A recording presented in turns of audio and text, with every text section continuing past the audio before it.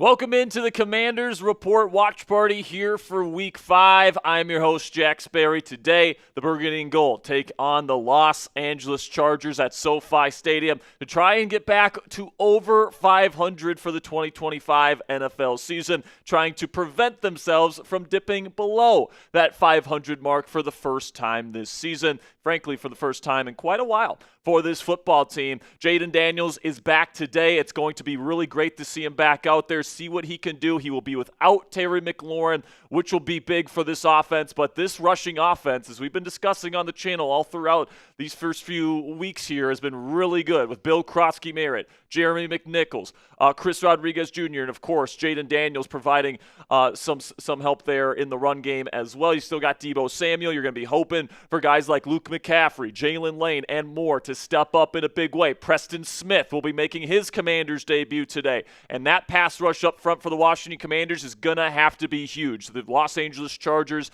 are missing both of their starting offensive tackles, Joe Alt and Rashawn Slater. Their two best players in the offensive trench are not playing in this football game. So the Commanders' pass rush, especially on the edges, need to take advantage of that. They need to stop the run. They need to win the trenches on both sides of the football. And hey, the New York Giants, who this Commanders team beat in Week 1, was able to beat the Los Angeles Chargers in last week with the offensive line kind of in shambles the way it is this week. The Commanders have an opportunity here to do the same here in Week 5. Thank you to all the real ones that are joining us here today, man. Make sure you type those real ones down there in the comment section to get us going. I'm going to give some shout-outs here to the people that are joining us at the beginning of today's watch party. We got Edward Garrison in there. He says, hail to the Washington Redskins forever. We got DSC in here saying aloha. We got Patrick Spong. We got Ty in here. We got my lovely fiance, Cassie Voth. Everyone say hi to Cassie in the chat for me, if you will. We got Jay Howe.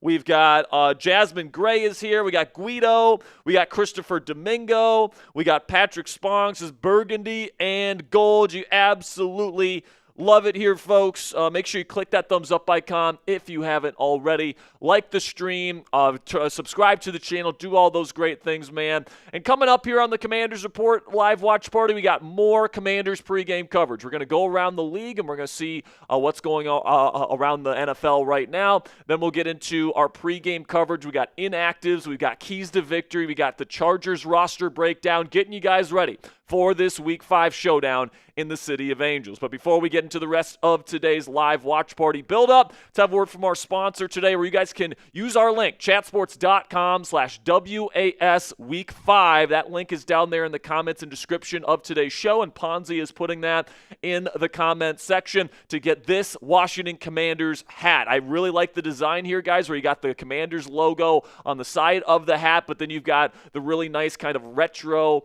kind of like triangle, or that's not a triangle, that's like a, what would you call that, Ponzi? Is that like a little rectangle sort of deal there? I don't even know what to call it. A little diamond shape there, a little horizontal diamond shape there with the Commanders on there.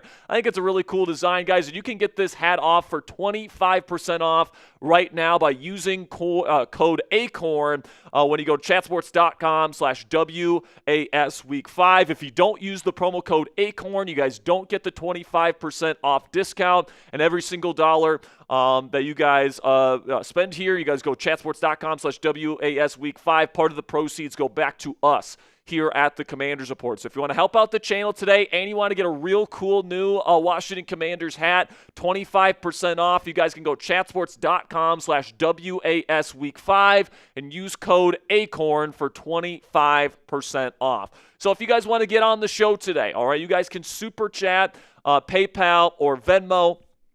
You guys can send in a donation, any single super chat that comes in. It can be $2, $5, $10, $20.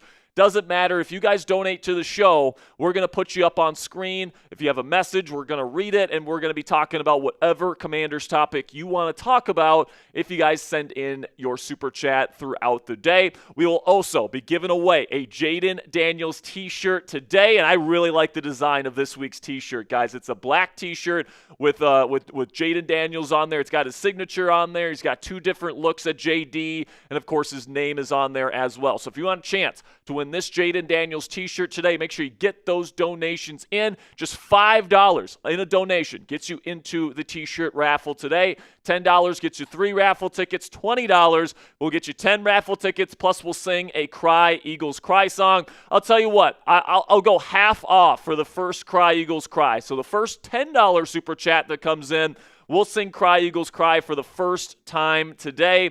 And then every $50 that we make as a team here, we are going to be doing pickle juice shots for every 50. So we got the Vlasic kosher pickle spears. We'll be drinking the juice right from the source there. And then if we can get to $500 total in donations today, we will give away a jersey when we play the Chicago Bears on Monday Night Football next week. All right, so if you guys want to send in your donations via Venmo or PayPal, I will actually double your raffle tickets if you guys send in your donations via Venmo or PayPal. The reason for that, guys, is YouTube takes a 30% cut of every single super chat that you send in, and Apple takes another 10%. But if you guys send in your donation dollars to Venmo or PayPal, we get to keep more of those proceeds, and that helps us keep the lights on. That helps us pay for new equipment. That helps make our graphics better, all that great stuff. So if you guys want to send in a donation today and you want to get in on the Jaden Daniels t-shirt raffle, you guys can go to @Jack-Sperry on Venmo or @CaptainJackrabbit on PayPal to double your raffle tickets today. And if you don't have any money to spend on a YouTube show, guys, we completely understand, all right? All we care about is that you love the Commanders and you want to watch this football game with us here. But if you guys want to click that subscribe button, click that thumbs up icon, and share today's stream on X, we would greatly appreciate that support. Those are some free ways to help out the channel. And then also, if you guys click that subscribe button and that like button, we will be giving away free raffle entries throughout today's show. All right, so every 50 subscribers that we add on today's show and every 100 likes, we will be giving away free raffle entries. So you guys will be seeing this quite a bit here today. It is our live sub counter.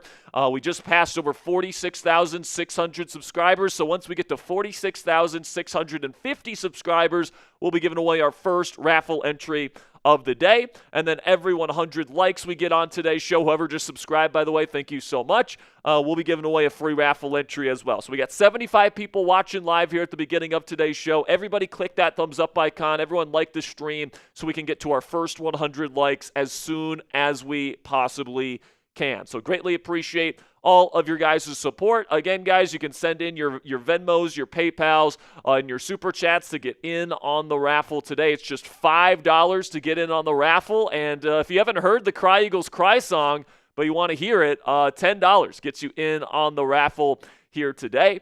And you get 3 raffle tickets along with that. So if you guys want to get those Super Chats in, we greatly appreciate it. But now let's get into some keys to victory for this football game, guys, because this is a very interesting football game to me. You got the Commanders.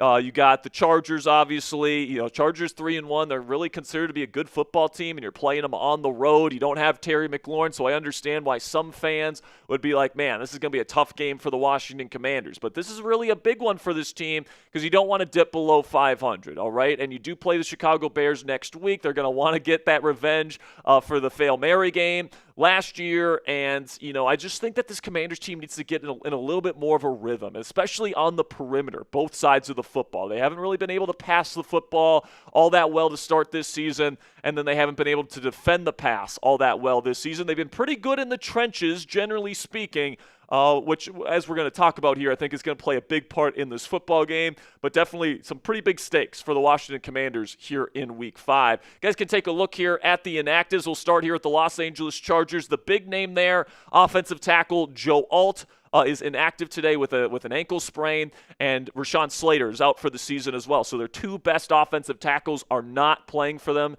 today. Mekhi Becton came into this game questionable with concussion. But he was able to pass concussion protocol. He will be playing in this football game. Then when it comes to the Washington Commanders, Terry McLaurin will not be playing in for his second straight game.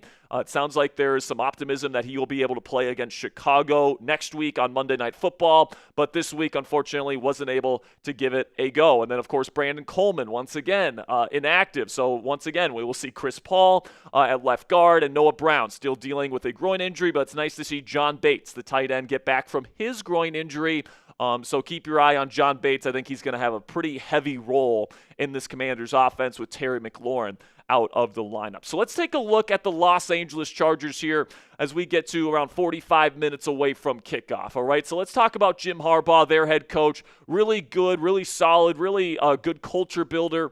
Of course, we saw him build that culture at Michigan. We saw him build it in San Francisco. I think he's a really good personnel guy, and you know he's turned this Chargers team around pretty darn quickly. On offense, Greg Roman runs a modern pro spread style of offense. Traditionally, Greg Roman's been a heavy personnel guy. This year, they've been running a lot of 11 personnel and spread formations, really leaning into the strengths of Justin Herbert. Then on the defensive side of the ball, Jesse Minter runs a McDonald 4-2 defense where they're going to play in nickel a lot. They're going to have a lot of two high safeties, which is why, in my opinion, running the football against this Los Angeles Chargers defensive line will be big for the Washington Commanders. You guys can take a look at the Chargers offensive roster heading into this football game. It's going to be Austin Deckles getting the start at left tackle, but of course Justin Herbert leading the way at quarterback. You're going to have Zion Johnson and Bradley Bozeman at left guard and center. Mekhi Becton is going to be giving it a go at right guard, so they're probably going to be trying to run in between the tackles today is my best guess, and then they got Trey Pipkins as their right tackle.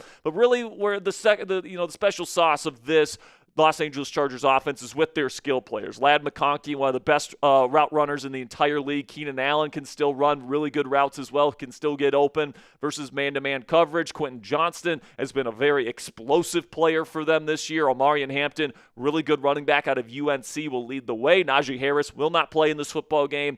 He tore his Achilles a couple of weeks ago. He's out for the year. And then Tyler Conklin is their main tight end, but they do have a rotation of guys at the tight end position. Then we get to the defensive side of the ball here. You got Tui Tuipulotu, and then Bud Dupree will be the starting edge rushers. Khalil Mack is out with an elbow injury. Then you got Tyre Tart and Deshaun Hand as the two guys that have gotten the most snaps at defensive tackle this year. But rookie Jamari Caldwell out of Oregon, big body run stuffer. He's somebody that will get into the rotation as well. Then the off-ball linebackers, Daiyan Henley, maybe one of the more underrated linebackers in all of football. Troy Dye is also a pretty decent player in his own right. So a pretty decent off-ball linebacker duo there. And then we get to the secondary for the Los Angeles Chargers. You got Dante Jackson, who's been a really good fit in this off-coverage kind of scheme that Jesse Minter likes to run here in Los Angeles. You got Tareeb Steele. I'm hoping that the Commanders can find a way to kind of abuse Tareeb Steele in this defense. Then you got Aloy Gilman and Elijah Molden. Decent safety duo, but really the best player on this Chargers defense right now is Derwin James, one of the best nickel defenders in the National Football League. He'll be moving in the box. He'll go play in the slot. He'll play safety. They'll get creative with the way that they use Derwin James. He is kind of that bandit safety in this defense.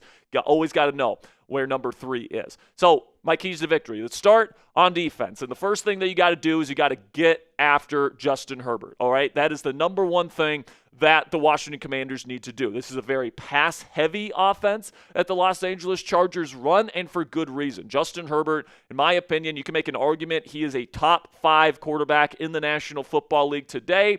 He's been in early MVP discussions, and there's just not a whole lot of weaknesses to his overall game. Sometimes he can be a little bit inconsistent with his pocket presence, which leaves him vulnerable to taking sacks, to getting strip sack fumbled at times. But overall, like, his entire profile is so complete. He is so big. He's got a great arm. He can drop the arm angle.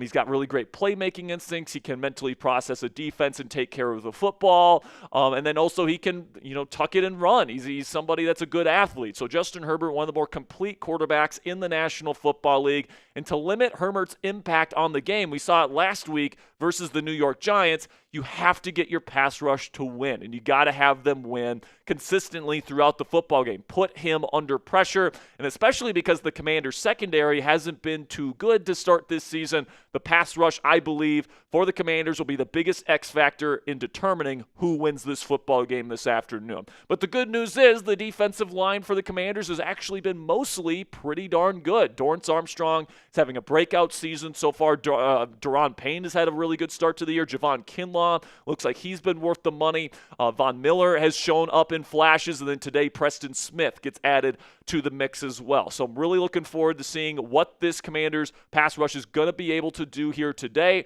We definitely need this group to show up if the Commanders want a chance to win. But then, I think something else that Joe Witt Jr., the defensive coordinator, needs to go into this game with is a better defensive game plan, especially compared to what they brought out last week versus the Atlanta Falcons. There wasn't a lot of creativity on the defensive side of the ball. There wasn't a lot of post-snap rotations. There wasn't a lot of, frankly, smart defensive play calling. There wasn't a lot of creativity in the way that they use their defensive front. That's usually a staple of this defense. They didn't do it last week, so I'm hoping to see more stunts, more games, more twists, more loops, all these different things that we're accustomed to seeing from the Commanders. I'm hoping we see more of that here this week. Another thing that's going to be huge for this football game, guys, is Marshawn Lattimore. The Commanders are putting their faith in him. Dan Quinn stood behind his guy earlier this week saying, we believe in Marshawn Lattimore. We actually think he's playing pretty well.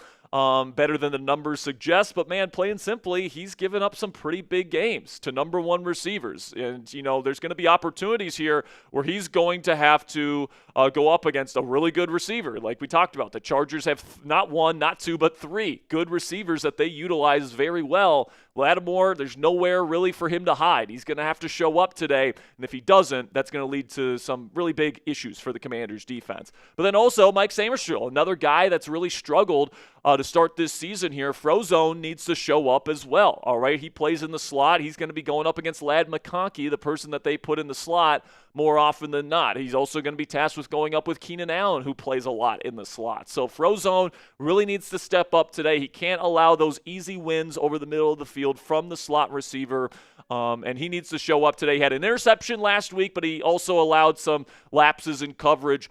He needs to play better than he has in the first 4 weeks and step it up. Then we get to a suggestion that I would have for Joe Witt Jr., which is to rotate Jordan McGee in more. Because I think Greg Roman and Jim Harbaugh and Justin Herbert have a plan for exploiting Bobby Wagner, who has been really bad in pass coverage through the first 4 weeks. It looks like he's taken yet another step backwards physically, and even though he's a good run defender, he's still a good blitzer. He's a hell of a communicator and leader. Jordan McGee is an undersized, kind of speedier pass coverage linebacker, and I think, with the struggles that we've seen from Bobby Wagner, I want to see Jordan McGee get rotated in more when it comes to the heavy passing downs. Then we get to the offensive side of the ball, and I think establishing the run will be huge, all right? Now, the Chargers have some pretty big bodies in the middle of their defense, so you're going to have to win up front. I'm looking at you, Chris Paul. I'm looking at you, Andrew Wiley. I'm looking at you, Tyler Biadasz. You got to get some push at the offensive line. But plain simply, guys, this wide receiver and kind of receiving kind of core that the Commanders have, I think the Chargers are probably going to play a lot of man coverage in this football game because of that, because it is so depleted with Noah Brown and Terry McLaurin out. So you're going to have to get this running back committee going. You're going to have to get Jaden Daniels. We'll see how much he can run today. He's going to be wearing a very heavy brace on his knee after suffering that PCL sprain against the Green Bay Packers. I just think that the run game is going to be the big X factor for the Commanders in this ball game. Then we get to the passing game, and I would love to see the pass game get rolling a little bit. Can we get Luke McCaffrey and Jalen Lane involved a little bit more? How involved can we get John Bates, who will be back this week? How big of a role is Zach Ertz going to play? How big of a role is Debo going to be playing? Are they going to be getting him the ball quickly? I think the quick passing game is probably going to be the bread and butter for the Commanders today. I think they're going to have to be forced to be a little bit more methodical, try and run the football against this lighter defense. I think that's the game plan today, and I think it's going to work well. And then, hey, I think that this game is going to be close late, all right? So I think that you got to make the play late. That's going to be a huge key to victory. A lot of times in the National Football League, it comes down to one possession in the fourth quarter within the final 4 minutes of the game. Who can make that big play? Who gets the turnover? Who gets the touchdown late in the game? Who has the very clutch kick from their kicker? Like whatever that play ends up being, if the Commanders can make that play, I think they win the ball game today. So I'm going to pick the Washington Commanders to win this football game here, Ponzi. I'm going to go 23-21. I think Jaden Daniels delivers in the clutch in the fourth quarter, and they get a win, and they go to 3-2. I got to agree with you there, Sperry. I think, the Commanders will win 24-17 today. I think it's going to be a little bit of a slugfest. But I think that, Jaden Daniels, first game back, going to lead a game-winning touchdown drive to seal it for the Commanders. Absolutely, my friend. So like I was talking about there, Ponzi, I think up front is gonna determine this football game on both sides. If the Commanders can win the line of scrimmage and they can get the run game going, that's going to be the X factor for them today on offense. And if you can win the line of scrimmage, limit Omarion Hampton and get after Justin Herbert and really dominate the line of scrimmage today, I think that's the X factor in this football game. And I think the Commanders are set up nicely to be able to win the line of scrimmage on both sides of the ball. I definitely agree. That's how the Chargers lost last week against the Giants. I mean, this Giants team now losing to the Saints right now.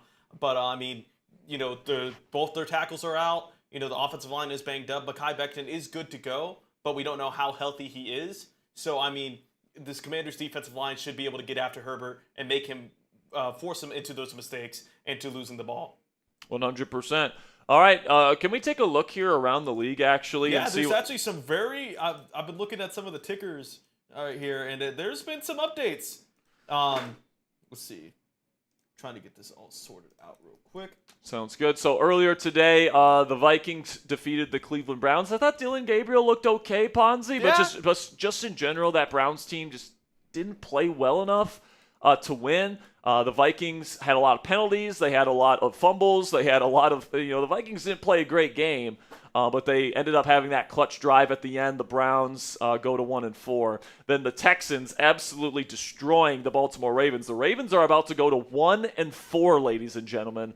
Nightmare season for the Baltimore Ravens continues. Then the Dolphins currently just took the lead on the Panthers. I think they started the game off 17-0. Then 17-0. 20 unanswered points for the Panthers, and then the Dolphins just answered. So we'll see if Bryce Young can do something there. Geno Smith and the Raiders. Goodness gracious! It's a complete dumpster fire there in Raider country.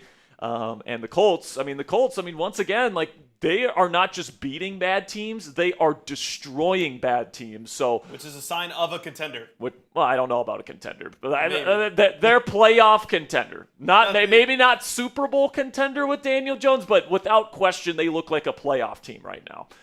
Then we get to the Giants game. Jackson Dart, Cam Scatteraboo, all these guys are fumbling it left and right. Threw 2 picks. And they're about to lose to the worst team in the league, so that's great to see. Then the Cowboys, they look like the Bengals from last year to me. Yep. Where, the Jets are just a complete dumpster fire right now, so the Cowboys are going to get a big win. But even without CeeDee Lamb, this offense has arguably been better without CeeDee Lamb out there. George Pickens has been their number one receiver. And then right now, the Eagles are losing, Ponzi, to Bo Nix and the Broncos. We saw a highlight. Evan Ingram just scored a touchdown that we thought was going to tie it. They went for 2, and now they're leading. Nice. All right, so hopefully the Eagles. Good news for the Commanders. Good news for the Commanders. Hopefully the Eagles can take the loss. We'll recap that again here in just a moment. Before we get into this game, which is set to start in about 30 minutes, a little bit more than 30 minutes here between the Commanders and Chargers. But just for the people that are just joining us here, we are going to be doing a raffle today for a Jaden Daniels t-shirt. If you guys want to super chat $5 or more, you guys can get in on the raffle to win that Jaden Daniels t-shirt. We greatly appreciate all of your guys' support. And, of course, if you have something that you want to say, you want to put up on screen, you guys can send in a super chat today. And I tell you what, for the last 30 minutes, every super chat, $5 or more, I'm going to do a pickle shot. Okay. All right, so I've got my pickle juice right here. All right, so if we can get a good amount of 5s, all right, and all it takes is a $5 super chat. I will do bad. And it tastes bad, all right? So $5 super chats, I will do pickle juice shots for the next 30 minutes before we kick things off. If you guys want to know what we're raffling off today, what the t-shirt looks like, this is what it looks like here. Pretty cool design with the black t-shirt. You got the burgundy and you got the gold on there as well with Jaden Daniels, his signature, the Commanders logo, and a couple shots of Jaden on there. So if you guys want to get in on the raffle today, $5 super chats gets you into the raffle. And also, I will do pickle juice shots for every $5 we get heading into kickoff here. So $5, enter the raffle. $10 gets you 3 raffle tickets. $20, 10 tickets plus a Cry Eagles Cry. And by the way, the first $10 super chat that we get today, we'll do a Cry Eagles Cry song for you guys. First one's half off. And then every $50 we get will be pickle juice shots. And if we can get to 500 total on today's show in donations, we will give away a Jaden Daniels jersey next week on the watch party. So if you guys want to double your raffle tickets today and double your chances to win, you guys can send in your donations to Venmo or PayPal. You can find me at Jack-Sperry. You can find me at Captain Jack Rabbit on PayPal. And again, at Jack-Sperry on Venmo. So we greatly appreciate all of your guys' support. And as always, guys, we know that not everybody has money to spend on a YouTube show. We completely understand that. We try to give you guys raffle opportunities and stuff like that for your donations. But if you don't have any money to spend today, there are free ways to help out the channel. You can click that subscribe button. You guys can click that thumbs up icon. And you can share today's stream on X or any other social media platform that you have. So we do have a couple pickle juice shots rolling in here. We'll get to some of these super chats. Here we go. And by the way, I'm going to limit it to one pickle shot per person. All right, so it can't just be one person putting in five. It has to be different people putting in super chats. $2 from Eli Hokies fans says JD5 is back. Can the Commanders bounce back? Absolutely, Eli Hokies fan, they can bounce back. If they can win the line of scrimmage today, they will win this ball game. That is what I firmly believe. All right, then we got $5 super chat from Light. Shout out to you, Ponzi. You want to read it? He says, I found a solution. Sign CJGJ and make him strong safety. Put Mikey outside. Put Jonathan Jones in the box. And when Harris becomes healthy, put him in the box. Here's the thing, though. Strong safety is the box safety. Yeah, that's what I'm saying. Yeah, Also, Jonathan Jones is first of all injured, and then he's not a safety. He's a corner. He'd be a way undersized strong safety. Like what does he even weigh? I believe. How tall is he too? Slot. Let's see. Put Jonathan Jones in the slot. Oh, gotcha. Yeah. I mean, you could do that when he gets back from his injury. I know he's on IR, so he's not eligible to come back for at least a couple more weeks. But when he gets back, I don't hate that idea, Light. I really don't. Mikey, I think we all know that he was better on the outside last year. Now, he wasn't like a shutdown number one guy on the outside, but he was a good player. He was the only good corner for the Commanders last year. And he played on the outside. This year they've moved him back inside, and he has been struggling. So, listen, man, if he might be the answer to replace Marshawn Lattimore. If Lattimore keeps sucking as the season goes on, and it's just we have to bench this guy or we have to cut him, a potential solution is putting Mikey on the outside, putting Jonathan Jones in the slot, and seeing or even Noah Igbenogany in there, and seeing what he could do. So, I don't know what the correct answer is, Light. Hopefully, Marshawn and Mikey just start playing better. And hopefully that just works out. But, I would honestly, Ponzi, I'd be really on board getting CJ Gardner-Johnson. Yeah, I agree. And I think he'd want to come here. Yeah, playing the Eagles twice. This team, the Commanders usually like to blitz, and that was kind of his issue with the Texans. Gets to play the Eagles twice. You better believe he wants to play Philly twice. And then, I think it's a good fit for him as a true strong safety here in Washington.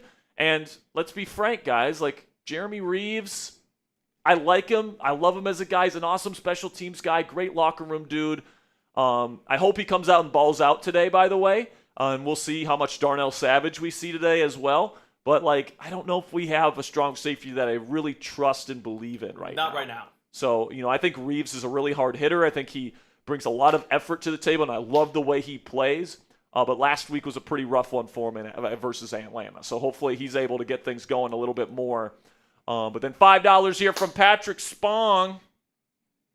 All right. Pickle shot. Pickle shot, baby. Appreciate you, Patrick. All right. Woo! All right. $20 from my man, John Masood. Says, hail to the Redskins. Hail Jack Sperry. Hail Cassie Voth. Hail Ponzi. Hail Chat Sports, cry, Eagles, cry, on the road to a defeat. Cry, Eagles, cry, give up a touchdown, 1, 2, 3. Hit 'em low, hit 'em high, and watch those Eagles cry. Cry, Eagles, cry, on the road to a defeat. EAGLES, losers! Let's go! Woo! So Ponzi, Cassie says that her service sucks right now, so you might have to handle the bots for a little bit. All right, so just keep that in mind. John Massoud, one of the all-time legends here on the Commanders Report, gets in with a $20 super chat. That gives him 10 raffle entries. Shout out to John. Appreciate you, my friend. $2 from Light says, why don't we use Tyler Owens and Jordan McGee? We don't use Tyler Owens really because they don't trust him. And then they don't use Jordan McGee for reasons I can't explain. Jordan McGee, like his thing coming out of Temple was he was a pass coverage linebacker that's a little bit undersized, but somebody you could bring in sub packages, somebody that could, defend tight ends, somebody that could play decent zone coverage, and instead they just keep Bobby Wagner out there for every single play. And let him get burned by Bijan and he has been such a liability in pass coverage. And listen, man, I love Bobby Wags, man. He's one of my favorite, maybe one of the best linebackers of all time. All right, plain and simply. But father time comes for everybody, especially inside linebackers, and it has really caught up to him in terms of his ability to move. He's still very strong, which makes him a very good run defender, and he's really good as a thumper, as like a run defending linebacker. But like the problem with him being your green dot and he's out there for every play is that good offensive coordinators know how to scheme things to take advantage of his lack of athleticism in coverage. And so listen, man, like it's one of my keys to victory here. Use Jordan McGee more. By the way, I owe a shot here for John Massoud's 20. And to quote Bobby Wagner, he ain't as good as he once was. Ain't as good as he once was. All right. And then we got a 5 from Eli Hokies fan. I believe this is his first 5. So So another one for you, Eli. Yeah, the 2 earlier, he said, can the Commanders get back on track with more yardage today? I mean, we certainly hope so with JD back. Yeah, I think a lot of it's going to have to come on the ground and short passes. I think that the Commanders today, the keys to victory, don't turn the football over, be methodical, be efficient. Don't have too many penalties, don't have too many negative plays. Try to be methodical and then, have certain answers where, if they give you an opportunity to throw a post to Jalen Lane, take that. Take those opportunities. But also, I think the main thing today needs to be get the ball out, run the football well, be methodical, and try not to have any turnovers. So that's what I would say, Eli. Then we got another $20 super chat from John Massoud. Let's go. Says no raffle tickets for me. Give them to others. Much appreciated. Thanks. All right. So we got 20. So we got 20 raffle tickets to give away right now. Thanks to John Massoud. Everybody spam me in the chat if you want a free raffle entry. All right. We're giving away 20 of them right now. Spam those me's. Get those me's in. So I'm just going to read off names that come in. Jasmine Gray. Let me know when you need another one. Hold on. All right. Let's go Cruz. Cruzito 64. Cruzito 64. Okay. Richard Barker. Spam those me's if you want a free raffle entry. Okay. Steven Sky Reading. Spam those me's. And then you tell me when we get to 20, okay? Gotcha. Patrick Spong. Okay. Acid Rain. Okay. Light. Okay. PRN. Okay. Spam those me's. The Spartan. Okay. We need more names here, folks. Spam those me's. If you want a free raffle entry, Eli Hokies fan. All right, we are at 10. Alexa Volk. Okay. Let's give one. I need more names here, folks. I'm not going to give away more than one. Guys got 5 seconds to get more names in, or we're just going to say that is the ones we're giving away for now.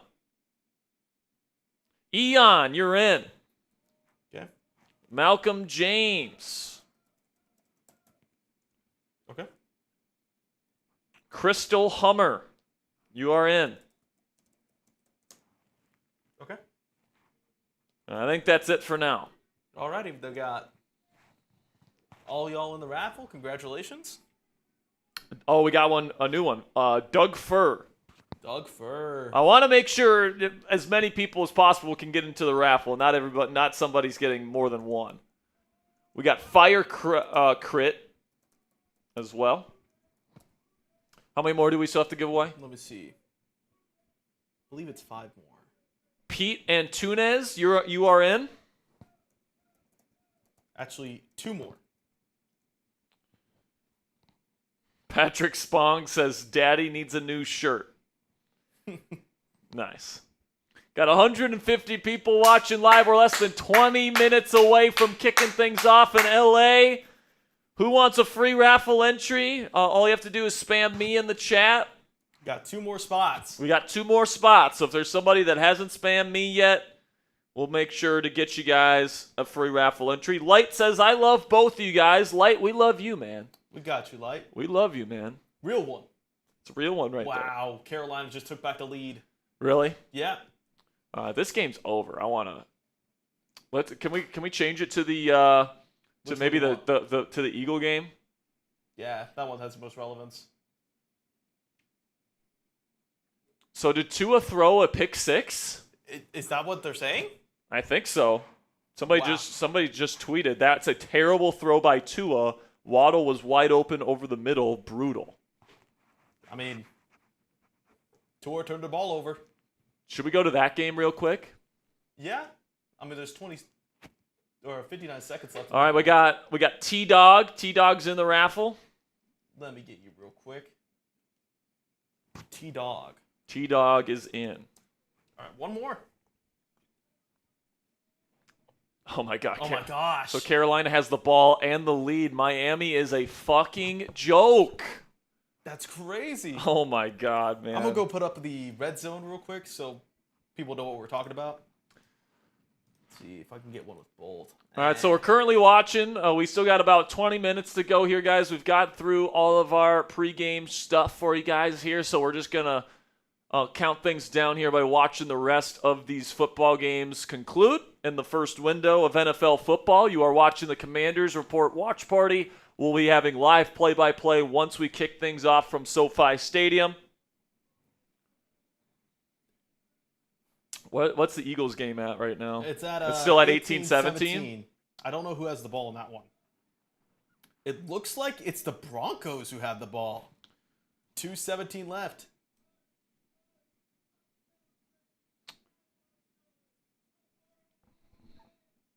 Because obviously, if the Commanders can get a win today and the Eagles take a loss, gets this team one step closer to maybe winning. Oh my goodness! And the Falcon and the Dolphins have a holding penalty that's going to lose them the game.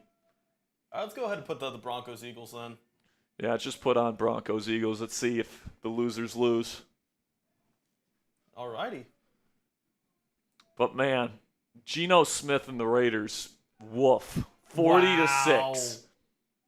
All right, Broncos in position here. They're inside their own 15. Bo Nix is going to go under center. They're going to hand it off.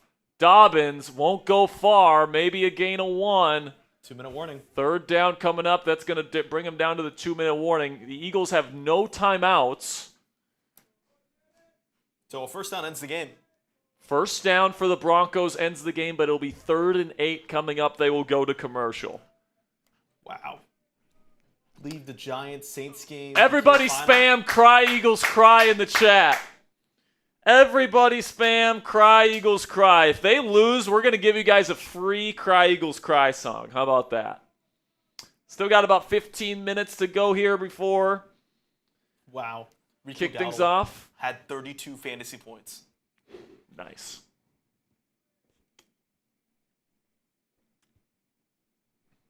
Of course, if you have a Commander's question, if you have a comment, you guys can feel free to super chat. We'll make sure to get you up on screen.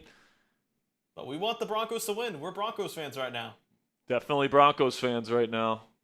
Cowboys are going to win their game against the Jets, and then the Giants are going to lose their game versus the 0-4 Saints.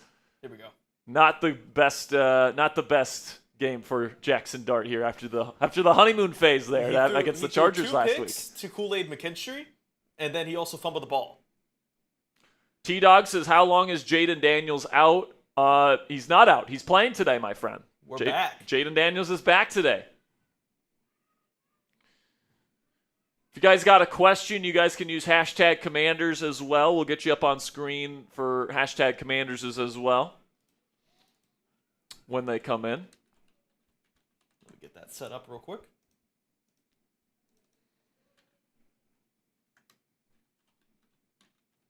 Kind of a shocking early slate, though. I mean, the Panthers were down so much, and they ended up winning. Yeah, Panthers were down 17-0, and the Dolphins lost, and that essentially ends their season with a 1-4 start. I mean, I remember talking to our Dolphins host this week, Ponzi, and he was telling us about, we beat the Jets last week. We have Carolina this week. We'll be 2-3 by the end of the week. And I'm like, are we sure that that's a guaranteed victory this week? And it wasn't. On the road. It's tough to win on the road in the NFL, man. And apparently another terrible interception by Tua kind of sealed it. And Tua's had how many fourth quarter interceptions cost them ball games? Is that 3 on the season? It's got to be at least 3 to start the year. Because they had the one in Buffalo. It's just been rough sailing there for the Dolphins. The thing about the Miami Dolphins is that they're not even the worst team in the league. Like, I would take the Dolphins to beat the Jets. I would take them to beat the Dolphins. You would take the Dolphins to beat the Dolphins? Never mind. God, what was I going to say instead? The Bengals. Bengals, okay. Bengals, yeah. I would take them to probably beat the Saints. So here we go. Come on, we need a cry, Eagles, cry. We need a first down or a touchdown with a 2-point conversion. Play action Knicks. He's looking, nothing there. Now he rolls out to the left. He's looking to run, and he's just going to take the sack and keep the clock running. And now the Broncos will kick a field goal to go up 4 points. Which is good. Wait, are they keeping their offense on the field? There's no way they should keep their offense on the field. Unless they have a kicker situation. I mean, this seems like a pretty cut and dry kick the field goal, force Philly with no timeouts to go score a touchdown to beat you. Did their kicker get hurt? I mean, this would be a huge win for Denver because they go to 3-2 on the year instead of 2-3. So the Broncos have taken a tough losses, and now Sean Payton will call timeout the last second. I think they were trying to just get some substitution error there. Although Sean Payton did go for it against, I believe, it wasn't the Panthers, it was the Titans, with a kick that would have extended their lead by 10. Mm-hmm. And he went for it and almost let the Titans back into the game week 1.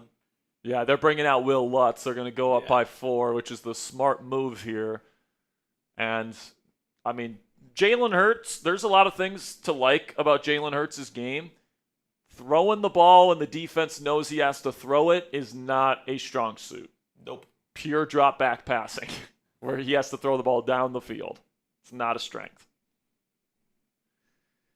T-Dog says, I just want to say thank y'all for bringing us weekly streams. Y'all are the only reason I keep up with Washington as I'm usually busy on Sundays. Appreciate y'all. We appreciate you, man. Oh, man. Oh, my goodness. Offsides on the Eagles. Now, that's not going to be a first down. It's 4th down and 9. Now, 4th down and 4, though. Could this be false start? The officials are conversing.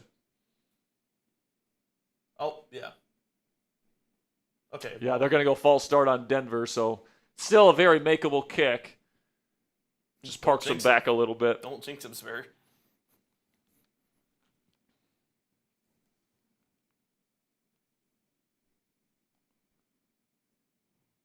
You know, the center, I think, or no, it was Ben Powers, the guard, moved his head a little bit.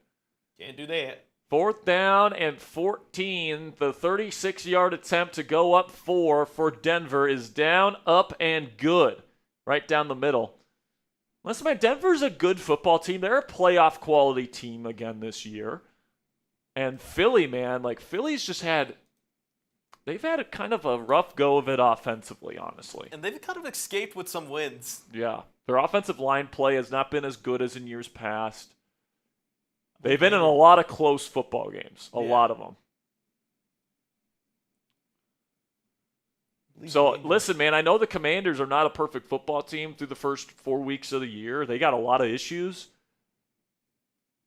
But, like, the Eagles are not the unstoppable force that they were at the end of last season, man. And there's been some drama internally. A.J. Brown, and then apparently Devontae Smith's also mad about the offense. Also, what does it say about your supposed star quarterback in Jalen Hurts when you got top receivers in the game consistently frustrated with him for not getting them the ball enough? Yeah. What does that say? It says that Jalen Hurts, I mean, if he was all that, he would get the ball to his stars. Yeah. And, I think, Jalen Hurts is fine, but, like, if Jalen Hurts was on the Raiders right now, do I think that they would be a good football team? No. We're having a conversation about this in the office. It's kind of before you. It was like, do we think Jalen Hurts would be as good as he is if the Eagles didn't build around him? And we kind of found ourselves being like, no. Like, I think, yeah, he would not. Great. If he was on an average NFL roster that asked him to do normal NFL quarterback things, i.e., drop back pass, full field progressions, stuff like that, and not just live in the shotgun world and spread world and getting the ball out fast and RPOs and screens and downfield shots down the sideline, like outside of this very specialized offense, Jalen Hurts is just not that good of a quarterback. Yeah, I mean, he's not going to carry your team. So here we go. Eagles have the ball at the 26-yard line. Hurts in the shotgun. Broncos obviously playing deep. Now Hurts looking. He's going to step up and he will be sacked. And they have no timeouts. No timeouts. This game's over. Yep. Now we're going to wait till the clock strikes 0 to do the Cry Eagles Cry, and we're now less than 10 minutes away. Commanders can move up a whole game on the Philadelphia Eagles in the division standings today. Dumps it off to Saquon, makes one man miss, so he's not going to get to the sticks. He picks up round 9. I mean, I would Clock will continue to tick. The fact that he eventually Hurts is going to have to just throw the ball downfield. You're less than 30 seconds left to go in the game, dog. You got to throw the ball downfield here. Got a clean pocket. He throws middle, incomplete. Good coverage. Goddard wanted a flag. He's not going to get it. Quit your crying. Jahdae Barron at Texas. One of the best nickels in the league already coming out of Texas. He's awesome, man. He's just an awesome player. Pairing him up with Pat Surtain in the backfield with their pass rush. Broncos are a good team, man. Yeah. Honestly, the AFC West outside of the Raiders, pretty darn good. Now, the Chargers need to get healthy, but, like, right now, am I going out on a limb here to say, even with Bo Nix, who is pretty clearly the third best quarterback in that division right now, they might have the best overall team. Yeah. Hurts throws downfield, contact, and I think there's going to be a flag with 15 seconds left that'll put them in the Hail Mary range. Sperry, I just want to tell you this. The 2 targets that he has, the first one was a sack, targeted Saquon Barkley and Dallas Goedert twice. No A.J. Brown, no Devontae Smith. Not getting your guys a chance. Well, it's now official. Aaron Glenn is the first head coach in New York Jets history. And keep in mind, this is the Jets we're talking about. He's the first coach in franchise history that has started his tenure 0-5. Sneaky bad hiring. I was never a big fan of Glenn. His defense is always ranked outside of the top 20. He was most of the time in the bottom 5 in Detroit. And the reason why is because he's overly aggressive, all right? Like, he teaches his linebackers and his safeties to be overly aggressive against play action, leaving them extremely vulnerable. Here's a throw to, looks like, Dotson on a crosser, former Commander. Makes the catch, 9 seconds to go. They're in position to make a shot downfield here, Ponzi. Oh, my goodness. And, I mean, they've got some ball winners. They've got A.J. Brown. He's a big dude. Go up and get it. Moose is sweating right now. So is Chase. If the Eagles fucking weasel this game out, I am going to be so pissed. And by the way, Broncos fans, going to be such in shambles. Broncos playing with 3 deep safeties. 9 seconds to go. They might have 2 shots at the end zone. Philly again, no timeouts. Hurts takes the snap. He's looking. Steps up. He will throw down the field. Incomplete. Flags. No flags. A flag would have put them somewhere at the 3 or 4 yard line with a chance to take the lead right at the end. This is the last play. And now the Eagles are just absolutely livid, and it looks like it's kind of a hold. Then again, Denver kind of got called on a tic-tacky one at the beginning of the game. So Eagles fans will cry about it. Keep crying, Sirianni. Keep crying, dog. So now all they have left is a Hail Mary. Once again, you still do have A.J. Brown. Dude, if they would have got that call, they would have been at the 3 yard line with a chance to win it on the final play. There are no timeouts. What's the issue here? Denver? No, never mind. No, they don't have a timeout either. Reset the game clock, maybe. All right, final play. 2nd down and 10 with 4 seconds to go. All Hurts can do is throw it up and hope A.J. Brown comes down with it. Takes the snap. Hurts buying some time. He's got a clean pocket. Going to gear up. He throws to the end zone. Oh! Almost caught by Devontae Smith, but it is knocked away. Incomplete. The Broncos hold on. It was a little closer than maybe you wanted it to be. But the Broncos will deal the Eagles their first loss with Jalen Hurts starting and finishing a game since, I believe, week 4 of last year versus the Buccaneers. It's been since week 4 of last fucking year that they have lost a game that Jalen Hurts starts and finishes. And it's finally happened. And it happened at home in Philly. They got to figure it out, man. And I'm honestly, as a Commanders fan, hoping they don't. And by the way, we promised, you know what we promised, Ponzi? The Eagles lose, which means cry, Eagles cry, on the road to a defeat. Cry, Eagles cry, give up a touchdown, 1, 2, 3. Hit 'em low, hit 'em high, and watch those Eagles cry. Cry, Eagles cry, on the road to a defeat. E-A-G-L-E-S, losers! Let's go! All right, man, if you guys want, before we get into this game, we'll be kicking things off in LA here shortly, but if you guys want to get 25% off this stylish Commanders hat, you can get that done right now with code ACORN when you go to chatsports.com/WAS Week 5, all right?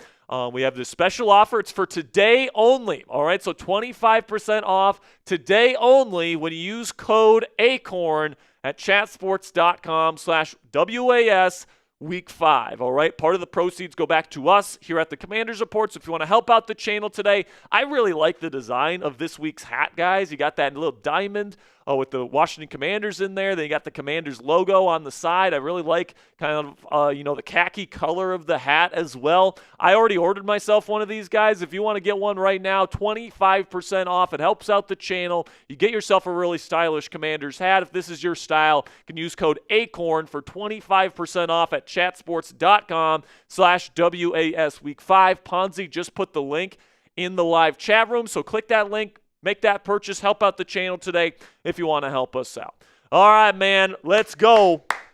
We got 370 people watching live, but just 74 likes. Can we get to our first 100 likes on today's show? I tell you what, for the first 100 likes, we'll give away 3 raffle entries for the Jaden Daniels t-shirt. And Ponzi, let's just remind people what they can get today in today's raffle.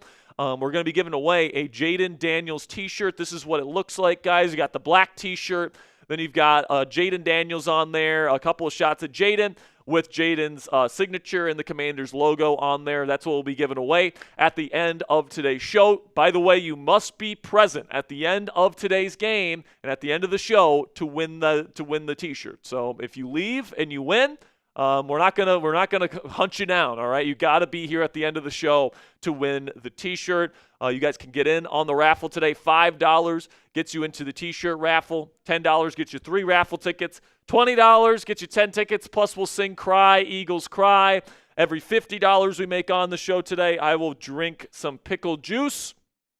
And if we can get to $500 total on today's show, then we will be giving away a Jaden Daniels jersey next week when they play on Monday Night Football. All right, we are in Los Angeles. The Chargers will be getting the football first, which usually means the Commanders won the toss and elected to defer. We will see the Commanders defense first in this ball game. Matt Gay has it lined up at beautiful SoFi Stadium, and we are off in Los Angeles. Chargers rocking the all-powder blues today. It's a pretty nice look for the Chargers. I'm not going to lie, man. You got the electric blue top and bottoms.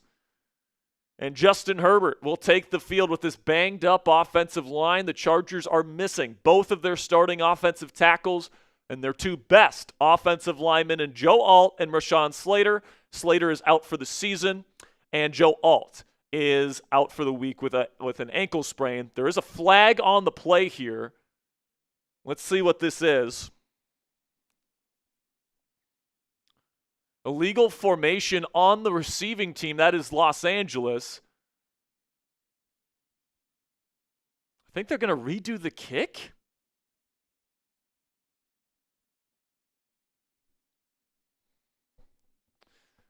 Sorry, guys, we have the TV on mute, so I didn't hear what the referee called. But if I read his lips right, they're re-kicking. Oh, okay. I guess you got to re-kick then. So, yep, so Matt Gay will kick this away from the 40.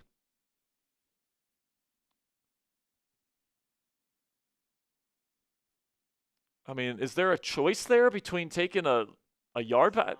That's just, I'd much rather take 5 yards. But the kick's away, and it will be received at the 6. And good kickoff return coverage here from the Commanders. It's brought down at the 23, and that is where the Chargers will take over. Good stuff. That's been a problem for the Commanders this year, as they've been pretty consistently giving up field positioning past the 30 on kickoffs this year. Not that time.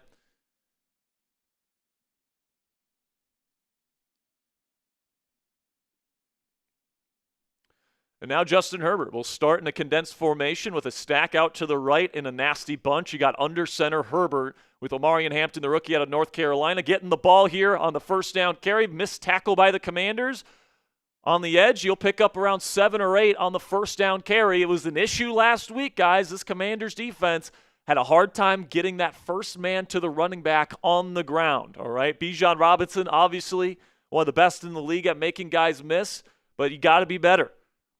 And now it's a positive game, a successful play for the Chargers on first down, and now they'll go empty with Herbert and spread guys out. Going to send Hampton, who is lined up outside, back into the backfield. It's a condensed formation here. Takes the snap. He will hand it off to Hampton. Good push from the Commanders' D-line. It'll be no gain, and that is Javon Kinlaw, number 99, the big boy in the middle, getting it done. He's had a hell of a season to start this year off, guys, and now we got to get off the field. Let's go. Let's get off the field here. It's third down. Come on. Spam those threes. We got 500 people watching. Shotgun Herbert. He's got a bunch out to the left. Now he sends McConkey in motion. Send him back to where he came from a nasty bunch. Now he got Herbert. He's stepping up, and he's got room to run. It'll be a first down and more. Makes a man miss. He's off to the races, to the 40, to the 30, and he's going to be upended close to the 25 at the 26. And Justin Herbert, man, if you don't account for him, that's what he can do to you, Ponzi. He can absolutely he can kill you with his legs. He's a big guy with a big arm, and he can make some big plays with his arm, obviously, but Omarion Hampton locking up Bobby Wagner, who's just way too slow, and then Quan Martin misses a tackle. I mean, or actually, was this? No. I don't think it was Quan Martin. I think that might have been Jeremy Reeves missing the tackle, actually, the safety. Under center here, first down, fake toss, roll out to the right. Herbert's got time. He throws Quinshon Judkins on the flat. He just absolutely plants Quan Martin into the ground with a stiff arm. He picks up about 10, and another Chargers first down. I mean, holy cow. Bobby Wagner, we talked about him not being able to move all that well this point in his NFL career. I mean, watching him run next to Justin Herbert, it wasn't even a fair fight. First down and 10. Now inside the red zone here at the 16. And now there's going to be a false start on the Chargers.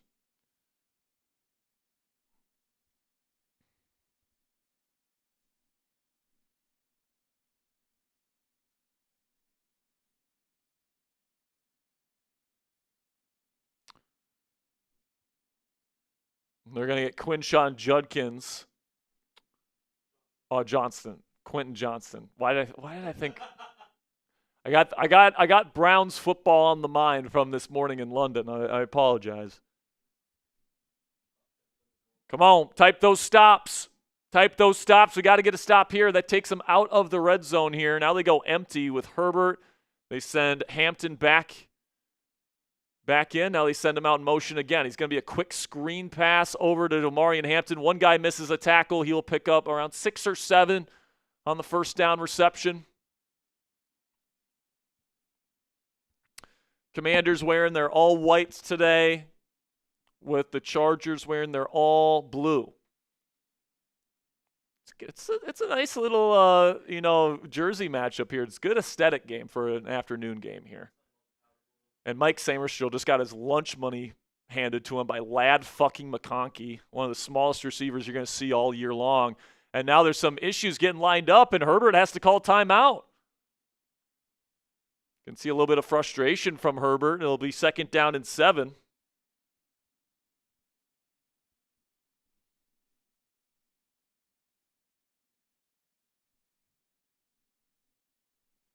Type those stops. Shout out to the Denver Broncos dealing the Philadelphia Eagles a loss, their first of the season, and their first loss with a game Jalen Hurts starts and finishes since week 4 of last year. So over a full NFL calendar has come and gone without the Eagles losing a game that Jalen Hurts has started and finished a game, and it finally happened today against Denver in Philly. So kudos to Denver, man. They look like a real football team once again this year.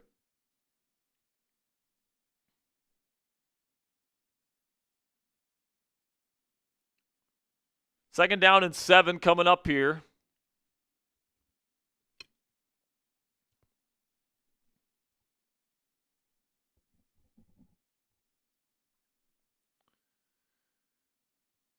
Under center is Herbert. He'll take the snap. It'll be a handoff to Hampton. Good job by the Commanders' run defense. It's maybe a yard and a half. Mike Samerstill, Frozone with the tackle. Third down and pass situation. This is the type of situation, Ponzi, where I would want them to take out Bobby Wagner. He's just not very fast anymore, and I feel like, man coverage, zone coverage, it doesn't matter. He just gets exposed in these kinds of moments. And if I'm Justin Herbert and Bobby Wagner's out there on the field, and he is, he's the guy I'm targeting right now. Shotgun here for Herbert. Takes the snap. He's looking immediate pressure up the middle. Now he steps up, avoids the pressure. He's still behind the line of scrimmage. He throws end zone, back in the end zone. It's tipped up and incomplete. Great coverage by the Commanders on the back end. He tried to go to Lad McConkey. Be 4th down and 5. The Chargers will likely have to kick the field goal. Good job by Jeremy Reeves in coverage, getting his second start after the Will Harris injury. Bend, don't break defense. Keeping them to 3, best case scenario right there. Good job by Jeremy there, sticking with him in coverage. He got there. He did contact McConkey a little early, but I like the no call, obviously. And now Dicker the kicker will attempt a 29-yarder. This should be, now the Commanders are off fucking sides. There's no way. There's no way they just went off sides. And this is 4th and 5, so this would probably be a first down. The one thing you can't do. Offsides on the Commanders. It's going to be a first down. That's inexcusable. And it's Mike Samerstrill that jumped. Oh my gosh. What are we doing? Penalties have killed this football team this year. They killed them during even in the preseason. Yeah. I mean, what the fuck are we doing? They get a touchdown here. We give them 4 free points. Now it's first down and goal at their 6. They go under center. They send Johnson in motion. It's going to be a handoff to Omarion Hampton. Makes one man miss. Cutting up field. He's going to get down to the 2-yard line. By the way, well inside the Fanatics red zone.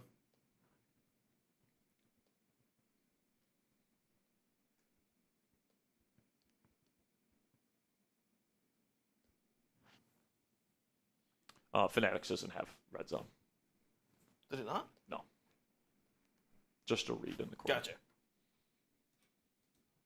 Under center, Herbert. Condensed formation.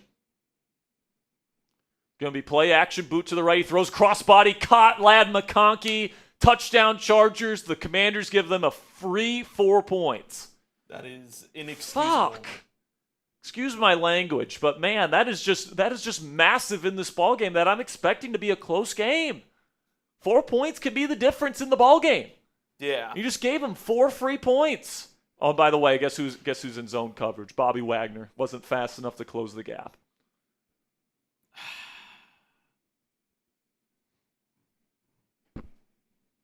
4 points, just like that. It's like, come on, man. Gotta play disciplined football. PAT is up and good. 7-0 Chargers. So now this offense has to work with a 7-point deficit to start this game. And it's just like, man, is that the way you want Jaden Daniels to get back into the fold here? You know, being down early in a ball game? All right. I mean, just a stupid penalty, shooting yourself in the foot. You know, like, you do a good job. You have a good play on 3rd down. Good job in coverage from Jeremy Reeves. And it just goes to shit. It just goes to shit with one bad play from Mike Samerstill. I mean, it's what you said in the pregame of the keys to victory. You know, Frozone's got to step up. Bobby Wagner needs to get off the field on 3rd down. And, I mean, Bobby Wagner might be one of my surprise benches. I mean, he's just not good. He's terrible in zone coverage. Even worse than man. I mean, last week, Joe Witt Jr. had him lined up in man coverage versus Bijan Robinson, one of the best receiving running backs in the league. And, I mean, I'm not saying, you know, Omarion Hampton is anywhere close, but he's still fast. And if you have Bobby Wagner on him, that's going to be a problem all day. Man. Hopefully the offense can bounce back, man. Hopefully they can answer and make this a new ball game. Before this first drive on Commanders, let's get some JDs in the chat. Yeah, man. To put a positive spin here, you know, on this upcoming drive, it's the first time we get to see JD in a couple weeks, right? So it's going to be great to see Jaden back out there. He's the future of this franchise. It sounds like he's pretty much 100% healthy, but he's going to have a brace on. So that's really a big question, Ponzi, is just how good is Jaden Daniels going to be while he has this brace on? Is he not going to be able to use his legs as much? And if so, is he still going to be able to be the same kind of quarterback and be as effective without that?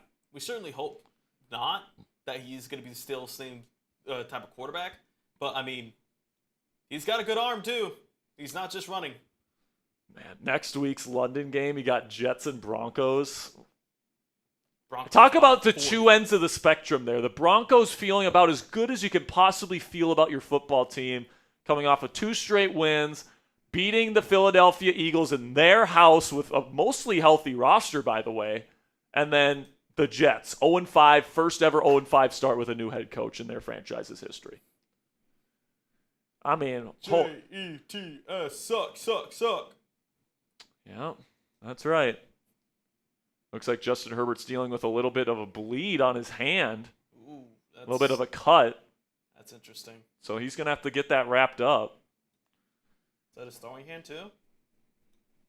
All right, we are back in Los Angeles. The kick is away.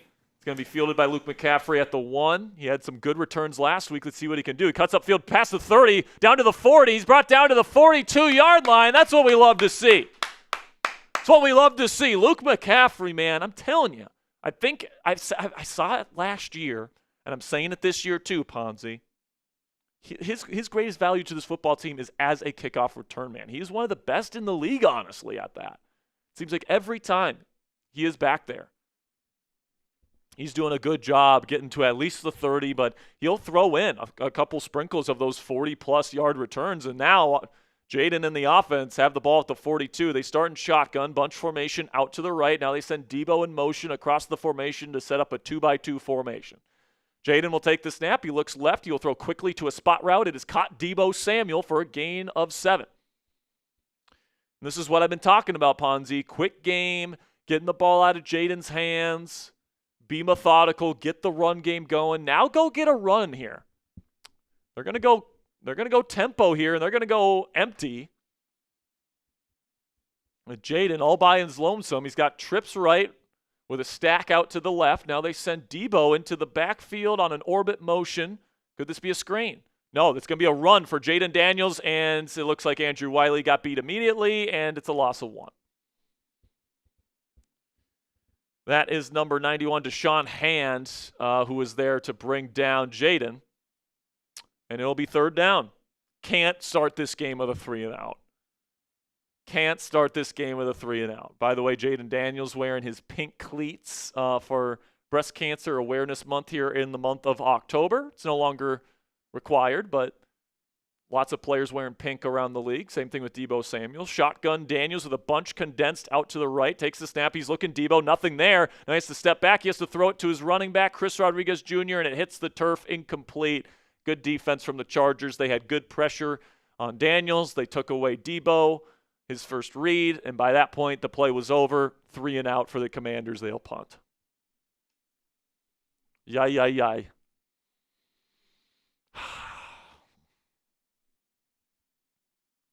About as bad of a start to the game as you can ask for.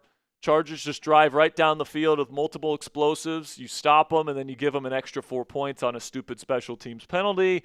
Then you go 3-and-out after a good return with really good field position, man. You just wasted a really good return from Luke McCaffrey. And then Tressway puts it into the end zone for a touchback. Bad punt. Oh, my gosh, man. I mean, we got some Chargers fans infiltrating this chat room right now, and frankly, I don't blame them. I mean, Chargers have had hell of a start to this ball game, but if you still support this football team, you want to help out the channel, and you want to be repping this football team in style, you guys can get this Washington Commanders hat when you go to chatsports.com/WAS Week 5. That link is down in the comments and description, and Ponzi is putting that in the comment section. If you guys use code ACORN, all right, that's promo code ACORN at checkout. It's 25% off. A really good deal here to get a really stylish Washington Commanders hat. Plus, it helps out the channel. So if you guys want to help us out, you guys can go chatsports.com/WAS Week 5 and use code ACORN for 25% off. All right, Ponzi. Well, obviously that's not the start that you want. You want your defense to look better than it did, and you got to affect Justin Herbert a little bit more. Now, I will say that I think the Chargers have done a good job, using Herbert as a rusher, getting him out on the bootlegs.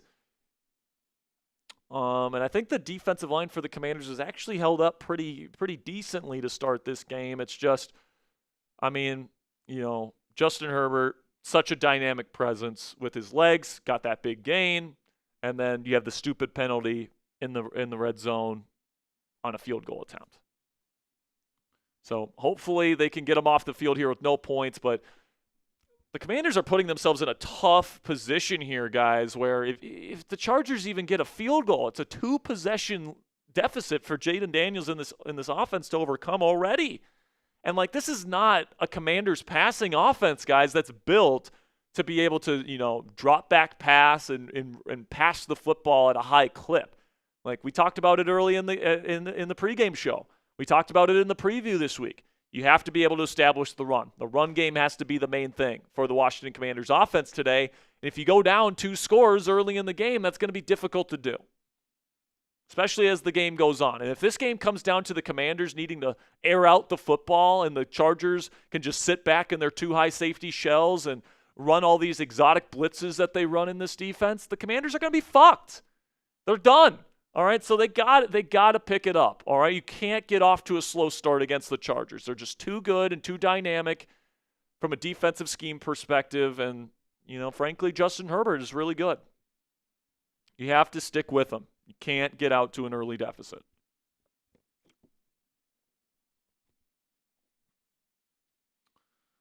So here we go, 1st down and 10.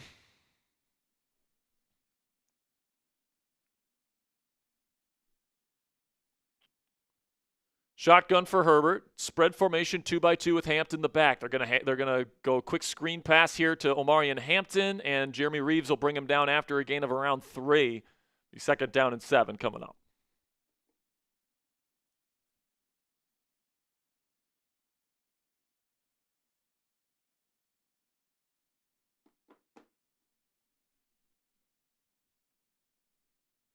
Come on, we need a stop here, guys. We need something here. Spam those stops. We got almost 1,000 people in the chat right now. Shotgun for Herbert. We'll hand it off. And once again, the defense gets there, but he can't bring him down. Kinlaw could have brought him down for a loss of 4. Instead, he gets back to the line of scrimmage. And instead of 3rd and very long, it's just 3rd and long. And this was an issue last week, guys. We talked about it on the first drive. Got to make sure first guy to the running back brings him down. You can't have missed tackles. And it'll be 3rd down and 6 is the official designation. So technically, you went from a situation where it should be 3rd and very long to 3rd and manageable for the Chargers. Let's see what they do here. Commanders have multiple people walked up to the line of scrimmage. They send blitz. Herbert gets rid of it quickly. It's caught by Allen, missed tackle, and he's got a lot of room to run. 40. Gets to the 50, gets out of bounds around the 45-yard line. 1st down, Chargers. Commanders can't get off the field. Missed tackles again. Just a poorly disciplined defense. It's the best way I can describe it. And Quan Martin and Marshawn Lattimore ran into each other in coverage. I'm not shitting you. The 2 probably worst members of the Commanders secondary, and then Jeremy Reeves misses a tackle. I mean, this secondary can't do shit. Now they've got pistol formation with a sniffer. Condensed formation. Takes the snap, hands it off to this is their backup running back, and he will get about 5. Who is this here? Hassan fucking Haskins.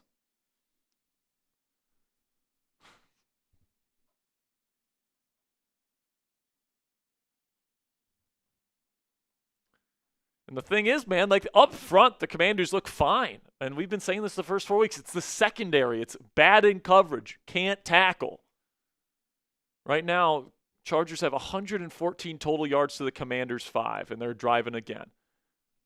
Pistol formation, play action. Herbert will step up, throw. Ladd McConkey will make the catch once again. A missed tackle, this time by Marshawn Lattimore. He picks up 6 yards and a Chargers 1st down.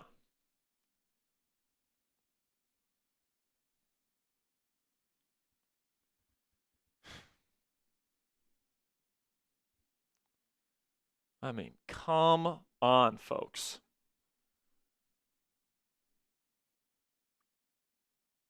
The Chargers have a whopping 6 first downs in the first 2 drives. Under center, offset I formation with 2 receivers, 2 tight ends. It's going to be a handoff. Now it's going to be a reverse to Johnston. He's got room to run with blockers.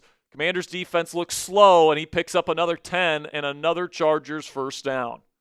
Can't stop him.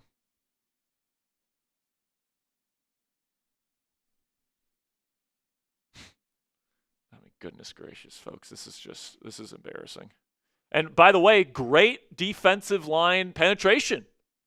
You had Eddie Goldman right there. If it would have been a true run play Eddie Goldman would have been there for a TFL. But it's the perimeter that is the problem of this football team, ladies and gentlemen. I formation, handoff. They didn't get the first down the first time.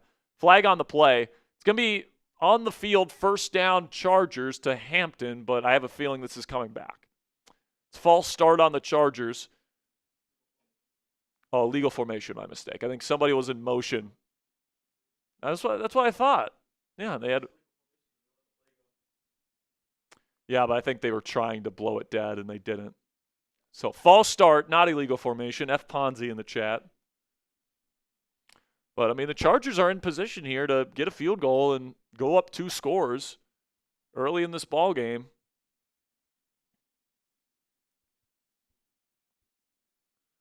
So now, shotgun for Herbert. He will hand it off. This is Hampton and another penalty. Be another false start for the Chargers.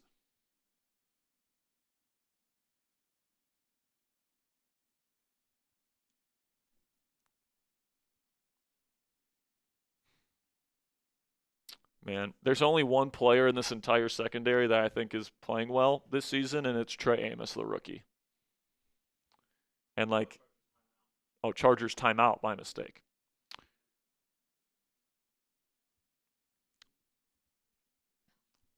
But, it's not just that Trey Amos has been the best player in the secondary. That's a positive thing. It's that he's pretty much the best player in the secondary by default because Marshawn Lattimore, Mike Samerstiel, Quan Martin, and Jeremy Reeves are all fucking terrible. They miss tackles. They're not in position. They get picked off easily against rub routes when they play man. And what makes this so disappointing, guys, is that we had such big hopes for Mike Samerstiel. We had such big hopes for Quan Martin, who looked good last year. We had big hopes for Marshawn Lattimore, saying he's healthy this year. He's supposed to be our number 1 guy. And then when you add on top of that Bobby Wagner, who can't cover anybody anymore, it just if nothing changes on the perimeter of this Commanders passing defense, nothing is going to change with this football team, and nothing's going to change with this defense. And that's just the truth. By the way, the fact that we haven't talked about Trey Amos today is a good thing. They're not targeting him. They're targeting the other players in this defense because Amos is actually doing a pretty decent job. If you guys want a Jaden Daniels jersey, we're going to be giving one away at the end of today's show. Maybe the shirt's black because we're at a funeral today, but I hope that's not the case. It's almost certainly not the case. There's still a lot of season left to go for the Commanders, but if you guys want a Jaden Daniels t-shirt, $5 to enter the raffle. $10 gets you 3 raffle tickets. $20 gets you 10 tickets and a Eagles Cry song. Eagles lost today, so that's good news. Every $50 we make today, I am drinking pickle juice shots. And if we can get to $500 total on today's show, we will give away a Jaden Daniels jersey next week when we go live for Monday Night Football.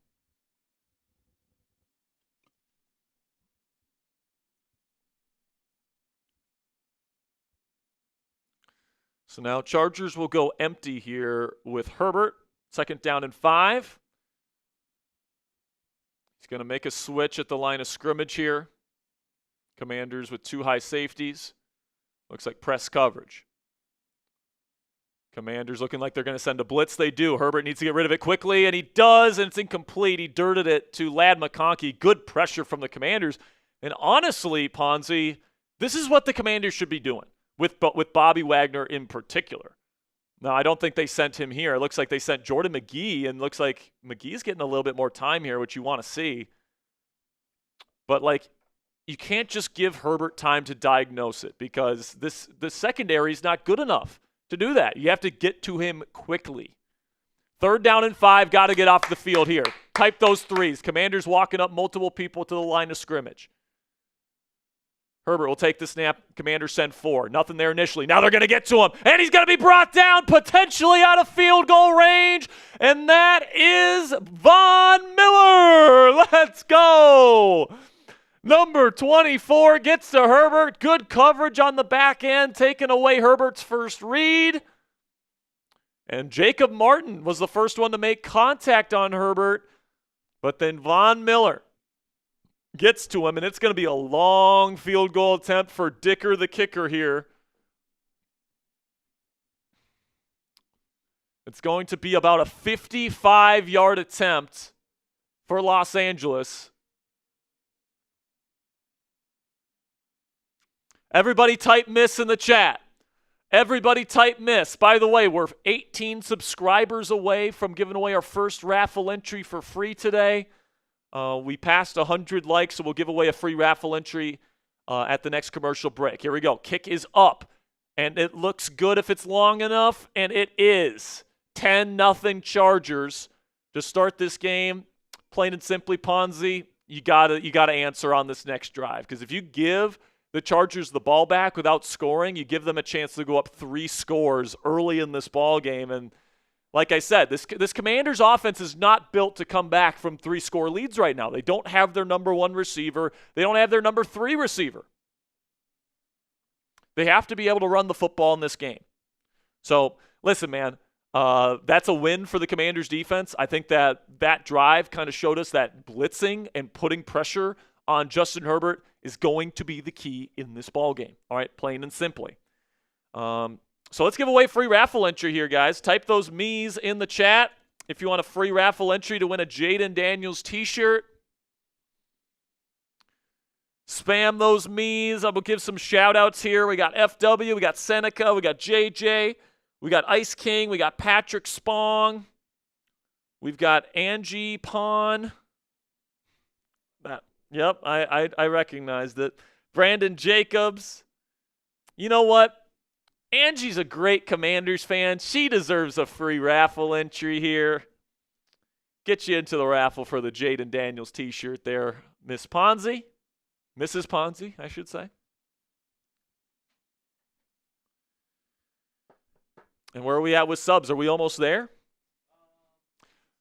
Make sure you guys click that subscribe button if you haven't already. We got over 1,000 people in this chat room. I guarantee you not everybody in this chat is subscribed. We go live for just about every single Commanders game. We'll be live again next week for Monday Night Football when this team plays the Bears. And really a big matchup either way, whether the Commanders win or lose this game. I feel like that game's going to be pretty important for this football team. I think we're going to have Terry McLaurin back, so we'll really get a feel for this Commanders offense this year with him back in the lineup. But we'll also have extensive coverage for you guys throughout the week. We'll have a post-game show that comes out after the game today. We'll also have extensive coverage for you guys tomorrow. We'll have our live show that we always have on Wednesdays starting at 5 p.m. Eastern Time. And we'll be back live for Monday Night Football that Monday. So make sure you guys click that subscribe button if you haven't already.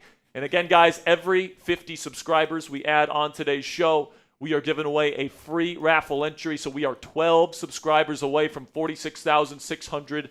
And fun fact, the next Monday's live stream will be Ponzi's birthday stream too. That's right, Ponzi's birthday next week, so you're not going to want to miss that. We're about 10 subscribers away here. So the Commanders are going to be getting the football back here, obviously. Come celebrate Ponzi's birthday with us 2 Mondays from now. On the 1st? 21st. 21st. I was going to say, do you know your days? Well, no, I was saying it's going to be Kick is away. Luke McCaffrey will take this from the 1. He had a good return last time. Let's see where he takes it this time. And they're going to stonewall him at the 26. That's where Jaden Daniels and the Commanders will take over.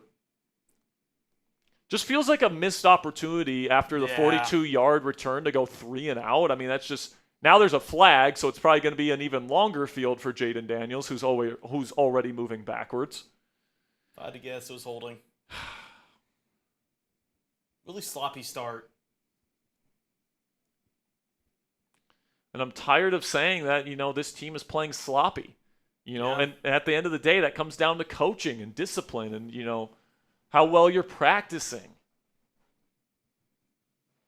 Man. Personal foul on the Commanders. It's going to be 15 yards and park them all the way back to what is that now? So 26 minus 15, 13? That's what it says on my little thing right here. Tay Martin did something, probably hit somebody late. So listen, man, what I'll say here is this could lay a good foundation to kind of tire out the Chargers defense if you can put together a long drive here, but Yeah. You got to do it. You got to go out there and execute it. So they're starting pistol here, multiple tight end look. It's like 13 personnel with an extra offensive lineman. They're going to hand it off to Bill, and he's going to fight his way forward for about 7. Do more of that. Do more of that. I love that jumbo 6 offensive line look. Like, listen, man. Like, people know that this Commanders offense, the strength is not the passing game right now. Without Terry McLaurin, it's going to be tough to move the ball through the air. Get in those jumbo looks, and let's rock, man. Let's move the football. Here we go. Now they go to a traditional 12 personnel look. John Bates, Zach Ertz, the 2 tight ends. Then you got Debo, and you got, looks like Jalen Lane as the other receiver. It's going to be read option, handoff to Bill, and he's got a lane. There he goes. He's going to go to the 30, all the way down to the 34-yard line. There we go, Bill. Let's go, Bill. Bill getting the early carries here, and keep feeding double deuce. Keep feeding them. Let's go. Let's get those Bills in the chat. Spam those Bills in the chat if you want to keep feeding double deuce. And by the way, using the read option, making these Chargers players think. Condensed formation with a bunch out to the left. Once again, a heavy tight end look here. They're going to send Debo across the formation, then back across on an orbit. It's going to be a handoff to Bill again. This time, not so good blocking up front. It's going to be no gain. Be 2nd down and 10 coming up.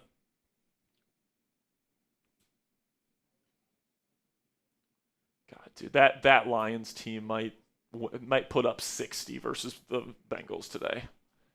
Bengals defense is so bad. Yeah. All right, so here we go. 2nd down and 9. Trips left.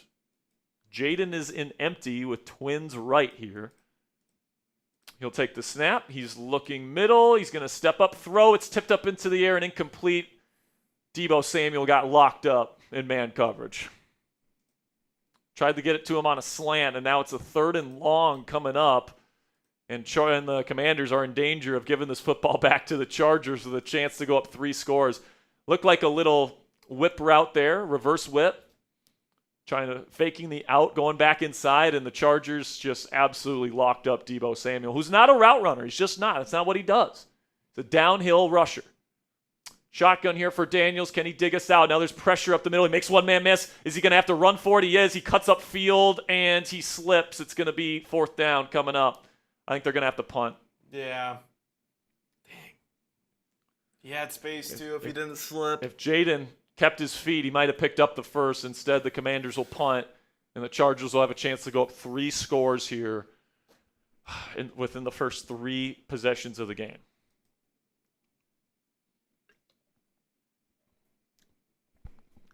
Gosh. And just when you started to get the run game going, too, man. Yeah. Tressway booted it into the back of the end zone last time. Let's see what he does this time. He puts it up. It's going to be fair catch signal, and he's going to be caught at the 14-yard line. And that's where the Chargers will take over. Now, the Chargers need to go a long way, and they need to score a touchdown to make this a 3-score game. But, like, have we seen much from this Commanders defense to give us confidence that they're going to stop them? I don't know, man. Justin Herbert's a pretty freaking good quarterback. And the first 2 drives with Jaden Daniels back in the fold, not looking great. Doesn't look like there's a lot of options to throw the football, but they keep throwing it.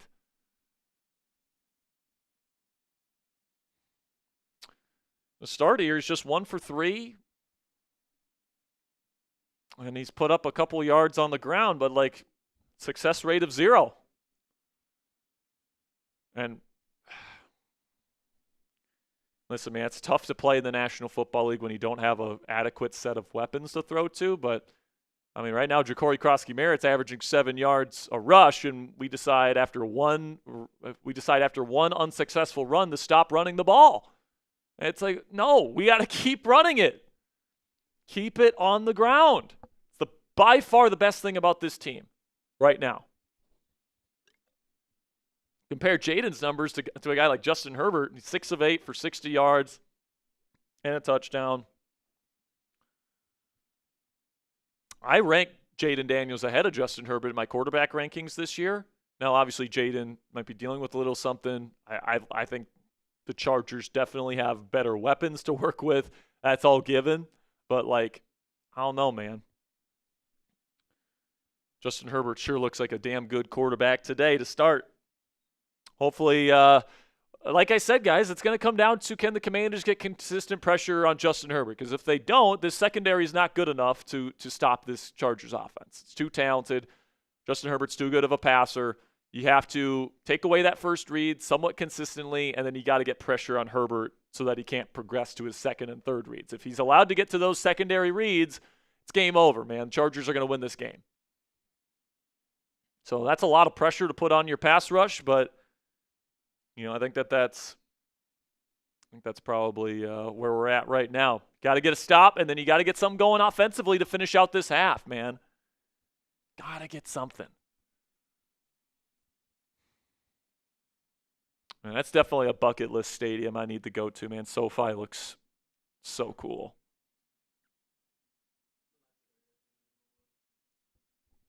So here we go. Start of the second quarter. Chargers will start in pistol from their own 14. Condensed formation. They'll send Will Dissly in motion, and it's going to be a short pickup. Decent job by the Commanders up front. It'll be a gain of 2 or 3 from Los Angeles.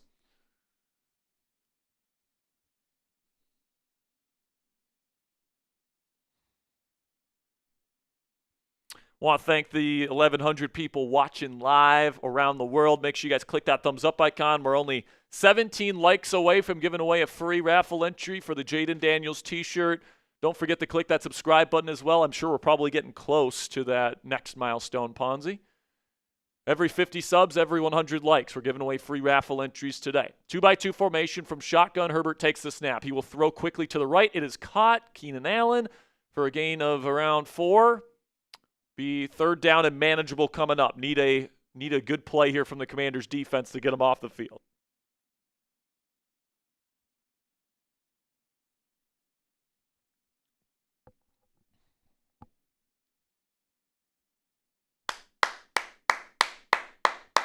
Come on, let's get him off the field. Type those threes. Get those stops. Pistol formation for Herbert. 2x2 formation. And now they go to the shotgun with Hampton going beside Herbert.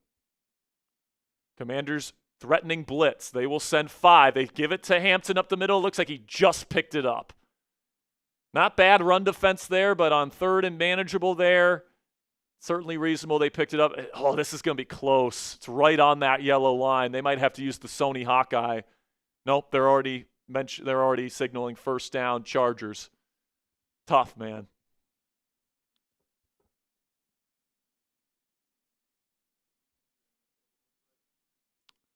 For Chargers. Looks like there's an injury for Los Angeles. Looks like it's Trey Pipkins, the right tackle. So that's going to mean, they already have their top 2 tackles out. So that would mean Jamari Salyer would have to come in. Salyer stinks.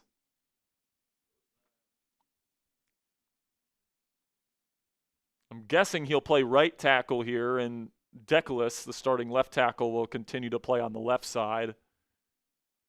Looks like he got rolled up on by, I think, Von Miller on that play, who was making the tackle on Hampton.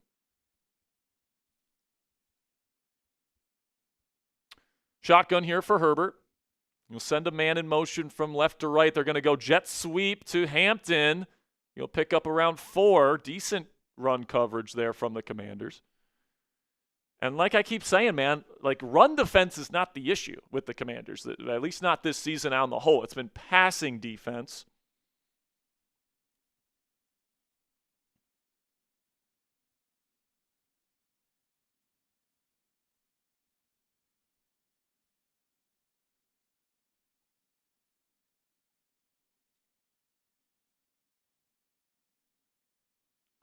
Now they go to the I formation with multiple tight ends. 2 receivers on the field for the Chargers.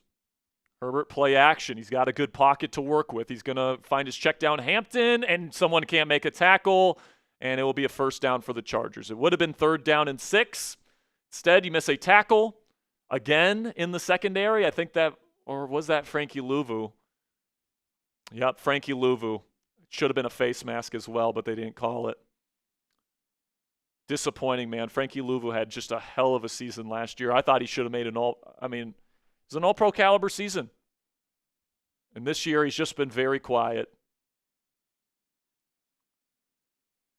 First down and 10 here from their own 40. Shotgun for Herbert. 3 receiver set for Los Angeles. Play action. Pressure on him, and he's going to be brought down. There we go. Dorrance Armstrong has had a hell of a start to the season. He gets a quick win on Decalis, the left tackle, and that's going to put him behind the sticks. That's what you want to see. That's what you want to see. And by the way, we just passed 46,650 subscribers, so we'll be giving away a free raffle entry. Actually, we'll be giving away 2 free raffle entries because we just passed 200 likes. Let's go, man. Let's get a stop and let's give away 2 free raffle entries. Next commercial break. Another 3 receiver set here. 2nd down and 15. Commanders have 2 linebackers walked up to the line of scrimmage, and now pressure on Herbert. First read's not there. Now he's going to make a nice play out of structure to Ladd McConkey for a gain of 13. And listen, man, those are the plays, Ponzi, where you're going to tip your cap to Justin Herbert. You get pretty decent disruption. He makes a nice play with good pocket presence to leave the pocket. He has good vision to find Ladd McConkey. Those are just the plays that superstar quarterbacks make. But now on 3rd and short is another opportunity to get off the field. Come on, man. Shotgun for Herbert. It's going to be a toss play to Hampton. On the outside, he's going to find a block, and he's going to pick up a good gain of 7 or 8. First down, Chargers. And man, this Commanders defense has got to be getting tired already, Ponzi. I mean, the Chargers are just setting the groundwork here for a really disappointing end of this football game where they can just run it down the Commanders' throats. Because it's like, they get a couple decent gains and then they have a 3rd and short. They move the chains. They've been doing a really good job being methodical on this drive. And now they got 2 people in the backfield alongside Herbert in the shotgun. He takes the snap, hands it off to Haskins, I believe it is. No, that is Kamani Vidal, their 3rd string running back. And he'll pick up about 3.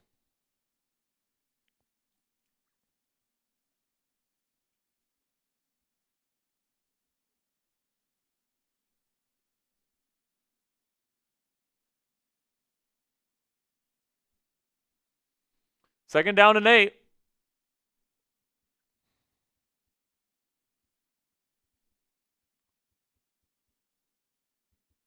Three receiver set for the Chargers. They'll take the snap from shotgun. Herbert's looking. Pressure's getting on. Now he throws over the middle. What a throw from Herbert. Ball's out. Ball's out. Johnston dropped the football and the Commanders take over. Oh my goodness. What a huge play for the Commanders defense and a gift from Quentin Johnston. And that would be, looks like Quan Martin comes on and makes the hits, and Marshawn Lattimore picks up the football. Huge play for the Commanders secondary. I mean, Justin Herbert threw an absolute seed over the middle of the field in a tight window. Quan Martin comes from the heavens to lay the hit on Quentin Johnston. And, I mean, Quentin Johnston is known for dropping a lot of footballs. I guess the bad hands showed up there. Commanders ball, baby. I mean, they're still siphoning off yards. This is still a major concern.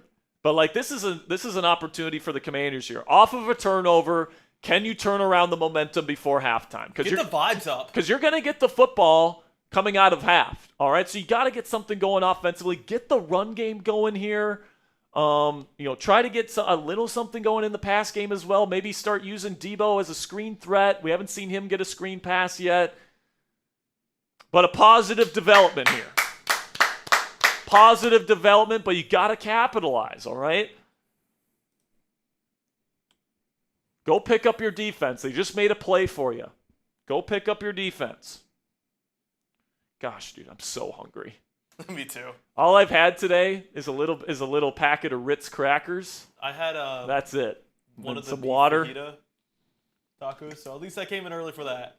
But I'm hungry. By the time I got here, that food was Yeah, it was. cold. By the time I got here, it was. No way I'm too. having cold breakfast burritos at 1 p.m. No. So shout out to Quan Martin, man. He's had a rough season to start, but big play for the Commanders here. Give away some raffles, Sperry. What's that? Give away some raffles. We got 2, right? Oh, yeah, that's right. We got to give away 2 free raffle entries. I was so excited about the fumble. Type those me's if you want a free raffle entry. Just a reminder, every 50 new subscribers and every 50 likes that we get on today's show, we are giving away a free raffle entry. I see Alex in the chat. JJ is here. Eon, Billy, Gary, Brandon, ZX, Thomas, T-Dog. Keep spamming those me's if you want a free raffle entry. Let's go. Beat the Skeet. What a name. Upholstery. Dwayne Redmond is here. I'm going to give one to JJ Pastro. I'm going to give one to Viper TV. Shout out to you guys. Keep clicking that thumbs up icon and that subscribe button. For every 50 subs and every 100 likes, we'll give away free raffle entries. All right, Commanders have the football at their own 26-yard line. They'll start in pistol, 13 personnel, with Ben Sinnott out there alongside John Bates and Zach Ertz. Now it's going to be read option. Jaden's going to keep it, makes one man miss, and he's going to still be brought down behind the line of scrimmage for a gain of 1, maybe 2. And, I mean, Jaden just not getting his footing early in this game. Probably a bad decision to pull that. Changing his cleats? I think he's changing his cleats. I think he's going from plastic spikes to, well, I guess it has to be plastic, but maybe longer spikes. So Yeah. he went from the black cleats from the pink cleats to the black ones. Shotgun, Daniels will fake the orbit motion to Debo. He throws. Jalen Lane couldn't bring it down. Would have been a first down. Would have been around a 12-yard crossing route for a first. And let's see if this is off target or if Lane should have caught this. It looked like it was outside of his frame. Yeah. He's got to catch that. Tough catch, but still. I mean, Jalen Lane's hands are a problem. They are. To trust him with a starting wide receiver role, I don't get it, man. Muffed 2 punts last week. He's an electric punt returner, but can't catch these footballs. He missed a touchdown reception versus the Raiders. And we're going to get a false start here on the Commanders. It's going to be 3rd and forever. Can't do it. Listen, man, like you missed out on an opportunity after a really nice play by Luke McCaffrey on special teams, your first drive. You go 3 and out, and then you get an opportunity here coming off a turnover to flip this game and the momentum of this game on its ass. And instead, I mean, this has just been a disaster of a drive. And it's 3rd and 16, and now Chargers are probably just going to sit in man coverage, and there's nothing the Commanders can do about it. Yeah. Because they don't have route runners on this team, man. And the ones that do can't run or can't catch. Shotgun here from Jaden. He takes the snap. He's going to throw middle. It's caught. What a throw by Jaden. Who was this here? Right when I talked shit about him. Jalen Lane finds the seam, and it's a gain of around 17. First down, Commanders. Reverse Sperry worked. I just bullied Jalen Lane into making the catch. He hears you right now. Hey, he man. has you right now. Sometimes bullying works, folks. Bring back bullying. No. No. All right. Wait. Big 3rd and very long conversion there for the Commanders. Let's see what they do with it. Pistol formation. They're going to hand it off. Looks like that's Chris Rodriguez Jr. No, it's Jeremy McNichols with a gain of 6. Run the football. This offensive line can run block. You've got some good run blocking tight ends. Use them. Got some good backs. 2nd down and 4. Pistol formation again. 13 personnel for Washington, meaning 3 tight ends. Takes the snap, play action, Jaden looking, Nothing there. Now he has to run. He finds a little crease, and he's going to slide down, and he picks up the first. A nice little pickup by Jaden. And that is the special sauce with Jaden Daniels, man. Finding that crease to be able to pick up those extra yardage when there's nothing there and pick up a first down. Off of play action. That is why the Commanders were so good last year, Ponzi. Is because even when Terry McLaurin and Noah Brown, these guys weren't open, that he could run with the football and move the chains and have a positive gain. So here we go. Still on their side of the field at the 48-yard line, but approaching midfield. Shotgun Daniels. They'll go screen to Deebo Samuel. What'd I say, Ponzi? Get him the ball. He gets around 6. Maybe you know something?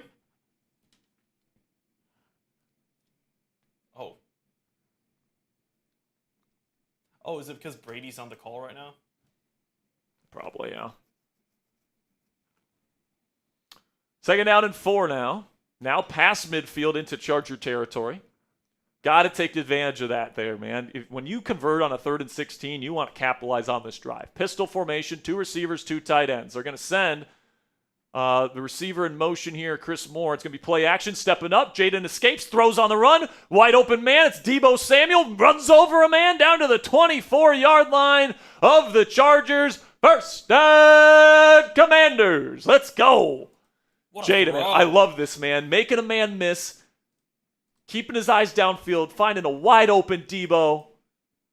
Against zone coverage. Deebo, the savvy veteran, finding that soft spot in the zone coverage. First down and 10. Shotgun here. Pony formation for Washington. Now they go to the shot. Now they go to give it to Bill for the Wildcat. There he goes. He's going to pick up a good 8 yards. Love that play. It was a double shift. Jaden Daniels was in shotgun with running backs to either side of him. Then there was a shift where Jaden goes back and he's the running back. And then Bill shifts over to be the new Wildcat quarterback. And then he keeps it on a read option. Very creative play call from Cliff Kingsbury there. There we go. By the way, the Commanders have almost doubled their yardage on this drive compared to their first 2. Shotgun here for Jaden. He's got trips right. He's going to hand it off. It's Bill. He's got some room on the outside. There he goes. He's in. Touchdown, Commanders. Bill. Let's go. Everybody spam those Bills in the chat. Bill Krosky Merritt. I love the play design here by Cliff Kingsbury because he's got all the receiving threats out to the right, out to the boundary, with nobody out to the field side. So you run an off-tackle run to Bill Krosky Merritt. They seal the edge with some pulling linemen, and he's got all the room in the world to run. Love that play call from Cliff Kingsbury. Matt Gay puts up the PAT, and it is right down the middle. I love it, man. The Commanders are back in this thing. And if you guys want to get a Commanders hat from our friends today, you guys can go chatsports.com/WAS Week 5. That link is down there in the comments and description of today's show. And Ponzi is putting it in the comments section. You guys can get 25% off this Commanders hat today when you use code ACORN for today only. All right, code is only good for today. Today only, 25% off this stylish Commanders hat. You guys can go chatsports.com/WAS Week 5 to pick up that hat today. Today's raffle item, guys, just so you know, we are giving away a Jaden Daniels t-shirt, $5 super chat. We'll get you into the raffle. $10 gets you 3 raffle tickets. $20 we get you 10 tickets, plus we sing a Cry Eagles Cry song. Every $50 we make, I'm drinking a pickle juice shot, and $500 total on today's show. We will give away a Jaden Daniels jersey next week. We got a $5 super chat coming in from Brandon Jacobs. Shout out to Brandon. He's in on the raffle. And then we got a couple more super chats here that we'll get to momentarily. One of the legends. Oh, look at this. John with another one? No, hold up. It's there we go. It's another Commander Support legend, Mark O'Gorman, with a $20 donation. And he says, finally, and you know what a $20 donation means, Ponzi? The Eagles lost today. Cry, Eagles, cry on the road to a defeat. Cry, Eagles, cry, give up a touchdown, 1, 2, 3. Hit 'em low, hit 'em high, and watch those Eagles cry. Cry, Eagles, cry on the road to a defeat. E-A-G-L-E-S, losers! Shout out to Mark with the $20 super chat. Let's go, man. Hell of a drive. It looked like Ponzi, 3rd and 16. The drive was over. 3rd and forever. It looked like the drive was over. The Chargers were going to have a chance to, go up 3 scores before half. The Commanders were going to get shut out in the first half. Not so fast. Jaden Daniels, the magician himself, showed up with his new cleats, ladies and gentlemen. Not so fast, my friend. Whew. And Jalen Lane caught the ball. And Jalen Lane caught the ball. Thank Christ. All right, now, let's see if the defense can get a stop. We still got 4 minutes and 15 seconds left to go here in the first half. Stop here, maybe even a chance to get a field goal before getting the ball back before half. Take the lead? Am I asking for too much there? Kicks away. It's going to be fielded at around the 7-yard line. And he's going to get past the 30 down to the 32. That's where the Chargers will take over. Justin Herbert has looked really good in this ball game, guys. When he's had time to throw and he's had receivers open, some of the throws he's made today, unbelievable stuff. Some of the off-schedule stuff that he's able to do, he just throws with such velocity into tight windows. Let's go get a stop now. Let's go get a stop. Go put pressure. Go apply pressure. Under center here is Herbert. Multiple tight ends. It's going to be handed off to Hampton. Makes one man miss. He's going to pick up around 4 or 5. Once again, Ponzi, that first man that contact the running back can't bring him down. Let's go. Wrap up. It's only a 3-yard gain, but if you would have brought him down, it's a no gain. The Commanders are getting good penetration, but they are not executing, and they're not finishing plays. They need to finish better. 2 high safeties for Washington, shotgun Herbert. 3 receiver set. They're going to send the back out in motion. They're going to throw a quick swing screen out to Hampton. He catches it, and he's going to get about 6 yards. It'll be 3rd down and short coming up.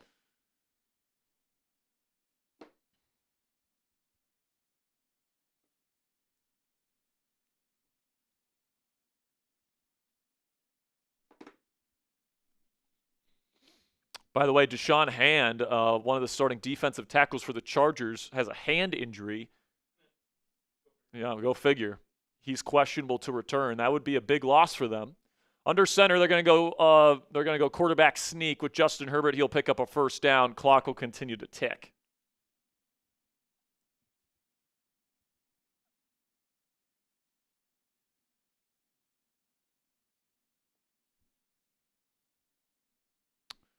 And Trey Pipkins is currently questionable as well.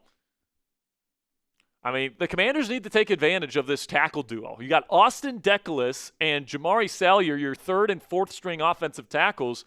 These edge rushers have got to win. Under center here is Justin Herbert. He will hand it off. This is Vidal. He will pick up around 3. Good run defense by the Commanders. For those of you that don't know how success rate and all that stuff works, you have to get a 4-yard gain on 1st down on the ground for it to be considered a successful run. You have to get within 3rd down and 6 for it to be a successful run on defense. Or on 2nd down, I should say. So 2nd down and 7. And that is the 2-minute warning.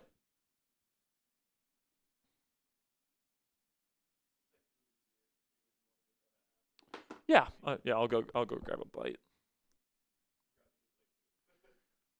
We get pizza, I'm guessing.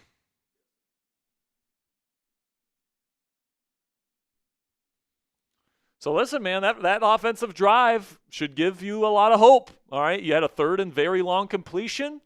You had Jaden Daniels making plays out of structure. You had Jaden Daniels running with the football. You had Ja'Cory Krosky-Merritt doing his thing. Run blocking, as per usual, looks pretty darn good. And now you got to stop him. All right, you got to stop him. All right, can we make a push to get to 300 likes right now? We got 1,300 people watching. We're halfway to 300 likes. We're at 250 likes. 30 subs away. We're also 30 subscribers away from giving away free raffle entries for a Jaden Daniels t-shirt. We go live for just about every single Commanders game, guys. We'll be live again next week for Monday Night Football against the Bears. And, of course, we'll have extensive Week 6 coverage for you guys on this channel. Injury updates, if any. There will be with Terry McLaurin, etc., still being out. Then we'll have our preview. We'll have our live show on Wednesday. We'll have a bunch of great content for you guys this week. So make sure you guys click that subscribe button if you haven't already. Right now we're up to 267 likes. Now we're up to 272. Let's go. Can we get to 300 before we get back from commercial? Let's go. Jacost Proper is saying Wagner is 54 years old. I don't think he's that old, but certainly playing like it.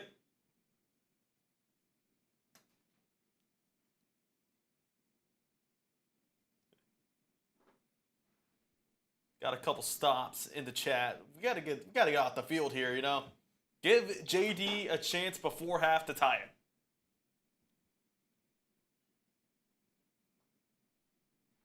Come on now. We're 12 likes away. Can we get there? 28 subs away. Try to get there before half.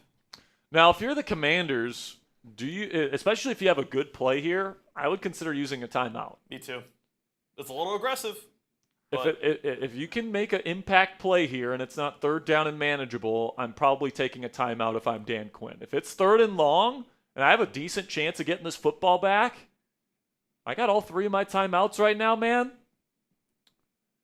This is a big play right here. It's about as big of a second down as you're going to get. Shotgun for Herbert. 3 receiver set for LA with looks like Hampton back there as the back. Commanders threatening players at the line of scrimmage. They're going to send Bobby Wagner. He's unblocked. Now he has to throw it. It's caught. And they're going to bring him down behind the line of scrimmage. That's Deron Payne. Excellent defense from the Commanders. That's the impact play I was talking about. Bring in the pain. And what did Dan Quinn do? Timeout. Let's go. It's exactly how you draw it up right there. On a 2nd down and 7 in this situation, you send pressure, you force Herbert to get rid of it, and then great pursuit from Deron Payne to bring him down way behind the line of scrimmage. Then he called timeout. There's still 1:54 left in the half. I'm guessing the Chargers will probably force another timeout out of Washington and run the football here, and then you get the football back with about a minute and a half to go in the half with a timeout with a chance to go tie this ball game before you get the football to start the second half. Just an awesome way to end this half, but you got to execute right here. It's 3rd down and 14. Got to get off the field here. Herbert will take the snap. He's got time. He's rolling around the pocket looking for time. He throws. He's just going to check it down. It's caught by Hampton. He's going to pick up about 6, but that is well short of the sticks. Timeout, Commanders with 1:45 to go. Washington will get the football back. And all I want on this upcoming drive, guys, is a field goal. That'd be great. Perfect. Tie this football game up before the half. Man, what a play by Bobby Wagner and Deron Payne. Great play call by Joe Witt Jr. to send that pressure. With the backup offensive lineman, they couldn't find out who's who in the zoo. Got a little tricky there, like we were asking. So after a rough start, Commanders settling into this ball game. And now J.K. Scott, the punter for the Chargers, will boot this away. For the love of God, don't go offsides, even though it's 4th down. Even though it's 4th down and 9. Delay of game or false start? False start on the Chargers. Give him a little bit more room, I guess. I mean, yeah. Man, there's not many quarterbacks in this league, Ponzi, that are better in a 2-minute drive than Jaden Daniels. Nope. I'll say that right now.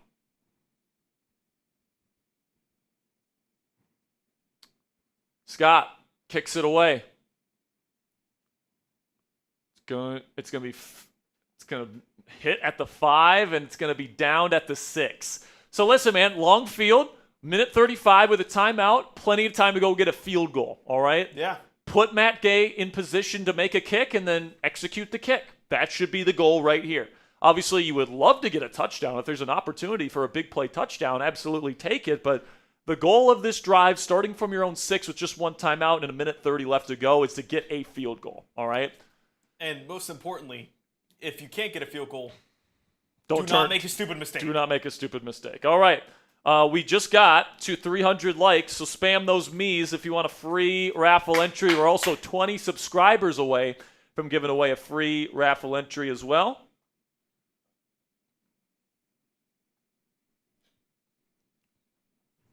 Spam those me's. We got Brandon Jacobs. We got Thomas Tabar. We got Titus Kitchen. We got FW. Got ZX. Got Moby. We've got Dwayne, Osboy, Viper, Eon. Spam those me's. 19 subs away. And if you haven't already, click that subscribe button. We're going to be here all season long. If you appreciate the work me and Ponzi do here, if you guys want to join the largest community of Commanders fans anywhere here on the YouTube platform, that is what we provide for you guys here on the Commanders Report. So click that subscribe button if you haven't already. All right, we got Cindy, we got Brandon, Aiden, Sassafras. Love that name. Brad Blazer, Brandon Jacobs, LJ, Dan Cassidy, Jared Self. Again, guys, if you don't want to have to rely on me choosing you to get you into the raffle, guys can send in a $5 donation to get yourself into the t-shirt raffle. Helps out the channel, and it gets you into the raffle today. Then also $10 gets you 3 raffle tickets, $20 gets you 10 raffle tickets, and we sing a Cry Eagles Cry song. It's always a good day when the Eagles lose a football game. So make sure you guys click that subscribe button. Make sure you click that thumbs up icon. We're already up to 324 likes. How fast can we get to 400? I'm going to give a free raffle entry here to Uncle Monk. Great name.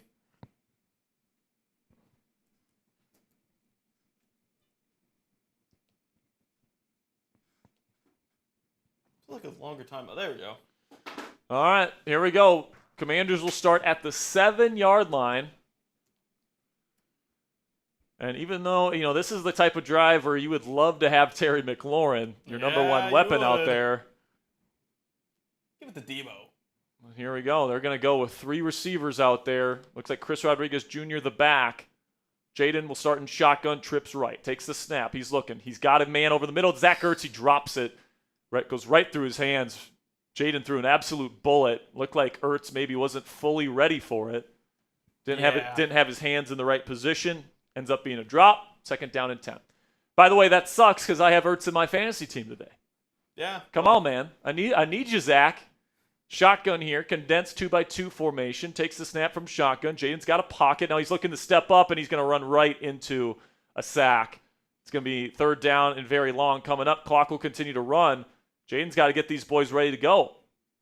I mean, honestly, chewing clock may not be the worst thing in the world here. There's nothing available there for Jaden. Everyone wrapped up, and when you don't have guys that get open very often, that's going to be the result. Shotgun here for Daniels at his own 2. Just don't take a freaking safety. Or hold. Takes the snap. They send pressure. Jaden will step up. He throws. Incomplete. There's contact. Is there going to be a flag? I don't think so. It'll be 4th and 15. They got to punt it. Honestly, Chargers have a chance to go get a field goal here. That's exactly what I was worrying about. Just a quick 3 and out for the Commanders. Got to do a quick kick, too. And you're going to be in the shadow of your own end zone. Not good. So you got to get a quick kick off, and then you're going to have to stave off the Chargers, who do have a timeout. And Cameron Dicker's got a good leg. Another missed opportunity there for the Commanders. I will say this is the type of situation that this team isn't really built for right now with Terry McLaurin out of the lineup, but it's still disappointing. Zach Ertz has to squeeze that on 1st down. Ooh, Kicks away, and they ran into him. Into the plant leg of Tressway. This should be a penalty. Should be a 15-yarder. Lad McConkey's going to take it, and he's still running. This is going to be a touchdown for the Chargers. But it's not going to matter. What a play by Ladd McConkey, but it's going to be first down Commanders. This is going to be running into the kicker because they ran into the plant leg. Roughing. Yeah, roughing the kicker. This will be roughing the kicker on Tress Way. They ran right into the plant leg of Tress Way. Did he sell it at all? No, yeah. Oh. They ran into it. Oh, it hurts. So this should be 15 yards and a first down for the Commanders instead of a touchdown for the Chargers. And what a return that was for Ladd McConkey. I can appreciate that because, it's not going to cost us anything. Was a good return. But, he was juking and jiving, jumping over people. Hurdled the dude. That's going to take a touchdown off the board for the Chargers. And it's going to give the Commanders a new set of downs, and they still have a timeout, folks. And you got to give credit to Tress Way, too. Got hit and tried to make a tackle to save a touchdown. But that is a huge swing in this game because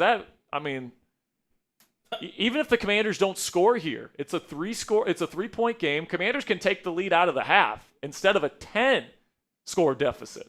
They go empty here with Jaden. Good protection. He's got a good pocket. He's looking. He's going to bomb it down the field. And Luke McCaffrey makes the catch. He was draped. And number 11 makes the catch. Flag on the play. Let's see what it is. But if this stands, the Commanders are in Charger territory. Commanders timeout, I guess. I'm not sure. Let's see what the call is. What a catch by Luke McCaffrey. What a throw by Jaden Daniels to put it only where L. Mac could put it or could catch it, and then he squeezes that thing. Is it going to be illegal contact, maybe? I don't know. PI? It'd be kind of tic-tacky if it was PI. Good route by McCaffrey, though. Good coverage by Dante Jackson. Their number one corner. Jaden just airs this thing out in literally the perfect spot. You could not put it any better. So flag was on the Chargers, I guess. Commanders used their final timeout. So we got 26 seconds to go. Commanders in Chargers territory. The flag was on the Chargers and declined. What a play by Luke McCaffrey. Wow. 2-by-2 formation here. Once again, 3 receivers. Jaden in shotgun. Never mind. They got multiple tight ends. Ben Sinnett's out there. Play action. Jaden looking, nothing there. Rolling out to his right. He just throws it away. 20 seconds to go. Again, no timeouts. So if you throw in the middle of the field, you're going to have to go spike it. Got to be smart. From this distance, I can't say I would trust Matt Gay. I was going to say the same thing. I think he's got enough leg to get it there. I don't know if he has the accuracy to make it. Were they talking about if this was a catch or not? He clearly had it. Here we go. Trips left. They go empty with Jaden. He's got twins right. Chargers threatening pressure here. Takes the snap. They send 3 with contain. He's got plenty of time. He throws down the field. It's Debo. It's caught down at the 11. Gotta go to spike. Down to 10 seconds. 9, 8, 7, 6, 5, and it's spiked. One shot at the end zone. I'm kicking the field goal here. I'm taking the points. I'm going into halftime with a tie and the ball. I feel a lot better about this field goal. Zone coverage from the Chargers, it appeared. That's the JD we know and love, by the way. Got Deebo Samuel going around on the cross. Good job by JD to see that. The Chargers were only sending 3. They had multiple spies on Jaden Daniels, so he had all day to throw. And if you give Jaden all day to throw, he's going to find somebody. Very smart with the football. So here we go, Matt Gay to tie this game with 5 seconds to go in the first half. A 29-yard attempt. This should be an easy make. It's up and it is good. Let's go. What is that, a 10-point swing, technically? Yeah. 10-point swing right at the end of the half. Each team has a special teams mistake. That one's more brutal, in my opinion. But the Commanders one was a 4-point swing.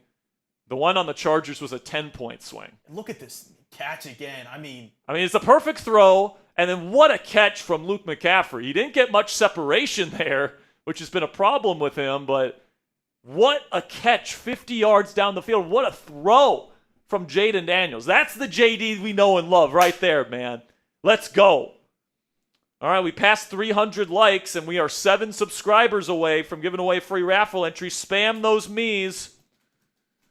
We were all gloomy before half, like, oh, man. At the end of the first quarter, first quarter, dominated by Chargers. Second quarter, dominated by the Commanders. Absolutely love it. Spam those me's if you want a free raffle entry. Guess who just got 10 raffle entries? That is Busy X Joe 21 says, let's go. Sing. Cry, Eagles, cry on the road to a defeat. Cry, Eagles, cry. Give up a touchdown, 1, 2, 3. Hit 'em low, hit 'em high, and watch those Eagles cry. Cry, Eagles, cry on the road to a defeat. EAGLES, losers! Let's go, man. Shout out to Busy X Joe with the $21 super chat. And I'm going to give this free raffle entry to Dill Pickle. Dill Pickle. Dill Pickle, you are in. Ponzi is going to take over here while I go to the bathroom and I grab a bite to eat. I'll be back here shortly here, guys. I'll have my thoughts, my halftime thoughts coming up here shortly, and then we'll also have our second half coverage of Commanders versus Chargers. 10-10 is the score in Los Angeles, guys. Definitely took care of business there in that second quarter there if you're the Washington Commanders. But you got to keep going, man. You got to keep things going if you are the Washington Commanders to hopefully get this team to 3-2 in just a few short hours. All right, Ponzi, take over, my friend. What is up? 10-point swing before half. I mean, a little bit of gloom at the end of that first quarter. We were thinking, it's going to be like last week. It's going to be like last week. We can't score again. The Falcons just can run it. Broken tackles, all of that. But instead, it's tied. I mean, it's crazy. Halftime show, Edward says, yeah, I am the halftime show. I got rocking the Sean Taylor jersey, back by popular demand. Shout out to my mom, I stole it from her. But, I mean, what a series of events from the Commanders, really just locking in and just trying to get, any momentum, and they tied the game. I mean, it's a whole new ball game, and the Commanders get the ball back at half. So, I mean, great first half, or great second quarter, I would add. I mean, let's see. Trying to get one of this to go for y'all, so y'all can grade this first half from the Commanders. I mean, what's up, Jack? Well, what's the score of that game? Toronto? Man, Yankees stink. 12-0. Aaron saying Luke frickin' McCaffrey. I just tweeted LOL. Lol, Yankees. We are so close. I believe we are 20 subs away from the sub count. So, I mean, what a great game this has been for the most part. I mean, just being able to go in before half and just get momentum going, get everything going for the Commanders. You be the judge. Grade the play of the offense against the Chargers. I mean, that first quarter, if you were to ask me, 33 total yards. It would have been F. But, I mean, that swing at the end of the quarter right there, tying it up, just being able to drive down the field in a 2-minute situation, obviously being aided by that 15-yard, but they still had to go 75 yards. Or they still had to go the length of the field. Uncle Monk says to C. I don't know. I feel like that's a little bit too harsh of a grade. Reminder, it's 10-10. I'd probably give it a B-. Be a little more consistent. But, scoring on your last 2 drives, that's really good. I feel like, being able to, in general, get your offense going into the half, great situation for the offense. I would give it more because of a B-, just because it showed potential and trending upward. Now, if I'm a Chargers fan, which we do have a couple in the chat, I mean, can't be doing that at the end of the half. Running into the kicker, and I mean, of course, Ladd McConkey took it the whole way. But if they didn't run into him, you're talking about 17-7 right before half. I mean, who knows if the Commanders would have scored on offense in 1 minute and 20 seconds or whatever they had. But scoring that touchdown would have been huge for momentum for the Chargers. And we're talking about, okay, Chargers can put this away. But no, instead, the game's tied. The Commanders get the ball at half. And now we're talking about 10-point swing going the other way. Now, the defense, I will say, needs to be a little bit better. Just a little more sound. You're getting pressure. You're getting into the backfield. But you're not being able to wrap them down. You're not being able to drop them down. And whenever you get first contact, they're spinning off of you. You got to wrap up. You got to be consistent in tackling. And you got to know what your coverage is. I mean, Bobby Wagner allowed the touchdown on that first drive to Ladd McConkey. I mean, he's just got to be better. I mean, we either got to get him off the field or we got to get, something else different. Get him into pressure situations instead of making him cover. He's too old. I mean, Bobby Wagner made a great play pressuring Justin Herbert. I mean, that's what he's going to be good at. He's too old now. Bowen saying Tressway clutch as always. I mean, taking one for the team. Taking one for the team. Shout out to Tressway. If we're grading Tressway, A. Front seven looking pretty good. Yeah, they are. That's the problem. Is that your front seven's looking good, but you got to tackle them in the backfield. You can't be allowing the Chargers to bounce off you. I mean, you got to be good. Like, you got to be wrapping up. Luvu has missed way too many tackles, V for Vaughn says. Yeah, I mean, we're talking about a guy who was an all-pro last year. I love Frankie Luvu, but he's just been so inconsistent today. He cannot make those tackles and miss those tackles. I mean, it's one thing when you're talking about one missed tackle, but I mean, he's had a couple, and those are ones we're talking about. Instead of third down of 1, third down 2, you're looking at third down to 7, 5 yards. I mean, got to be making those tackles. Got to be a lot more consistent on the defense. If I'm going to be grading them, C+. That sequence at the end of the game, or the end of the quarter, or the half rather, that was really good. However, can't be doing that. We're a couple of ways to go in terms of subs for getting another free raffle, but we are 37 likes away. If we hit that at halftime, I'll give away 2 free raffle entries. If not, no worries.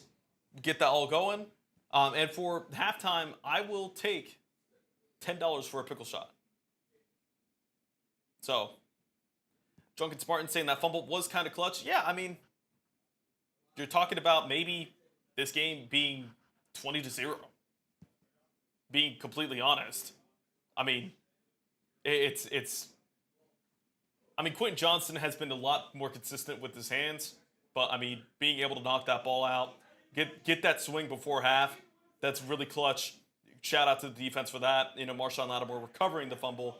I mean, I haven't really said or really seen Marshawn Lattimore getting burnt too much, so that's decent.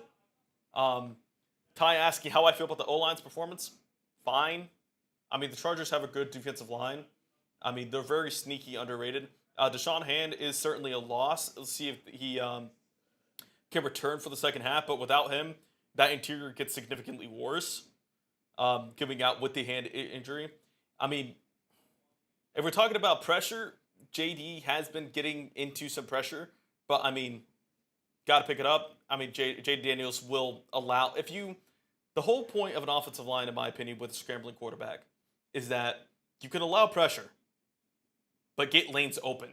What that means is that, allow pressure in spots where JD can maneuver the pocket and be able to manipulate that pocket so he can either run or he can carry down the field. I mean, it's one of those things where it's pressure that's not bad because man coverage, no one's going to account for the quarterback in most cases, and Jaden Daniels could run for a good yard. But I mean, to this credit of the Chargers defense, Daniels hasn't run a lot.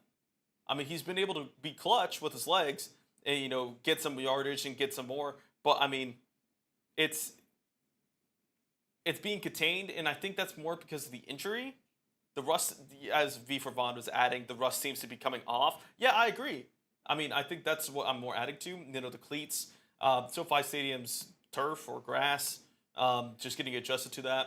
And I think Jaden Daniels is certainly a little bit rusty, but I mean, that 2-minute sequence, really, I should say that 1-minute sequence, that beautiful deep ball to Luke McCaffrey where he couldn't drop it. I mean, he could try, but that ball was on him on a dime.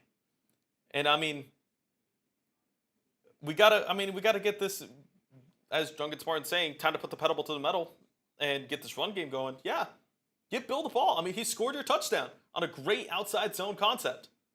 Getting him in space is electric because that's what Bill's good at. I mean, it's crazy because, I think that in terms of what Bill brings to this team, it's crazy to me how he fell into the 7th round. Speaking of Super Bowl prediction, as Ciano's saying, what is your prediction? We've had 4 weeks of football. Is it involve the Commanders? Does it involve the Chargers? I mean, me personally, if I'm being non-biased, non-saying the Commanders, I do think the Commanders can make a run. I just think you need a little bit more. Basically saying put pressure on San Diego. My friend, they have not been the San Diego Chargers for a while. But I mean, I gotta say, Commanders and probably Bills. I think it's gonna be a rematch. It's gonna be a good Super Bowl prediction. Sperry is back. I'll put him on screen shortly. It's make your own taco bar in there. So I figured. What was that? It's make your own taco bar. So just put me on screen. Gotcha. Go get yourself Give me a food. plate and then get back in here for the I start of gotcha. the second half. Just eat it in here. Yeah, I got you. All right. I am back, folks. Can they hear me? Yeah, they can hear you. Great. All right. We're about to get things going here in the second half here on the Commanders Report Live watch party for Week 5. Commanders versus Chargers. Score is 10-10.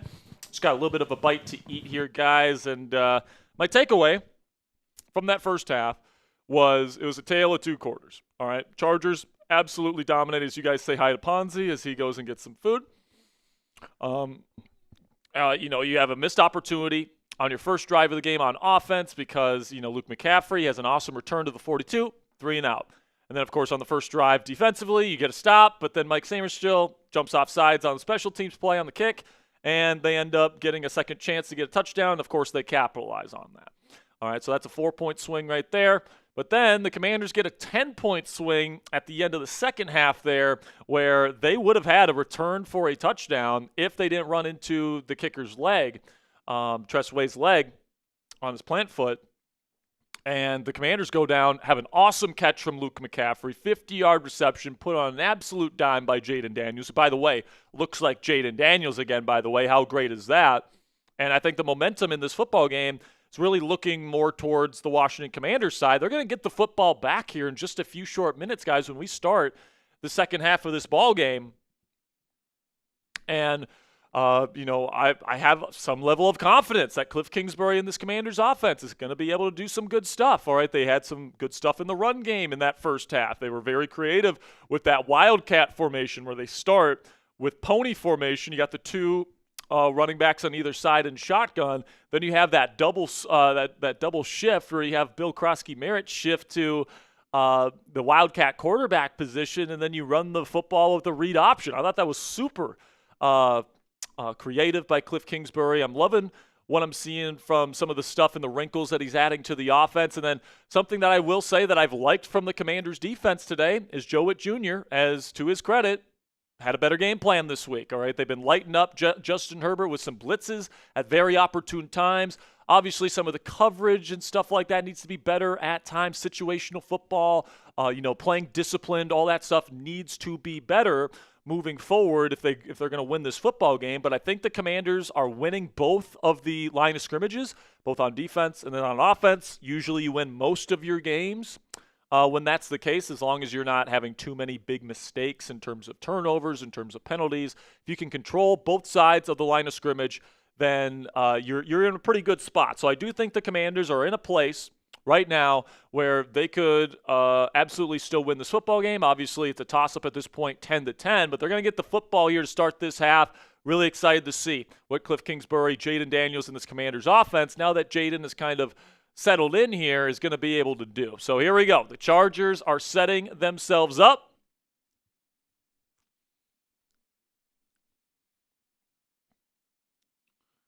And Dicker will kick this away, and we are off in the second half in L.A. It's going to be fielded at the 4 by Luke McCaffrey. He's going to look for a lane. He's not going to find much, but he does get to the 30 and then some.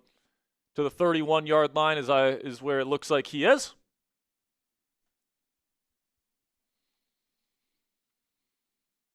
And that's where Jaden Daniels and the Commanders offense will take over.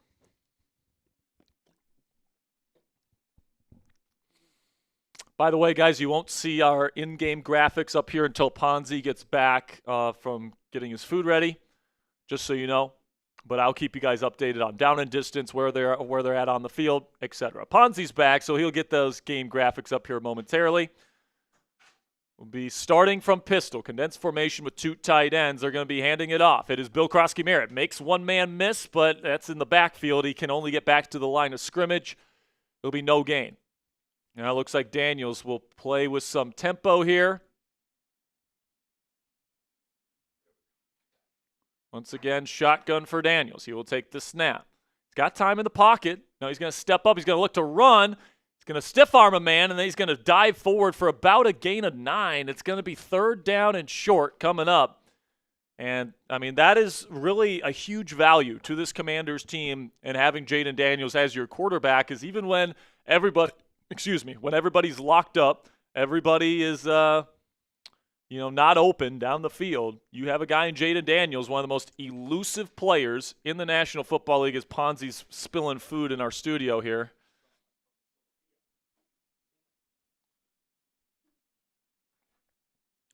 Pistol formation, jumbo formation for Washington. Speed option, gets it out to Bill. There we go. First down, Commanders. I love that. The classic college speed option from jumbo.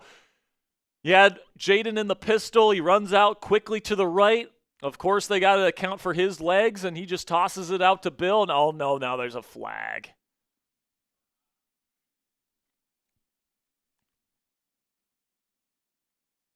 Too many men in the huddle on defense. Okay, so going to be first down anyway.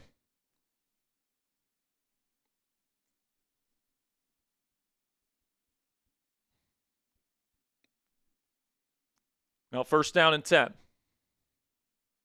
By the way, we're about 25 likes away from giving away another free raffle entry.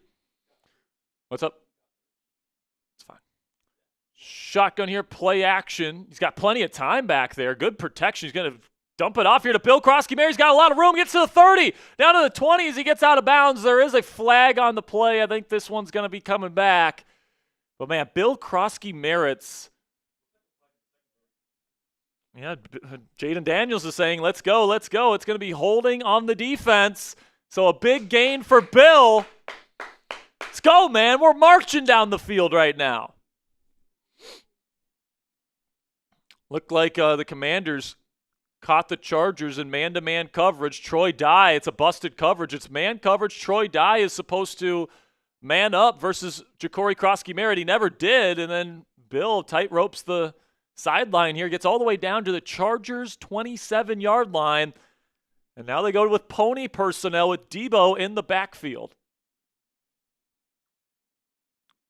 Shotgun Daniels. He'll take the snap. He'll throw quickly. It is caught, and that looks like a first down here. Tay Martin on the catch. About an 11-yard gain on the spot route. First down, Commanders.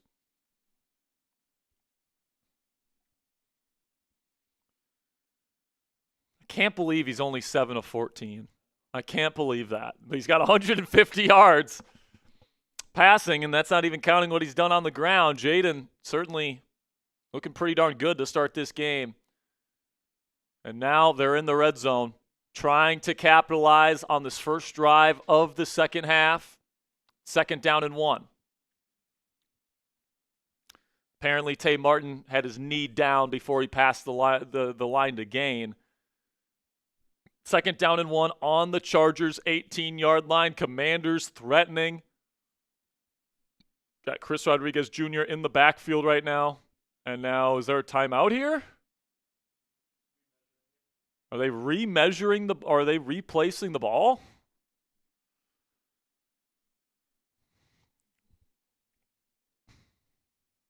Play clock's already down to 20. Jaden still getting the play call from Cliff.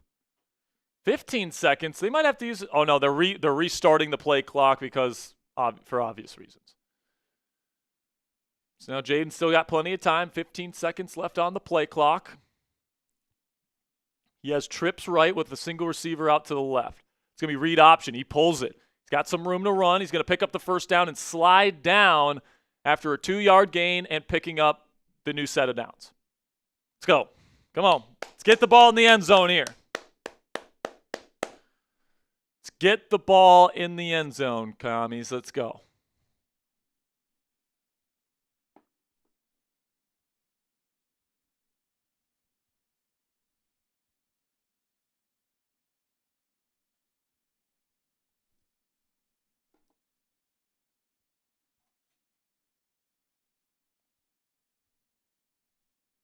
Here we go, Jaden from shotgun. He's going to take it.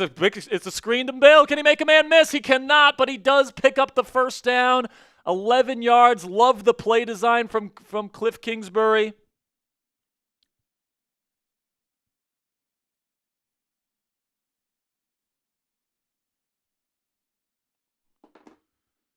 Loving what I'm seeing from Cliff Kingsbury today, Ponzi. He's not going to chime in here. He's eating, but really loving some of the screen looks that we're getting. Without having Terry McLaurin out there, they're giving Jaden some options versus zone coverage. And now 1st down and goal from the 5-yard line. They go shotgun with Jaden. And they have to call timeout. Couldn't get set on time. And in a game like this where it might come down to timeouts at the end, being able to stop the clock, it's not what you want. They have a short commercial break here, so we won't hit that right now, Ponzi. We'll hit it on a full commercial break.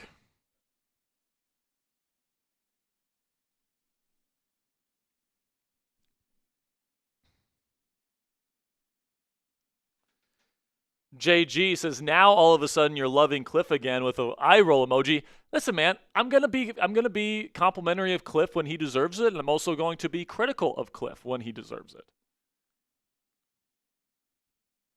That's just the way it works, man. If I'm liking what I'm seeing, I'm gonna praise him like I am now. I still think Cliff's a good offensive coordinator. Like, I've never said I think Cliff's a bad play caller or a bad OC. All right, I've been on record saying I think he's going to get a head coaching job this year because I think he's that good of an offensive mind. So, I mean, get out of here with the idea that I don't think Cliff Kingsbury is a good OC. 1st down and goal. 13 personnel here with 3 tight ends. Debo, the lone receiver, out wide to the right. Bill Krosky-Merritt, the running back, they're in pistol. Takes the snap, hands it off to Bill. Can he get blocks? He does. He's on the edge. He's going to get there again. 2 touchdowns for Bill Krosky-Merritt. Bill. Let's go. Very similar concept where there's no receivers out wide and you seal the edge on the left side. Derwin James gets caught up by John Bates. And, I mean, John Bates could have been called for a holding there. Doesn't get called.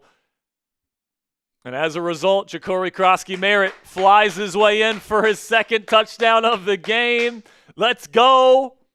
PAT attempt here.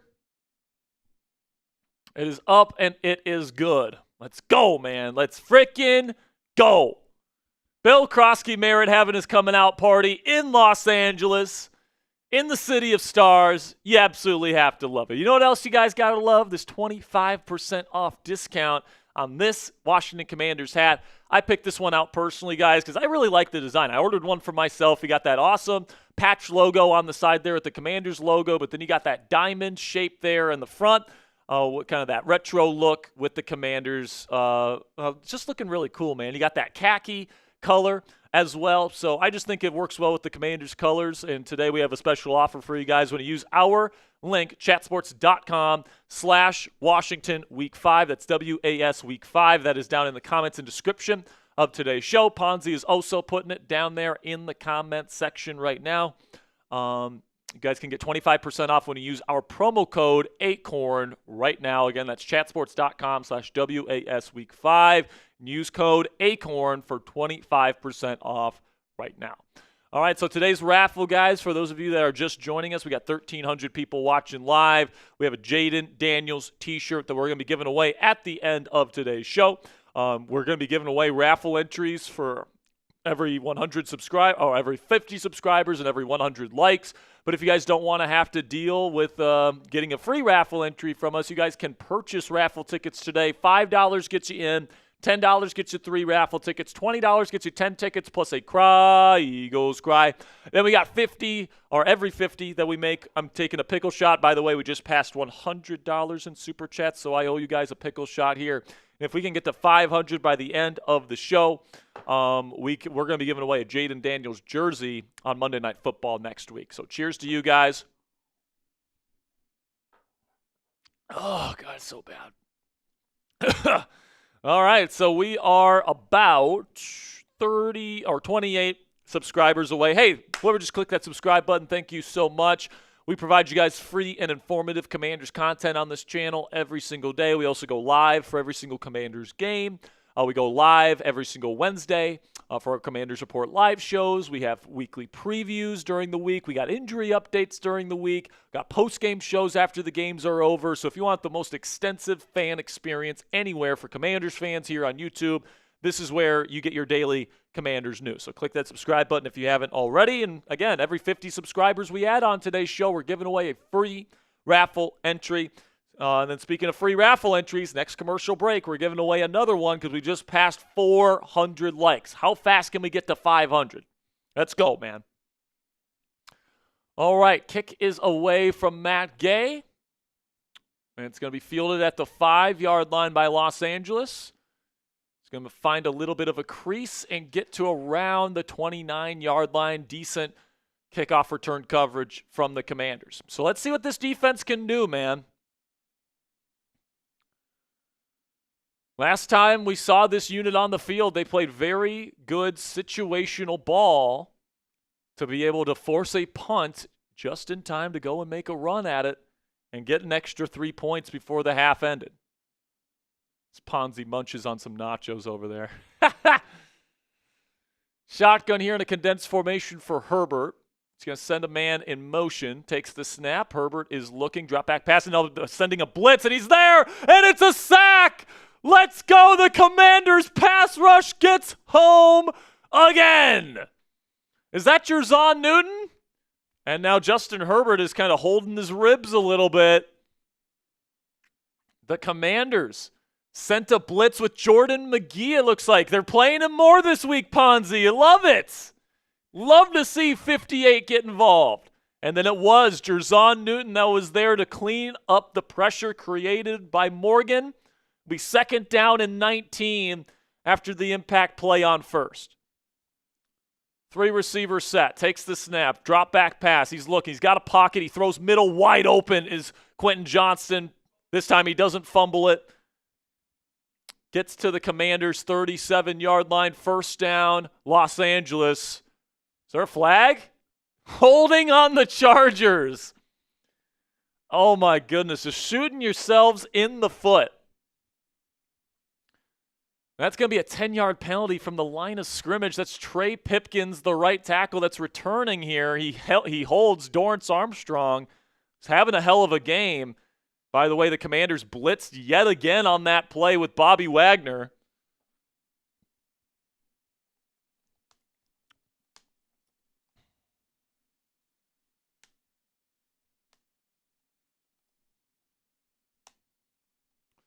Here we go, shotgun, Herbert, 3 receiver set, takes the snap, flag on the play. I think it's going to be a legal formation. Throws, beautiful throw to Keenan Allen. And he's going to pick up a first down. But this is going to be a legal formation on the Chargers, which is going to park them back even further.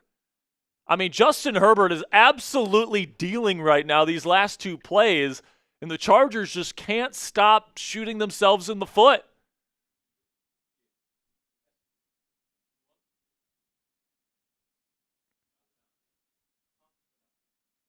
So they're saying the right tackle Pipkins was lined up too far away from the ball where it was snapped, leading to an illegal formation. So what should have been, Chargers ball inside Commanders territory, it's second down and 33, all the way down at their own 5-yard line. Once again in the 3-receiver set is Los Angeles. Shotgun Herbert. He'll take the snap. They're just going to go draw play here, try to get some yardage. I think they're just going to punt on this drive, essentially. Third down and around 30 coming up. Right now, Mekhi Becton, their starting right guard, is on the sideline, and he doesn't have his helmet. I think he's done. So the Chargers don't have their starting left tackle. They don't have their starting right guard, and their starting right tackle, who's a backup right tackle, is not playing well. It's going to be just a quick slant to Keenan Allen. Good tackle from Frankie Louvu. It'll be fourth down. Commanders are getting the football back. Let's frickin' go. This is the way the Commanders play football, right here. Let's go.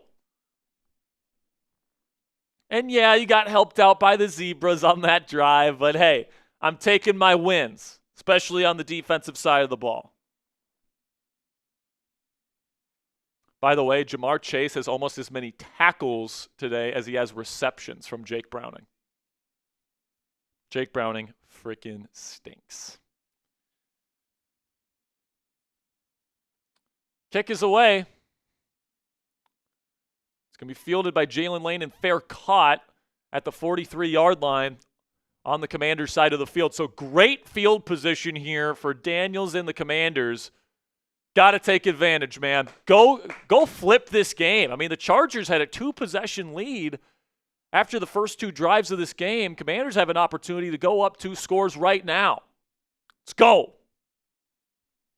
I agree with Jake Ast. I don't know if I'm saying that right. Properties LLC. It says, feed Bill the Rock. Yes, yes, and yes. Feed Bill the Rock. I mean, even just a field goal here, guys, puts you in position, going up 2 scores in the second half. Now, Justin Herbert, certainly the type of quarterback that can lead a team back from a 2 deficit. What's the word I'm looking for here? From a 2-score deficit. That's just the way that. Yeah, that's just. I'm an idiot. I'm an idiot, guys. I can't talk right now either, apparently.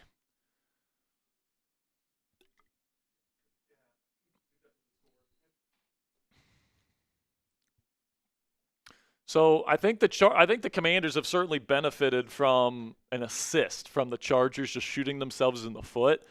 Of course, they run into the kicker, roughed him by running into the plant leg, takes a touchdown for them off the board, and then leads to a field goal for the Commanders at the end of the half. That's a 10-point swing right now. That's the difference in the ball game right now. And then, of course, in that last drive, you had multiple big-time shots from Justin Herbert, successful ones. One to Quentin Johnston over the middle of the field, the other one to Keenan Allen down the right sideline. Both of them brought back for major penalties, and that cost them that drive. So Harbaugh and the Chargers need to figure something out here to stop these penalties. But, hey, as long as they're going to keep giving it to us, we're going to take it, all right? A win in the National Football League is a win, especially when you're losing your number 1 wide receiver. You'll take all the mistakes that your enemy gives you.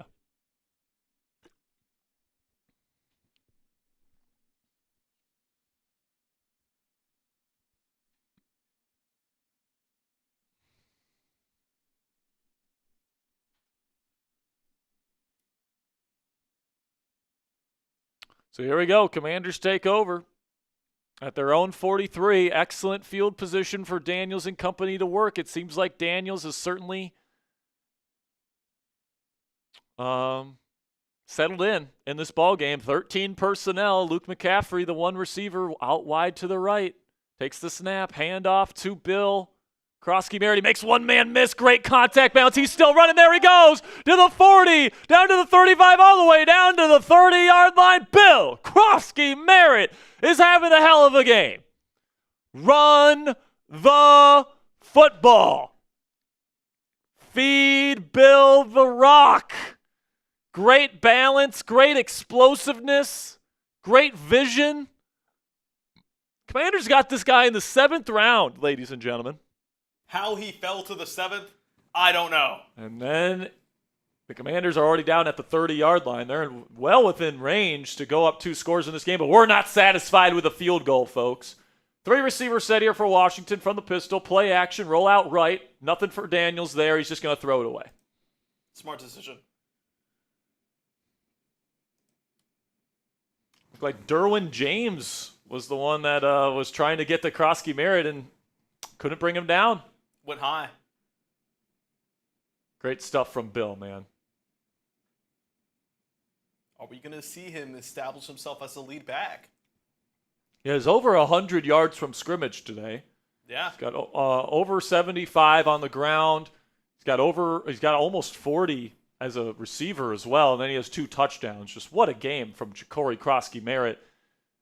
Establishing himself as this team's legit number 1 running back in this football game. Shotgun, Chargers sent pressure. Daniels has an opportunity thrown down the field to Debo. Incomplete. Good coverage. Debo wants a call. He's not going to get it. It'll be 3rd down and long coming up. I mean, they had a lot of contact. I mean, Debo just can't separate. That's a 50-50 ball. Debo can't separate. There's a lot of hand fighting there. I think the refs are probably saying they're both hand fighting, so I'm not going to call this on the defense. So it's 3rd down and 10. We've seen the Commanders convert on 3rd and long so far in this game once. See if they can do it again. Shotgun Daniels.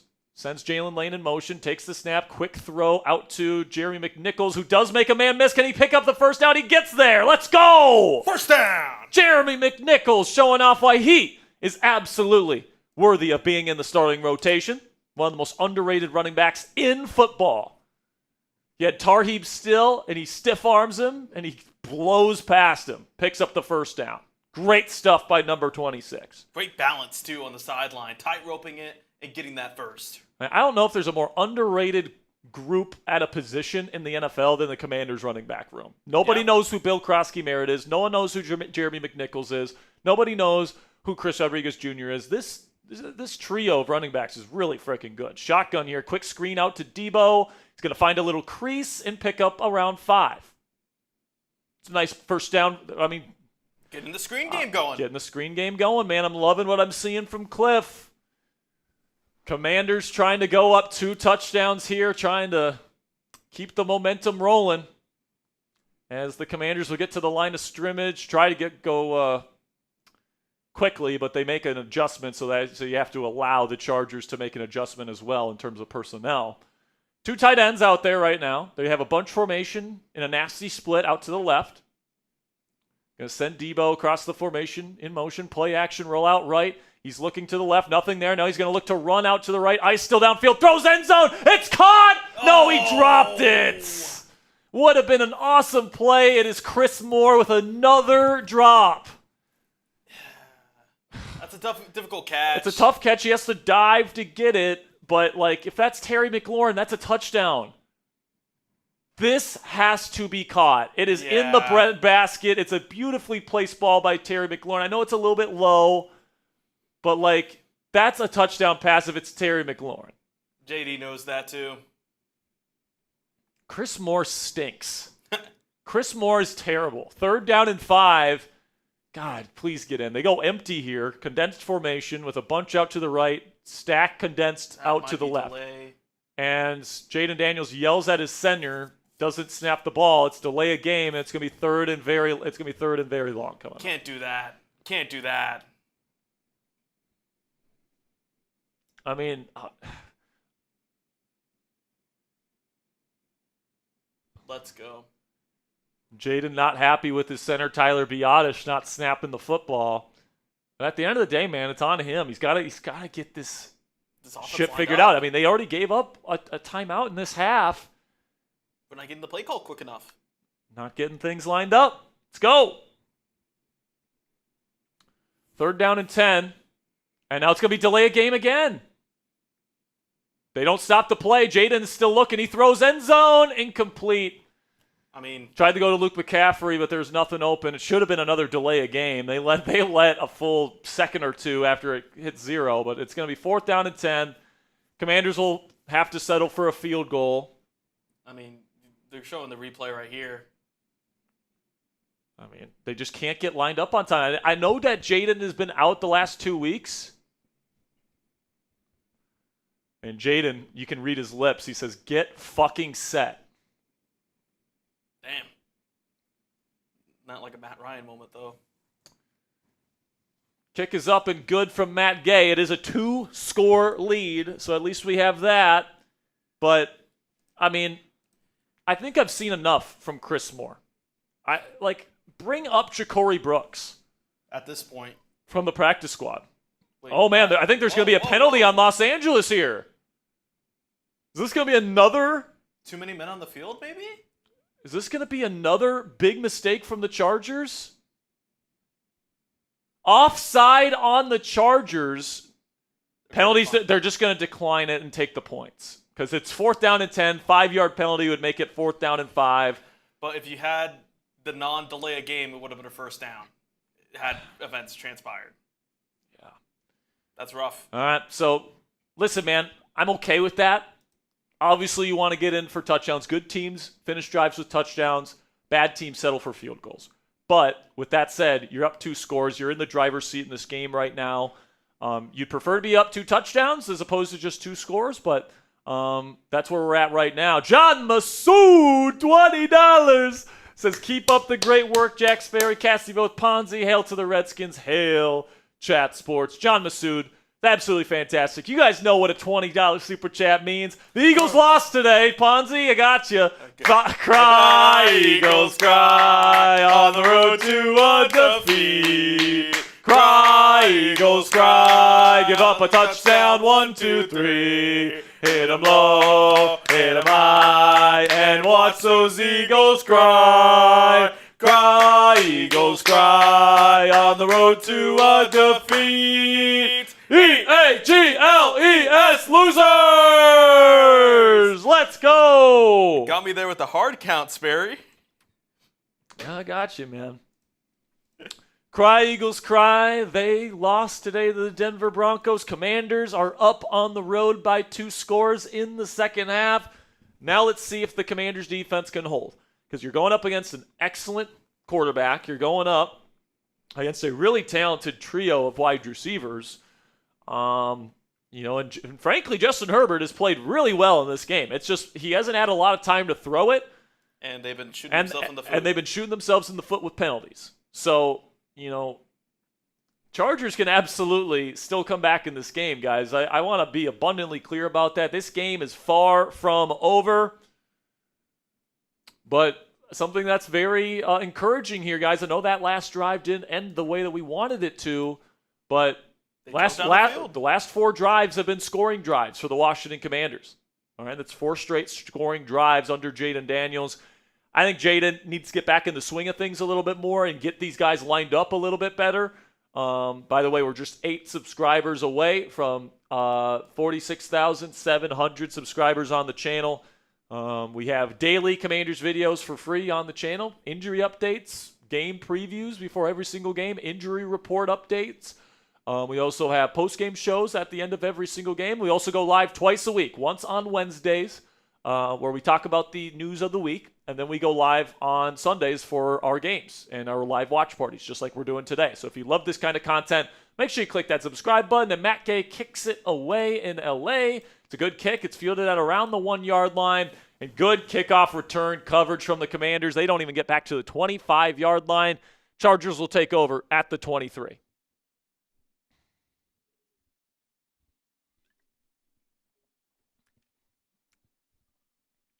Can we get to 500 likes before the end of the third quarter? I think we can. Less than 6 minutes to go. I would love to get to 500 likes here, guys. We got 1,600 people watching live. If you haven't clicked that sub button, if you haven't clicked that thumbs up icon, we're just 4 subscribers away from giving away a free raffle entry. First down, pistol, handoff. Omarion Hampton, he's going to pick up a decent 3 or 4 yard gain. Looks more like 4.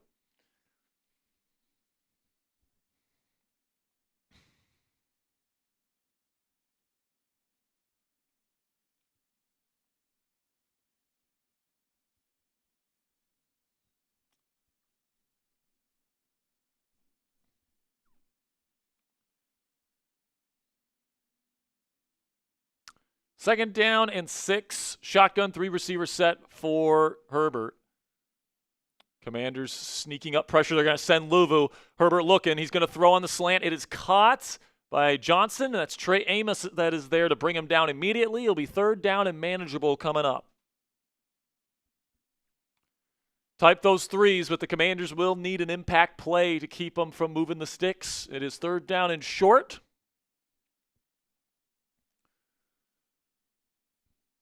Come on now. Commanders go with 2 high safeties here.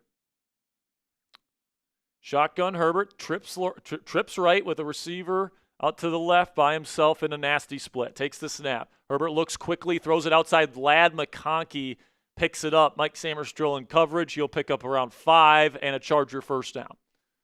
Looked like a little bit of a rub concept there. Using pre-snap motion to create space for McConkey.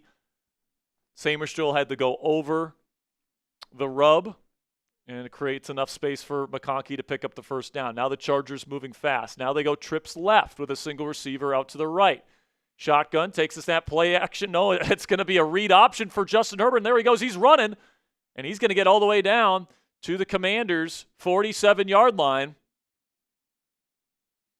Justin Herbert, as a rusher, has really killed the Commanders today. They blitzed Jeremy Reeves off the edge, and he didn't contain Justin Herbert. I mean, come on, man. Like, is Jeremy Reeves, is he a starting-level player? I don't know if he is, guys.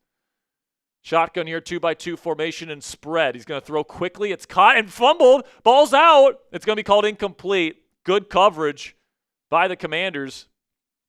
Looked to me like that was Trey Amos, the rookie out of Ole Miss. He's had a really good start to his season.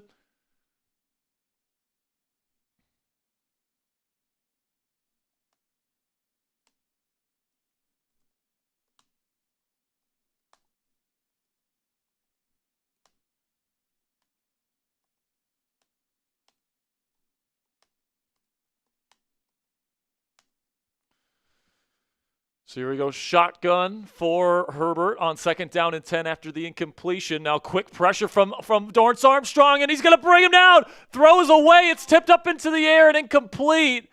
But I think the knee was down. And now Justin Herbert looks like he's a little bit hurt. This is knee down. Yep, knees down. This should be a sack, and Dorrance Armstrong has been absolutely a menace in this football game, as he has been all season long.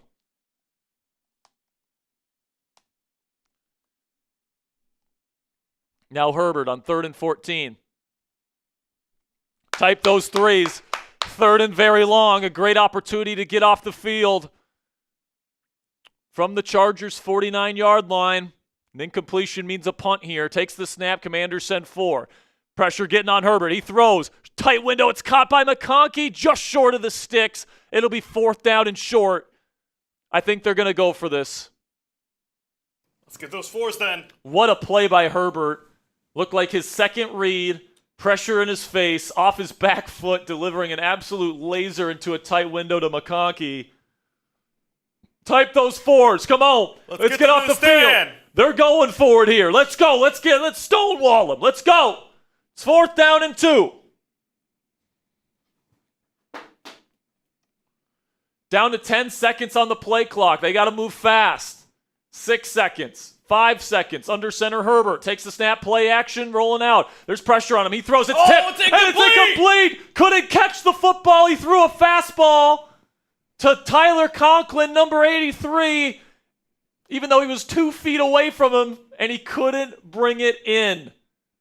That's a tough ask, man. Throwing a 100-mile-per-hour fastball right at the face mask of a player that is 1 yard away from you. It's a tough catch, man. I don't know if you've ever been, played catch with a guy and he's just throwing as hard as he can, really, really short distance. It's not easy to catch that ball. So Commanders take over. This defense makes a stand. Yes! Let's go. Way too much zip on that ball. I agree, Busy.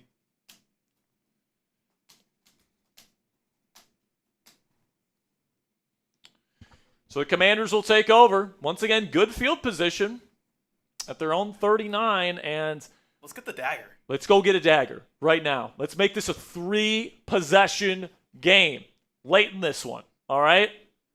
I think the Commanders are built to play in 4-minute offense. Like, the Commanders are built to be in the position that they're at right now. Now, if this was the other way around and, like, the Chargers are up and you got to throw the football here to get back in the game, that's not how the Commanders are built to play, all right? Because they don't have the horses to separate versus man coverage and, kind of do that kind of stuff.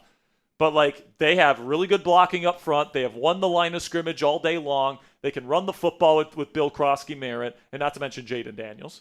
All right, so I'm loving what I'm seeing from this Commanders team here. After that really abysmal first quarter, this team has come to life, which is what you want to see. 100%. It's going to be great defense so far, though. I will say that. I mean, after allowing those first 2 drives to end in 10 points, they haven't scored since. Yeah, exactly. So it's kind of been flipped, right? The first couple drives for the Commanders, not great. But then, you get things going here on and then, the first few drives on defense weren't that fantastic. And then since then, they haven't been able to score. Christopher Turner coming in with a $5 super chat. He wants in on the raffle. By the way, we are 2 likes away from giving away a free raffle entry right now. Where are we at with subs here, Ponzi? I believe we should be giving one away. Okay. Let me put that up here. We just need 2 more people out of the 1,600 people watching live right now. We just passed 46,700 subscribers. Thank you guys so much. Again, every 50 subscribers, we're giving away a free raffle entry. We're at 499 likes. We just passed 500. So next commercial break, we're going to be giving away a free raffle entry, all right? Because we are back in Los Angeles. Shout out to Chris with the 5. He is in on the raffle with that 5. And now in pistol. Jumbo formation with multiple tight ends and 6 offensive linemen, just 1 receiver in for Washington. It's going to be a handoff to Bill. He's trying to sift his way through. Didn't win the line of scrimmage this time. It's a TFL for a loss of 2.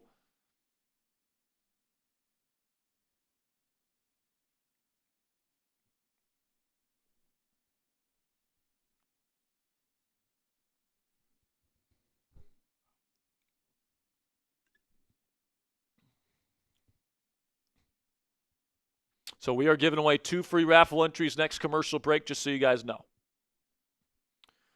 They go empty here with Jaden. Now they send Bill out in a crazy motion. It's going to be a pass play here. Jaden throws down the field, and it's caught by Debo. Nice, tough hands from number 1. It was tight coverage. Jaden lays it out there on a crosser, and Debo Samuel comes down with a tough catch. Looks like No, it's Benjamin St. Juste, the former Commander. Beautifully laid out by Jaden, hit him in stride. Just to show you kind of how slow Debo is and how he's like not the fastest and best separator in the world, Benjamin St. Toast was able to stick with him in coverage. First down and 10. Now in Charger territory at the 44. They are in pistol with a bunch formation out to the left. Once again, a heavy formation for Washington. They're going to hand it off, going to get it to Bill. He's going to sift his way through. I love that, man, how he just finds his way through in tight spaces. He picks up around 7. And I think they're going to give him 8 yards here in the official designation. Bill Krosky-Merritt having a coming out party in L.A., City of Stars. What a story, man. 7th round pick. Didn't play at all last year at Arizona because of an eligibility dispute. He was the scout team running back for the Arizona Wildcats. Plays amazing at the Shrine Bowl. He was the MVP of the Shrine Bowl this year. I was there. He played awesome.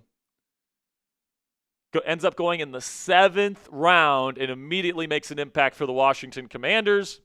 And then today, all he's done is 84 yards rushing for 8.4 rushing average. Holy schnitzel. 2 touchdowns. And then, he's also added, let me see. Yeah, he's added 39 on the in the air as well. What a game. Over 100 yards, and he's not done yet. We're heading into the 4th quarter here, folks. Let's go. Spam those 4s. Let's give away a free raffle entry. Actually, let's give away 2 free raffle entry. JG, I've been giving love to the offensive line all day. I think they've been awesome. I've been saying, how many times have I mentioned this team is winning the line of scrimmage both sides of the ball? Offensive line is doing a great job, man. Frankly, they've done a really good job ever since Chris Paul has come in as the starting left guard. Let's go. Type those me's in the chat if you want a free raffle entry. We just got a $20 super chat from my man, Mark O'Gorman. Let's go, Mark. He says, Scary Terry back soon. It sounds like there's optimism that he's going to be able to play against Chicago next week, Mark. That's what it sounds like. We'll see how his injury progresses. I know he hasn't really been able to do a whole lot of running to this point, but it certainly looks and feels like we're going to have Terry McLaurin back in this offense next week, guys. Gonna have Scary Terry. And when you get Scary Terry back in this lineup? In October, on the 13th. It's going to be good, man. It's going to be good. Hopefully this team can hit their stride over the next month or so. Start collecting some victories. So shout out to Mark O'Gorman. I'm going to give a free raffle entry to Dwayne Redman. Okay. I'm going to give one to Mark Anderson. You guys are in, okay? 2nd down and 2 here. We start the 4th quarter at SoFi. If the Commanders score a touchdown here, I mean, that'll be a dagger for sure. Multiple tight end look here, 2-by-2 formation with Bill Krosky-Merritt, the running back, in pistol. And, oh, my goodness, they got absolutely blown up here. Ball's out. It's going to be Charger football here. We'll see if he was down. But Bill Krosky-Merritt, after having such a good day, at least for now, this is Charger football and a huge swing in this ball game. All right. Oh, no, the ball's already coming loose. Yep, that's a fumble. Ponzi, is this going to be a game where the Commanders dominate the 2nd and 3rd quarters and then the Chargers dominate the 1st and 4th quarters? I really hope that's not the case, but yes, Christopher Turner, if you're watching, go back. We did show your super chat. Was there multiple Christopher Turner super chats? He's complaining that we didn't show them. I know for sure that we did show one of Christopher Turner's. He sent in 2. Okay, so Christopher sends in 2 5, so that's 2 raffle tickets for you, Chris. We appreciate you. Under center here, condensed formation. It's going to be a toss play to Haskins, and he will get just 1 yard. Good run defense from the Commanders.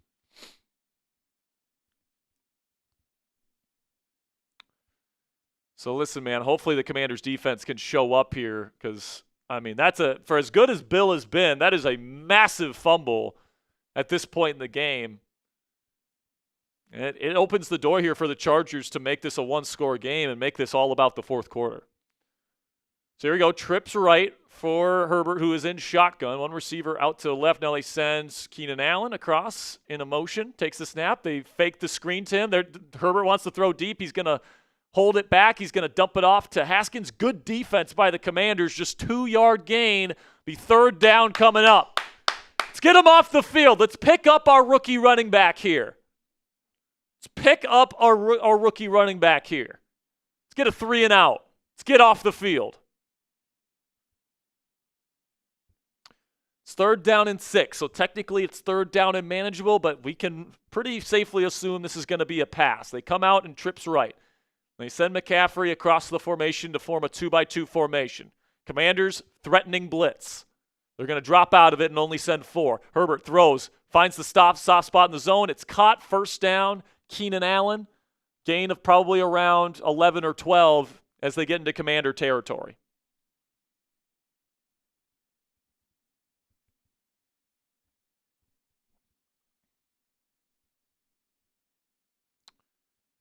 Look like Commanders are playing cover 2. There's a little pocket there between the mid-read and then the hook zone. And Herbert found that. Now the Commanders send a blitz here on first. They're going to hand it off to Haskins. He goes nowhere. Swallowed up by Javon Kinlaw. No gain. Love that. Let's go.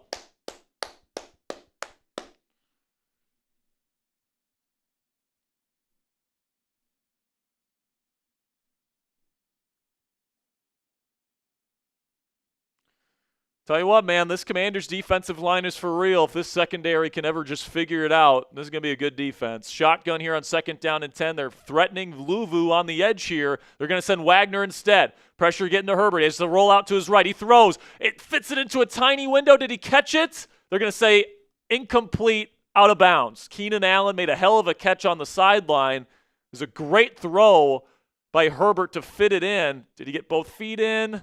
No, there's no way. Yeah, that foot's out. That would have been a hell of a catch from Keenan Allen. He did catch it, and he nearly got that first foot in, but he did not. And Mike Samershaw is the one that laid the hit on him. And now, third down and 10. This is where you got to get him off the field. This would be extremely long field goal range here. Commanders showing cover 2 pre-snap. Takes the snap. They roll to a cover 3. He throws into the zone. It's caught by Johnson. Did he get there? It's going to be close. It's either going to be fourth down and short or a first down. Herbert fired that thing in there. That's the thing about having a cannon for an arm, man. They're going to call it first down Chargers, big first down pickup. The thing about having a rocket arm, man, is you can fit it into some windows that most people cannot fit them into. That kind of seemed like one of them.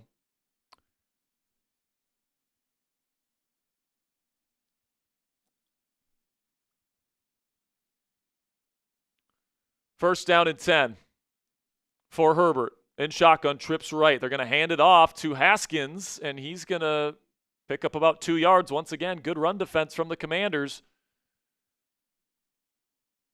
What happened to Hampton? So Marion Hampton out?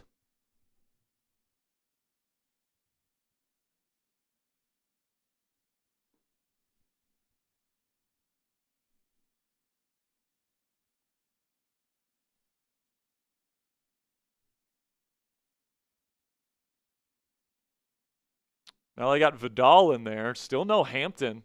Shotgun Herbert on second down and 7. They send a pressure. He throws quickly. A great job by the Commanders defense. Jeremy Reeves coming in with the tackle. Listen, man, Jeremy Reeves, not great in coverage. Sometimes he'll miss a big tackle, but sometimes like he's just so aggressive he will make the tackle, and the ones that he makes are really freaking impressive. Amarian Hampton on the flash, fourth down and 2, came up limping and favoring his left foot. Looks like he got clipped by the defender into his route. So here we go. Third down and 6. They're going to go fast. Commanders threatening pressure up the middle with both Wagner and Luvu. Takes the snap. 4-man pressure. Throws. It's going to be caught. Once again, finding that soft spot in the zone. It's going to be another first down for the Chargers as they get close to the red zone here.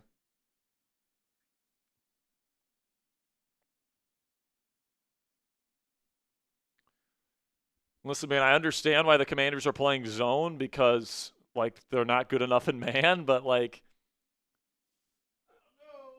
with the kind of pressure you're putting on them here, like, I would honestly go man coverage. Under center, handoff. Vidal has got some nice running room. He's going to pick up around 7 or 8, probably around 8.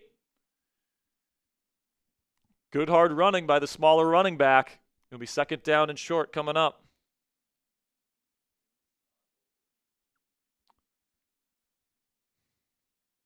And unless there's a big turnover here, it looks like the Chargers are going to get themselves within striking distance of the Commanders. 2nd down and 2 from the 12-yard line. Condensed bunch out to the right with a single receiver out to the left. Shotgun Herbert. He's going to hand it off. Vidal is going to find the crease on the outside. Can Quan Martin bring him down? He does, but not until he gets to the 1-yard line. 1st down and goal, Chargers. They're definitely looking like they're going to score here, folks.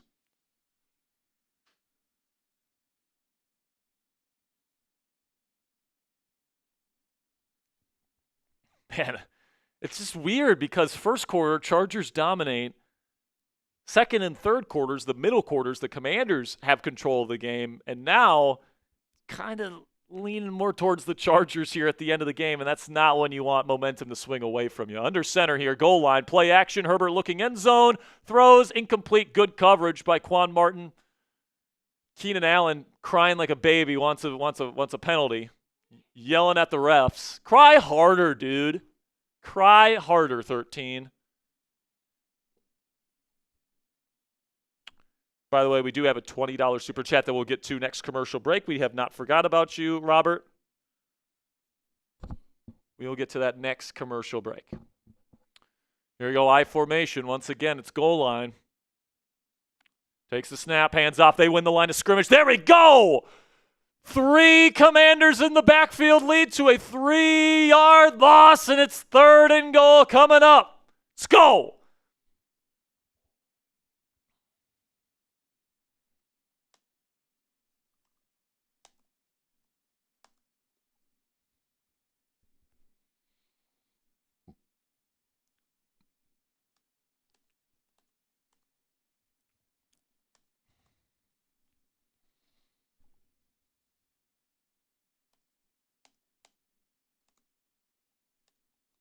So here we go, 3rd down and goal. Type those 3s. Shotgun. Herbert takes the snap. He's looking middle. And it's tipped and intercepted!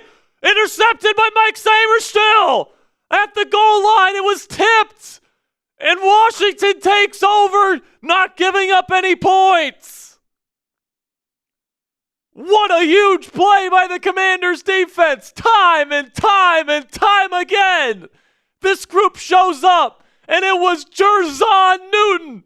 The 2nd year, 2nd round pick out of Illinois. What a huge play, and it goes right into the lap of Frozone Mike Samerstill. Let's go.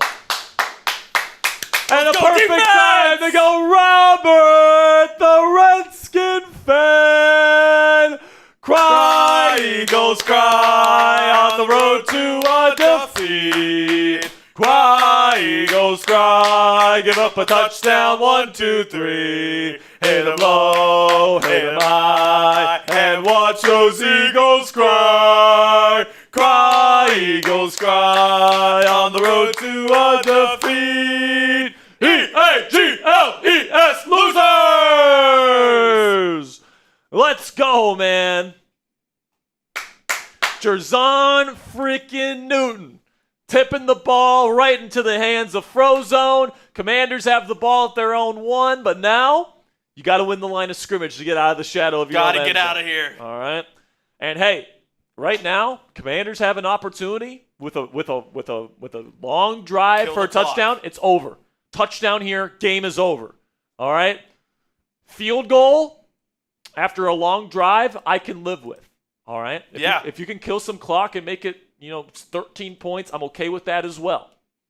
99 yards is a long way to go. All right.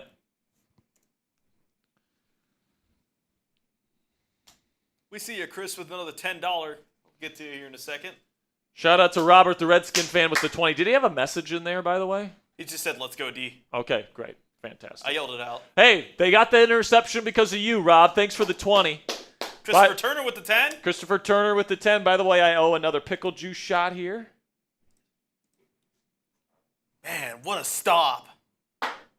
Cheers to you guys. Cheers to Jerzon Newton.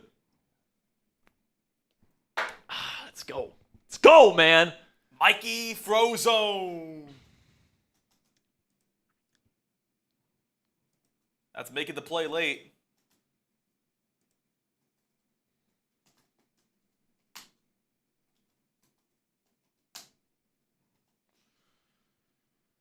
All right, man. Let's see what Jaden Daniels and the Commanders can do. Big turnover there from Jerzon Newton and Mike Samerstroll, a combination of 2 second-year players on this Commanders defense.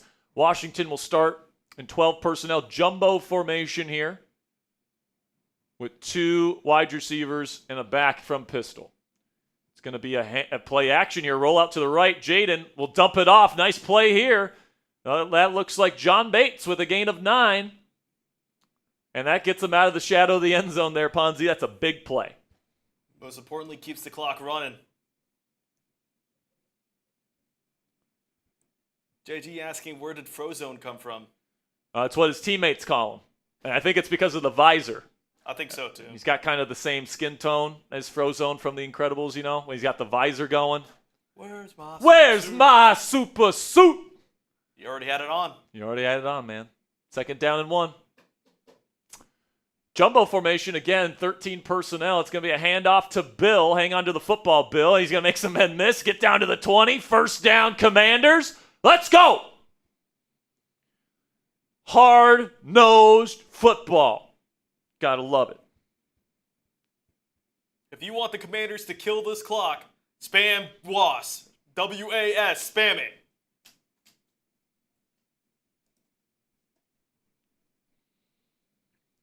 By the way, we're halfway to giving away another free raffle entry with likes. We've got over 1,600 people in the chat room right now. Click that thumbs up icon. Once we get to 600, we'll give away a free raffle entry.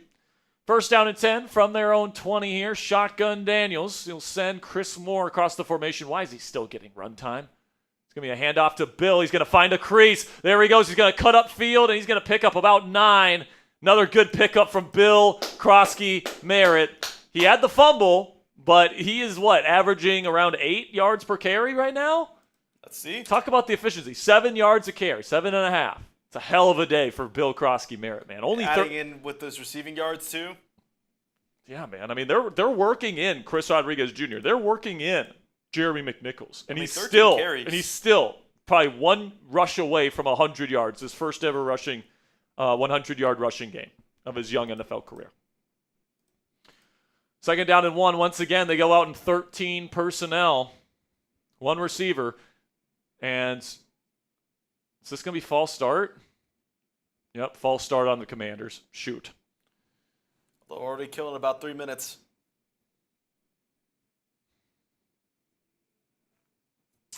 It's okay. It's still 2nd down and manageable. Titus saying, don't fumble again. Yep. Just don't fumble again. Learn from your mistakes. Oh, look at that. Chris Moore back out there. Cut this guy, dude. Get him off my team. Come back out in the 3 wide receiver set here. Shotgun Daniels. He's going to look for a quick screen out to Debo. He's going to find a crease here. Well blocked. He's going to pick up a 1st down and around a gain of 10, but I think there's going to be a hold here on the Commanders. I think he's going to park him back even further. Man, penalties can really kill you. But hey, man, at this point in the game, it's about killing clock. You're up by 2 scores. Chargers need 2 drives to win this game or tie it. Commanders are in a good spot. But this is going to park the Commanders back even further. And it will be 2nd and very long here. Bill's not on the field. Get Bill in the game, man. It's officially holding on the offense. Penalties decline. The Chargers want the ball. Oh, no, never mind. It's 2 holding calls on the Commanders. 2 separate holding calls. Be 2nd down and very long.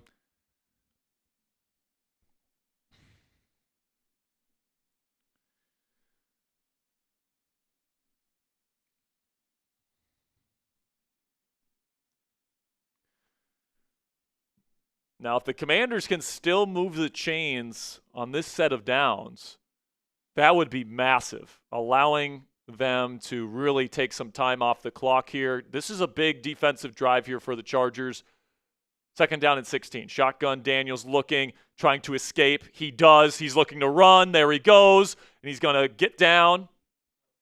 A flag on the play. I think this is going to be another hold. This would be 3rd down and around 4 coming up. If it stands, personal foul on the defense. Did they hit Jaden? Too late? I think that's probably what the call is going to be. So it's going to be a new set of downs for the Commanders. They can kill more clock. Or is it going to be a hold? No, that's not a hold on Washington. He just falls down. Oh, he kicked him. That's what it was. I think they're calling it a kick. He's falling down, and his leg is airborne. And with the way Jaden was running, he runs into his leg, and they call it kicking. Or tripping. Excuse me. So, hey, we'll take the extra set of downs. Roberts has kicked him in the nads. Bunch formation out to the right, single receiver out to the left. Shotgun Daniels. Take the snap. He will hand it off to Chris Rodriguez Jr., who will pick up a yard. Clock will tick. Tick, tick, tick, tick, tick. Marion Hampton is officially questionable to return with an ankle. I think he's probably done for the day. It's a good thing he already gave me a pretty decent outlook on my fantasy.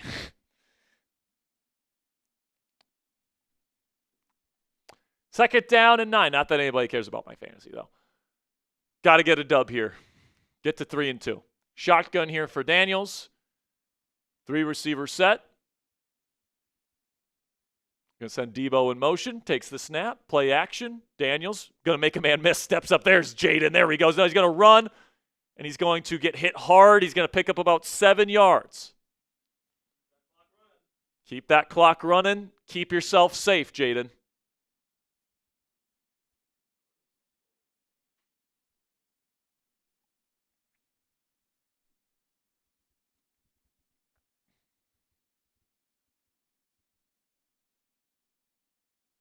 Whenever he gets airborne like that and takes hits, it's just it just scares me a little bit, man, because he is so important to this team. 3rd down and 1. They go jumbo here with just 1 receiver, multiple tight ends, and then 6 offensive linemen. Play action, rolling out to the right, flag on the play. Jaden's going to pick up the first down. Is this a legal formation?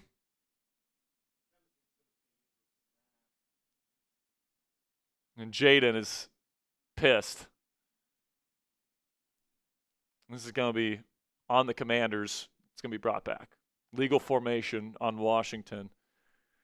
Another lineup penalty. Can't get lined up correctly.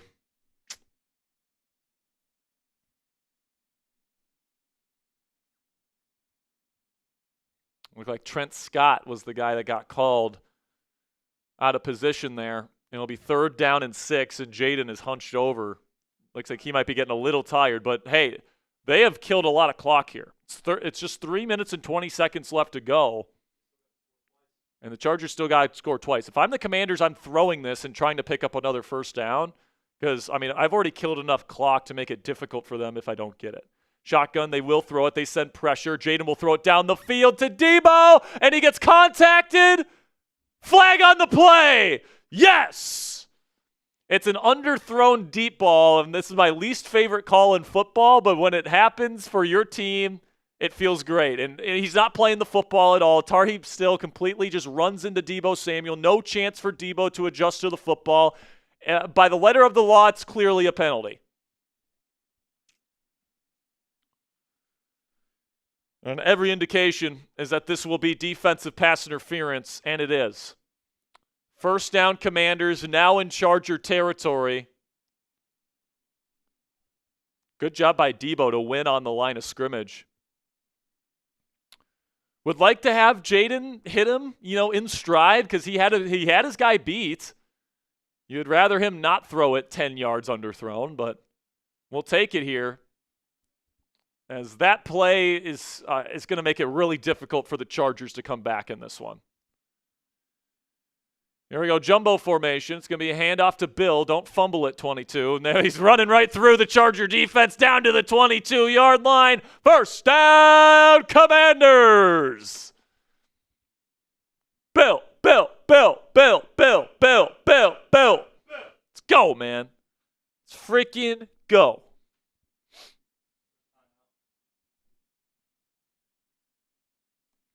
Timeout Chargers. They got to stop them here, man.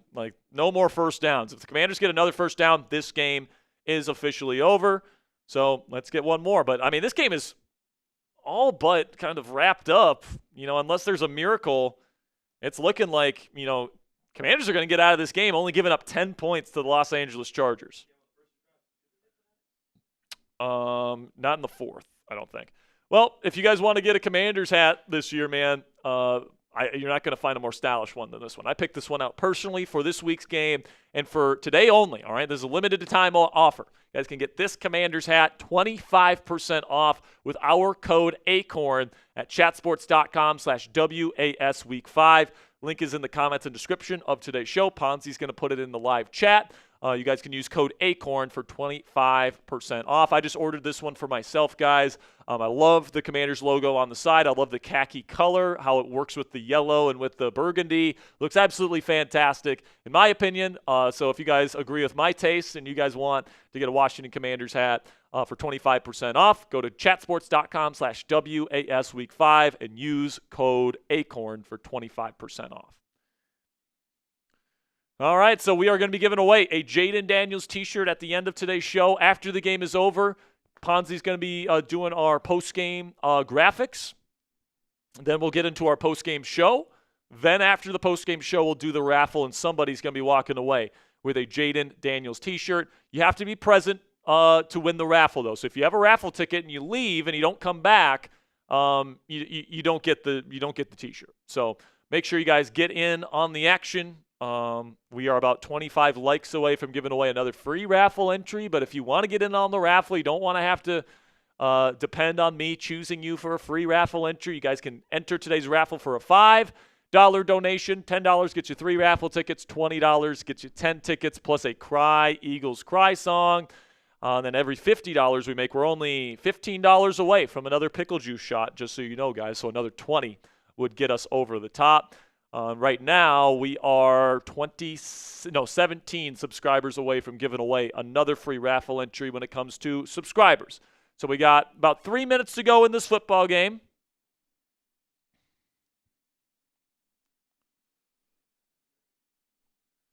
All right. Got a couple super chats rolling in. Elsa says, let's go, Commanders. Shout out to Elsa. First down and 10 here from the 23-yard line. Quick screen out to Deebo Samuel. He's going to find a crease. He's going to fight forward, close to first down yardage. I think he's going to be just short. Timeout Chargers. It'll be 2nd down and 1 coming up. A chance to put him away right here. Chance to put him away right here. Got busy, says player of the game, Bill. Victory Monday imminent. 100%, my friend. This run game, I've been trying to tell you, it's the best thing about this Commanders team right now. Once you get Terry McLaurin back, hopefully the pass game can be unlocked a little bit more, even though I thought today Jaden made some nice plays.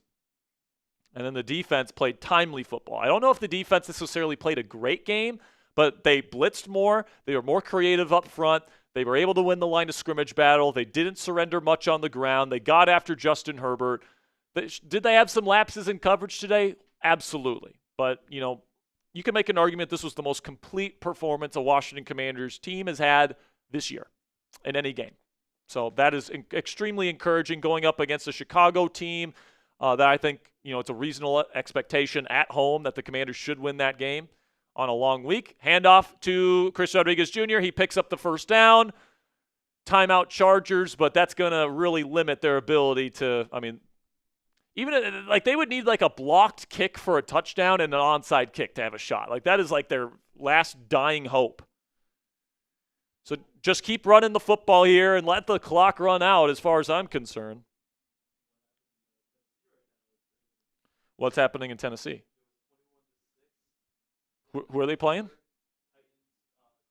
Oh, boy, Kyler Murray got injured.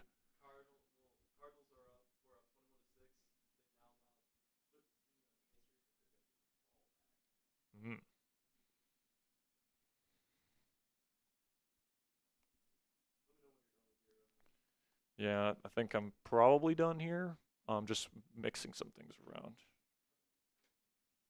Yeah, I think that's probably good. Yeah, game balls are good too. Handoff here. It's going to be a gain of around 3 for Chris Rodriguez Jr. Not that I'm aware of. I don't think we've had any major injuries, so I think we're good there. Well, just the listicles.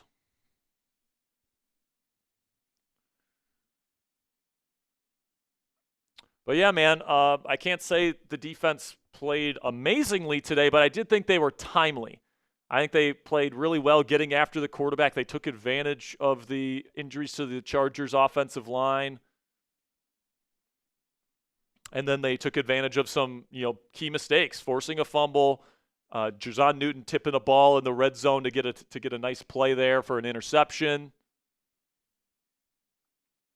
Some very timely moments, all right? So some good stuff from this Washington Commanders team. We are just 5 subscribers away, guys. Can we get to 46,700 subscribers? Sub 4 Commanders dubs. If you want the Commanders to finish this game out and you guys want wall-to-wall Commanders coverage for free every day here on YouTube, click that subscribe button. Help us get there. We are only 2 subscribers away and just 10 likes away from giving away 2 free raffle entries. Can we get there right now? In fact, I'm so confident we're going to get there, you might as well start spamming those me's right now. We're at commercial break. I'd love to give away 2 free raffle entries before we come back. There we go. We got past 700. Thank you guys so much for clicking that subscribe button. We got Beat the Skeet. We got T-Dog, Julian, somewhere in Texas, Jerry, Eric Brown, Upholstery, Robert the Redskins fan.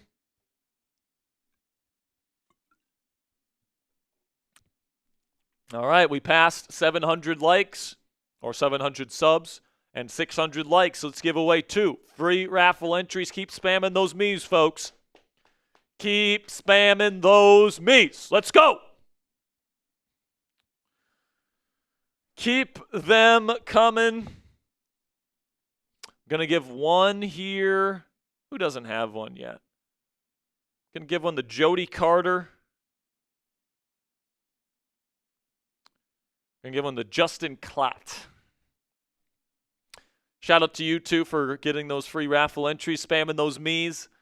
Let's go, man. Sub 4 Commanders dubs. Let's finish this thing out for good. Let's get out of here with a win. With a win and very limited injuries, if any.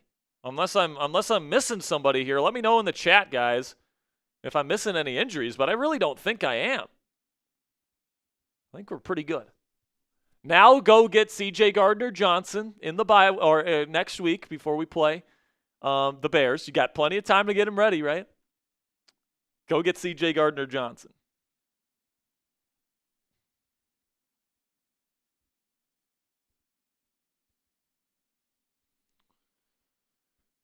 So listen, man, after last week losing to the Falcons, I think a lot of people started to doubt this Commanders team. And, I came on this channel and I was like, you know what? There's a lot of things wrong with this football team right now. Didn't do a good enough job tackling versus Bijan Robinson and the Falcons. Didn't do a good enough job in pass coverage, as they haven't really all season long. And in the pass game, it's tough to get things going without Terry McLaurin. But, this team can win on the line of scrimmage, man, which makes them dangerous. We're back in L.A. It's going to be another run to Chris Rodriguez Jr. He'll pick up another 3 or so yards. It'll be 3rd down and around 5. And that'll take us to the 2-minute warning. So the Commanders can run it again. They can take this down quite a bit to around 1:20 left to go. They can kick the field goal, go up 2 touchdowns, and then that would force the Chargers to score not 1 but 2 touchdowns with no timeouts and less than 1.5 minutes left to go in the game. So it certainly seems like we are marching towards a 3-2 start to this season, heading into next week versus the Chicago Bears. And over the next stretch here, before the trade deadline, we've got, it appears, we have Bears at home, followed by Cowboys on the road. Then you got Chiefs on the road, and then you've got Seahawks at home. 3 of your next 4 games are on primetime football. So this next month or so before the trade deadline is going to be very, very interesting. And then you got the Lions at home on November 9th, just days before the trade deadline. So, if we look at that stretch, Ponzi, I think Bears is probably a win. Cowboys on the road might be a little bit tougher because they can pass the football. If there's anything the Commanders struggle with, it's stopping the pass game. So maybe the Cowboys can make that one competitive. Chiefs on the road is always going to be tough, but they're going to have Rashee Rice back at that point, so they might be firing on all cylinders. That might be a tougher one. Seahawks look damn good, man. They're dominating right now. Sam Darnold's looking really good. Wait, Seahawks lost today? To who? Oh, no way.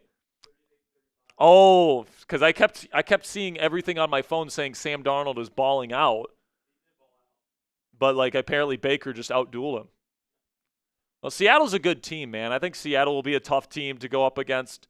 And then you got the Lions, which is another tough team. So, the Commanders have a relatively tough stretch coming up. And I think that the next 2 games here, Bears, Cowboys, if you can win those 2 games, you feel like over that 3-game stretch where you're playing the Chiefs, Seahawks, and Lions, you're playing with a little bit of house money there.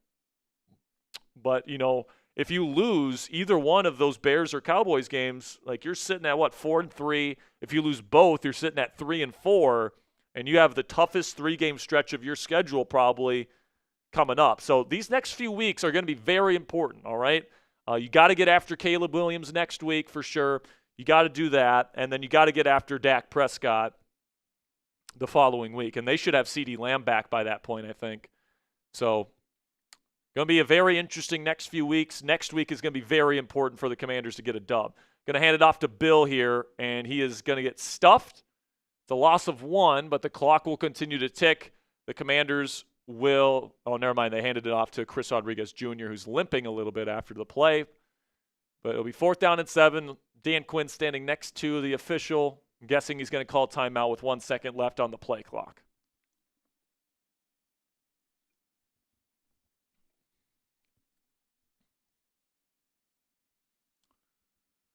This thing is going to wind down all the way past 1 minute and 20 seconds.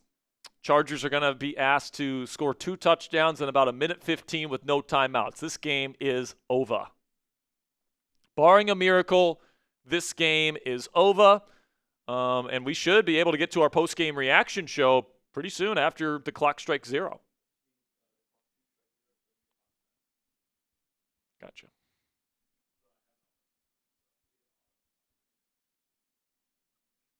Sounds good. Do we want to take a look around the league here? All right, we'll keep you updated on what happens with the field goal here. Really, I think the Chargers' best chance of coming back in this game, honestly, is a blocked kick returned for a touchdown, and then they kick an onside kick successfully, and then they go down and score another touchdown. It's kind of the only hope the Chargers have left.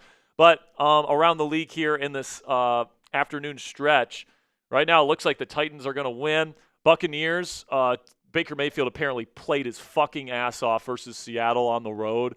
Good for him and the Bucs. I mean, he's looked unbelievable to start this season. Now they're going to go for it on 4th and 7, and they throw it up to Deebo Samuel, and he catches it for a touchdown. The Commanders went for the dagger. And Jaden Daniels picks up a touchdown pass to Deebo Samuel here to finish things out in Los Angeles. I'm sure there's fantasy managers everywhere rejoicing and screaming at their TV depending on who has Jaden, who has Deebo, who has the Chargers defense. And Deebo just straight up toasted his man. I think that's Cam Hart, if I'm not mistaken, number 20 of the Chargers. So a big bounce-back victory today. I thought it was going to be a close game, and if outside of maybe some of the turnovers the Commanders got in this football game and some of the help they got from the Chargers, maybe it would have been closer, but Jaden Daniels saying, I'm back. I'm back, baby. Bengals putting up some points here at least against the Lions, but the Lions, of course, are just running ramshot. They're going to win that game. Pittsburgh Steelers look pretty freaking solid in that AFC North. You got the Bengals at 2-3, losing 3 straight. You have the Ravens losing 3 straight with no Lamar Jackson, now at 1-4. And then you got the Browns at 1-4. And you got the Steelers sitting at 3-1, and they're playing the Browns next week at home off of a bye. So if the Steelers win next week, they're 4-1. And then they get the Bengals on the road on Thursday Night Football without Burrow. I mean, I don't know if there's a more locked up division in the entire league, maybe outside of the AFC East with the Bills. But like this far into the season, it kind of seems like the Pittsburgh Steelers are getting a home playoff game, unless they have a collapse of massive proportions. So the kick's away. It's going to be kicked into the end zone and kneed down. Chargers will take over at the 34-yard line. Jerry Gettings with a 10 says, that TD was so disrespectful. I love it here. Jerry. Appreciate you, Jerry.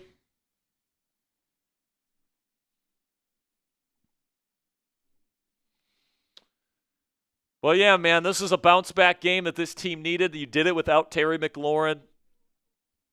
Defense certainly played more timely football than they did last week. Offense moved the ball. It's great to have Jaden back. JCM, absolute revelation. They put Trey Lance in the game, by the way.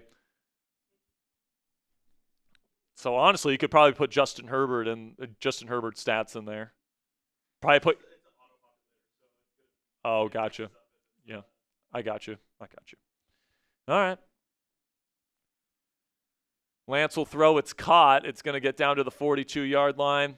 Once the game is over, Ponzi will finish up our post-game graphics, which shouldn't take too long. Then we'll get into our post-game show, and then we'll give away the Jaden Daniels T-shirt. It's not too late to get in on the raffle, by the way. $5 to get in, $10 to get 3. And look at this. It's a sack here for Von Miller.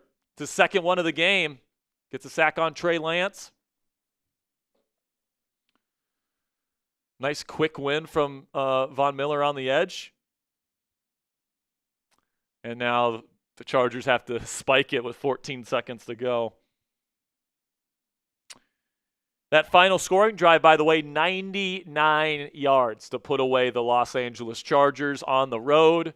And that's what you get when you have Jaden Daniels as your fucking quarterback, man. This team's back. We get our quarterback back. Team is back.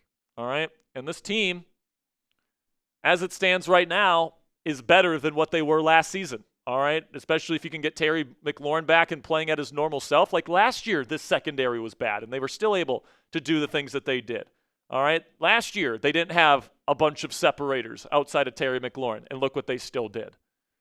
Last year, they didn't have the run game that we have this year. I mean, it was a good run game last year.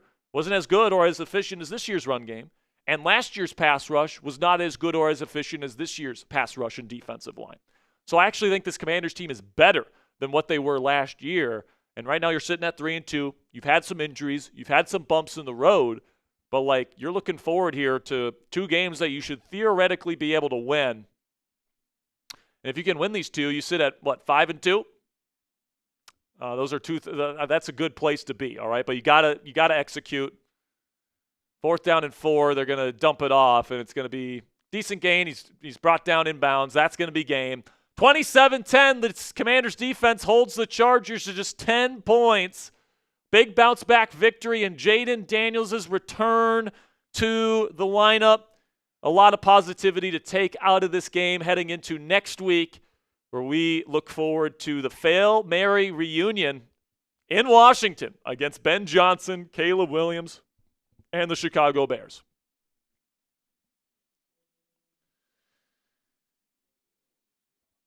So Ponzi's going to get our scoreboard graphic built here, and then we will be moving on to our post-game show. If you are entered into the raffle to win the Jaden Daniels T-shirt, make sure you guys stick around until after the post-game show. We're going to be doing the raffle after the post-game.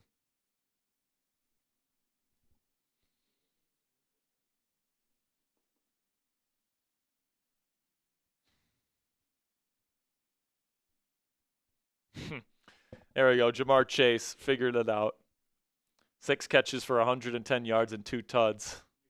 And he was my number 1 pick in my fantasy draft this year. I needed him to bounce back.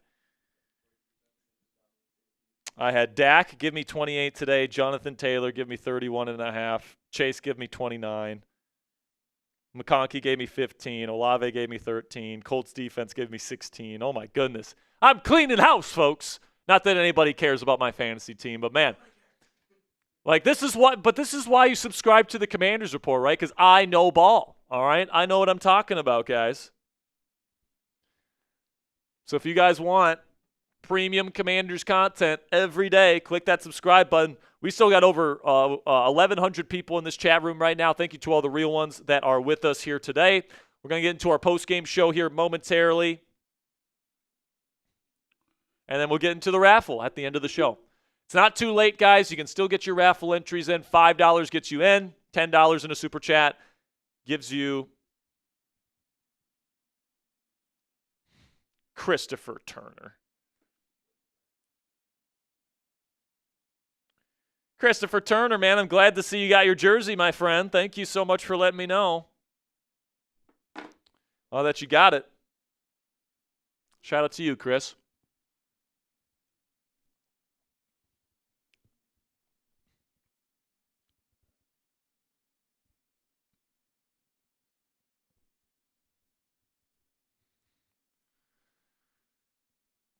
Ding dong, ding dong, ding dong, ding.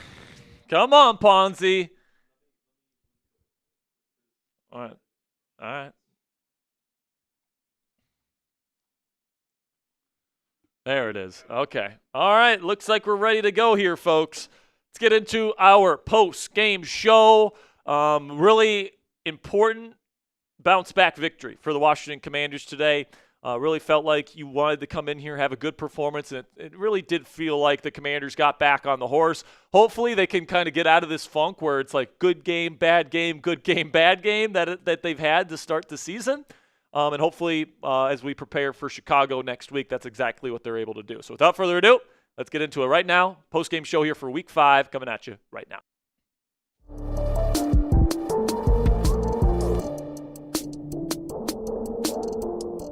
The Commanders win in Week 5 on the road in Jaden Daniels' hometown in L.A. here versus the Los Angeles Chargers in convincing fashion. 3-score difference here between the Commanders and Chargers. Final score 27-10 in what was a big-time bounce-back victory for the Burgundy and Gold. Today on the Commanders Report, Week 5 post-game show, I'm going to be breaking down everything that went right in this ball game, talking about some of the things that need to be improved with the Washington Commanders as well, give out some game balls, share my takeaways as we look forward to Monday Night Football next week versus the Chicago Bears. If you guys don't want to miss a post-game show for your Washington Commanders all season long, this is where you get your post-game reaction shows here on YouTube. We have the largest Commanders fan base anywhere on YouTube with over 45,000 subscribers here on YouTube. So make sure you guys click that subscribe button if you haven't already and join us every single week for our post-game reaction shows. Okay, so let's break it down. 27-10, the Commanders definitely didn't start off great. The first quarter, it looked more of the same. Chargers scored all 10 of their points in the first quarter. The Commanders were down by 2 scores early, and it just didn't look great. 3 and out on the first drive of the game. It just wasn't really working. And then once you get to the second quarter, the Commanders just couldn't be stopped. They were having a bunch of different scoring drives. The only drive, I believe, after their second drive today that didn't end in a score for the Commanders was when Bill Krosky-Merritt did have a fumble. But, man, star of the show today, Bill Krosky-Merritt, 111 yards rushing on just 14 carries. That efficiency is unbelievable. 2 touchdowns on the ground. He added more to that as a receiver, a true coming-out party for Bill. Then Jaden Daniels, is great to see him back out there. I don't think the stat line really shows how well he played, all right? Like, he made some big-time throws, dug him out of some tough situations on 2nd and long and 3rd and long, made some really nice plays with his legs and his arm outside of structure. Jaden Daniels looked like Jaden Daniels today. And the Deebo Samuel, 8 catches for 96 yards and a tud with Terry McLaurin out of the lineup. Getting Deebo involved was a big part of the game plan this week, and he played phenomenal. Then on the other side of the ball, Justin Herbert. I thought Justin actually played a really good game. It's just, the turnovers that weren't really his fault. And then some of the penalties were really just working against the Chargers in this game. But for the most part, looked pretty darn good. Omarion Hampton was looking okay before his injury.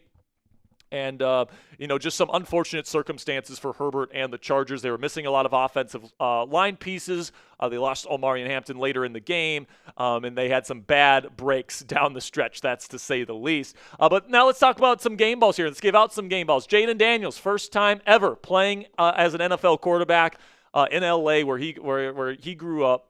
And he balled out, man. He really did play well. Coming back off that injury, it did take him a little bit to get settled in. He did have some procedural type of issues, getting guys lined up suffered a delay a game or two there, had the wasted timeout in the second half.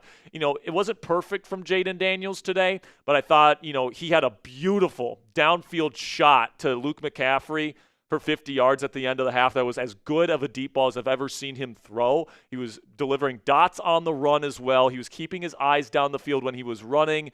His pocket presence, as usual, was phenomenal, finding those open running lanes to use his legs. Like, he was Jaden Daniels today, all right? The first 2 weeks that we saw him, I don't know if he was back to the full swing of things. Today, coming off that injury, this looked like Jaden Daniels. So that was incredibly good news if you're a Washington Commanders fan. 231 yards passing. He ended up getting a touchdown at the very end, had a quarterback rating of exactly 100. So fantastic stuff from Jaden. Really looking forward to seeing what he's going to be able to do in the weeks to come. But then Bill Krosky-Merritt, man, he was the star of the show. All right, he had a coming out party today, and outside of a fumble that at the time looked like it was going to be a big play to start the fourth quarter.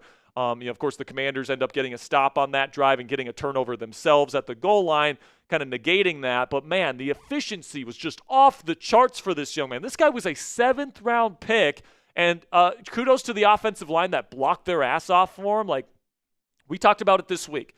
This Commanders run game is the best part about this team, and Bill Krosky-Merritt is the best thing about this Commanders run game. All right, like his ability to identify open lanes, his explosiveness to take advantage. When the Chargers couldn't secure the edge today, he was able to get out there and use his speed to pick up those 2 touchdowns that he had. And then he also caught the ball out of the backfield. So he's a do-it-all #1 running back, and I would be kind of shocked if this team doesn't give him even a larger workload moving forward. All right, I thought Jerry McNichols, Chris Rodriguez Jr., they had another good game today as well. But, Bill Krosky-Merritt is him, guys. He is maybe, outside of Jaden Daniels, the most impactful offensive player on this Commanders team this year. And they need to get him the ball more often moving forward, in my opinion. Then Dorrance Armstrong had another fantastic game today, collected another 2 sacks.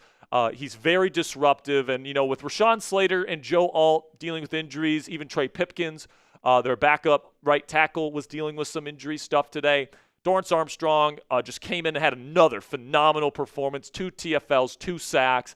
He was all over the place, and he has just been an absolute stud to start this season. And Dante Fowler last year was the double-digit sack guy for the Commanders on the edge. I think Dorrance Armstrong, who wasn't nearly as disruptive last year as he was this year, is going to be able to make up for that production and maybe even then some. Armstrong has had a hell of a season to start the year. He's a great run defender.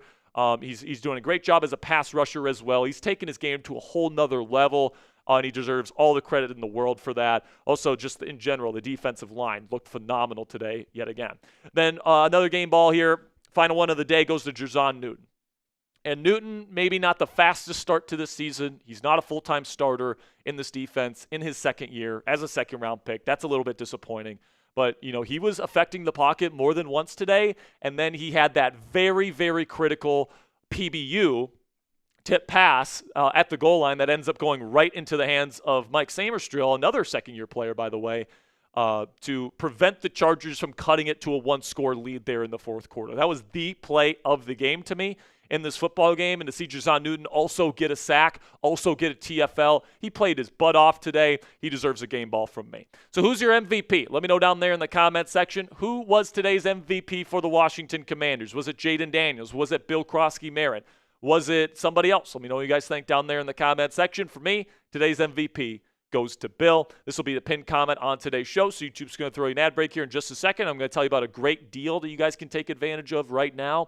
But before we get into that, go down there in the comment section and let me know who is today's Commanders MVP. And if you guys want this Commanders hat, 25% off. Today only, you guys can get a fantastic deal. Right now, when you go chatsports.com/Washington Week 5, otherwise known as WAS Week 5, I'm going to put the link to that in the comments and description of today's show. And if you guys use code ACORN, you guys can get 25% off this Commanders hat today. I love the look here. You got the khaki kind of color on there. I think it makes the red and the yellow really pop here. It's kind of that retro look as well that I really appreciate. So I picked this hat out specifically for you guys to get a fantastic deal on here with our friends.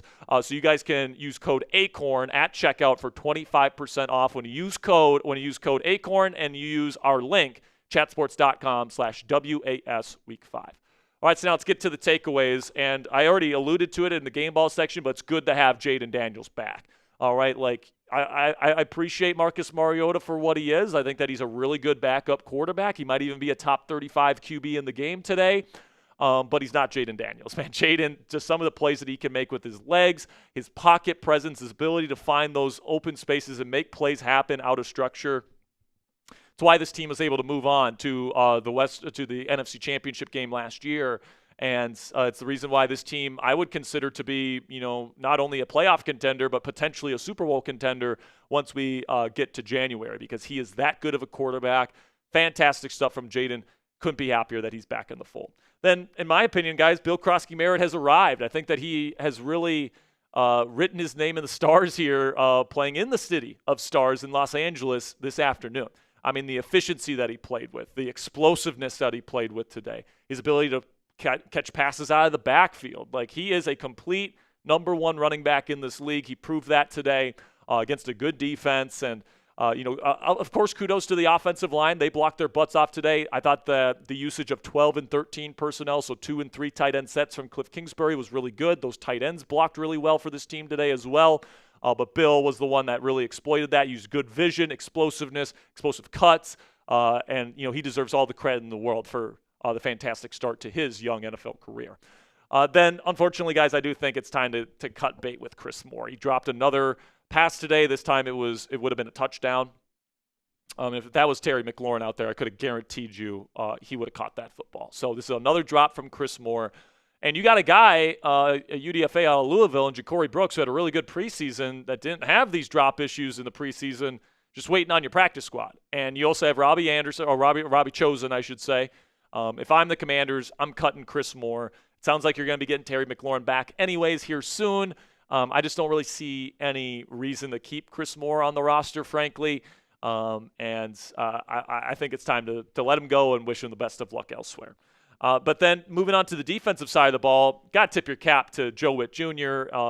And you can tell Dan Quinn challenged him to get more creative on defense this week. They played a lot more zone coverage, which kept the lid on things, but also allowed the defense to stay on the field for longer, giving them more opportunities to get to Justin Herbert. And that's what they certainly did. This pass rush was after Herbert all day long. They sent very creative blitzes. They made you look one way, and then they brought pressure from another direction. This was the blitz package and looks that I'm used to seeing from Joe Witt Jr., who I do think is a good defensive coordinator. I think he has kind of gotten into a funk over the last few weeks when this team and this defense hasn't looked quite as good. Today it looked a lot different. Kudos to him. They were after Herbert all day long. Now, we just got through the first half of our takeaways here. We still got 4 more takeaways that I got for you guys here as we prepare for Chicago next week. But make sure you guys click that thumbs up icon to celebrate this Week 5 victory over the Los Angeles Chargers. And with that, let's finish out our takeaways list here, starting with the fact that we are a blitzing team right now, guys. All right, and I think because of the issues that we have seen in the backfield and in the secondary for the Commanders, the missed tackles and the poor coverage and all this different stuff, the way the Commanders can win on defense is the same way they won on defense last year when this defense was rolling, which was they put pressure on the quarterback and they blitzed the hell out of quarterbacks, all right? And they got creative with their blitzes and they dropped people in the coverage and, they made quarterbacks think. And, you had arguably the worst secondary in the league last year and you were able to make it to the NFC Championship game. And unfortunately, at least at this point in the season, it doesn't look like you've necessarily fixed that problem. Mike Samerstill has still had some issues in coverage. Marshawn Lattimore looked better today. I will give him credit for that, but certainly hasn't been great. Quan Martins has had some issues. If they're going to continue to roll with Jeremy Reeves, that's going to be, if he keeps missing tackles, that's going to be something that this team needs to contend with. I think Trey Amos has been really good through the first 5 weeks of the year. But, I think the way that this Commanders team can be successful, like I said, is the same way they were successful at times last year, which is confuse the hell out of quarterbacks, do some really creative stuff up front, and then allow this defensive front to win, put pressure on quarterbacks, and win that way. So that's the type of defense that this team needs to be moving forward. Then I think it's time to get a real strong safety, guys. I appreciate Jeremy Reeves. I think he made some good individual plays in this game, but there's certainly moments where he is lapsing in coverage. There are certainly moments where he is missing tackles that he should make. Sometimes he's so aggressive to get his guy and towards his angle that he just takes a bad angle to the football and he just straight up misses, and it leads to a big play. So, I'm sure this team loves Jeremy Reaves. I love Jeremy Reaves. He's a great guy, great locker room dude, works his tail off. He's somebody that deserves an opportunity, and he's had an opportunity these last 2 weeks, but you got a guy in C.J. Gardner-Johnson in free agency just waiting for someone to pick him up. I think the Commanders are the perfect team to pick up a guy like C.J. Gardner-Johnson, a versatile weapon like that. This team needs help in the secondary, and at this point, I think, C.J. Gardner-Johnson can provide that and provide something to this defense that Jeremy Reaves isn't right now. But, hey, I said in my preview this week, use Jordan McGee more, and that's exactly what they did. They put him out there. Maybe not as much as maybe I would like. They still had Bobby Wagner out there quite a bit on third down situations, but they used McGee out there, and they put Frankie Louvu out there at edge in their NASCAR packages, and they blitzed McGee quite a bit today, actually. So he was very disruptive today. Shout out to Jordan McGee for making his usual impact on special teams, but also on the defensive side of the ball. I think today was probably by far the most they played him in any other game so far this year. He balled out. He deserves credit for that. Shout out to him. I probably should have given him a game ball. Darn it. I should have given him a game ball. But, hey, sometimes that's the way the cookie crumbles. All right, so now my final takeaway here, guys, is that it was nice to have some timely defense, all right? Now, there were times where the Commanders were giving up big yardage, and either, A, they got a turnover to kind of negate that, or B, the Chargers would have penalties that would negate that. So I do think the Commanders' defense at times certainly got lucky. They gave up some really big plays that didn't count because of penalties and eventually turnovers. But they came up big when they needed to come up big, right? At the end of the first half, for example, it was a 2nd down and 7. You have an opportunity to get the football back and try and get a field goal before halftime. You get a big sack on 2nd down and 7 with a beautifully designed blitz look from Joe Witt Jr., able to call timeout. It's 3rd and long. They run the ball because they're not going to pick up a first down. You call another timeout. You have an opportunity to go and score. And then, of course, after the roughing the kicker penalty, that ends up giving the Commanders a shot to be able to go down and tie the game at half. Like, that's really good, timely football. And then for Jazon Newton, when it's 2nd down and goal or whatever it was there at the goal line with the Chargers having a shot to make it a 1-score ball game, to tip that ball. And then for Frozone, Mike Sainristil to see that pass, and to see that deflection still come down with the football. It's just really good, timely defense. This team really hasn't really had that to start this season off. But, at the end of the day, guys, I think that, this defense is certainly not perfect. It certainly has its issues just like it did last season. But they came up big today, and I hope that they can continue to make those big plays and big moments down the stretch. So what say you guys? Let me know down there in the comment section. Grade today's performance from the Commanders, A, B, C, D, or F. I'll give them a B+. It's a win. It feels really good to win by 3 scores. But there are certainly some things to work out and some things to work on in this football game that I hope that this team continues to work out and iron out as the weeks go on. Just some final thoughts here before I wrap up here, guys. Over the next month or so before we get to the trade deadline in the NFL, the Commanders certainly have a stretch of games here that they need to take advantage of. They've got the Chicago Bears coming up here. I think that's going to be a big game to go out and win, get to 4-2, because you got Dak Prescott and that high-flying Cowboys offense the following week on the road. Then you got Kansas City on the road. Then you've got a tough Seattle team at home. And you have a pretty decently difficult schedule coming up. So next week, as we look forward to Chicago, a team that this Commanders team should win against, all right? If you come together with a good game plan like you did today, you confuse Caleb Williams, you force him into some mistakes, you play some timely football, and then on offense, you can move the ball as effectively as you did today. You're at home, you have ample time to prepare. There's no reason why the Washington Commanders can't and shouldn't be 4-2 by the time that we get to the Chicago game next Monday night. So really feel good about this team. And honestly, guys, and this will be a final point here, I think this Commanders team is set up to be even better than it was last year, all right? Very similarly set up defense this year, only I think that the secondary has more potential than it had last year. There's more potential to turn things around, and then the pass rush is even better than what it was last season. I think that the offense has an even better run game than we had last year. Once you get Terry McLaurin back into the fold, hopefully the passing game can truly get back to where it's supposed to be. And I just have a good feeling about this Washington Commander team right now. We're sitting at 3-2, have a great opportunity to get to 4-2 next week, and we're going to be covering everything that you need to know about Week 6 right here on the Commanders Report as we prepare for Monday Night Football. Click that subscribe button if you haven't already. That's going to be it for this week's watch party here, or for this week's post-game show, I should say, here on the Commanders Report. Make sure you guys click that subscribe button if you haven't already. Until next time, guys, hail to the Commanders. All right. Let's get into the raffle. Let's get into any last-minute super chats. Jason with a 2 says, "Go Commanders from Hawaii." Thanks for watching, Jason. We appreciate you. What time is it over there? Is it probably like, I want to say it's 12 or 1.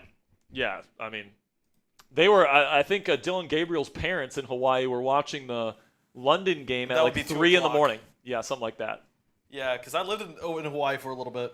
And that was not fun for time zones. It was fun for football, though. So the Cardinals lost. Yeah. Jesus. Did you see the play? they- I was They gasping fumbled for a little touchdown on the goal line. bit. What was that?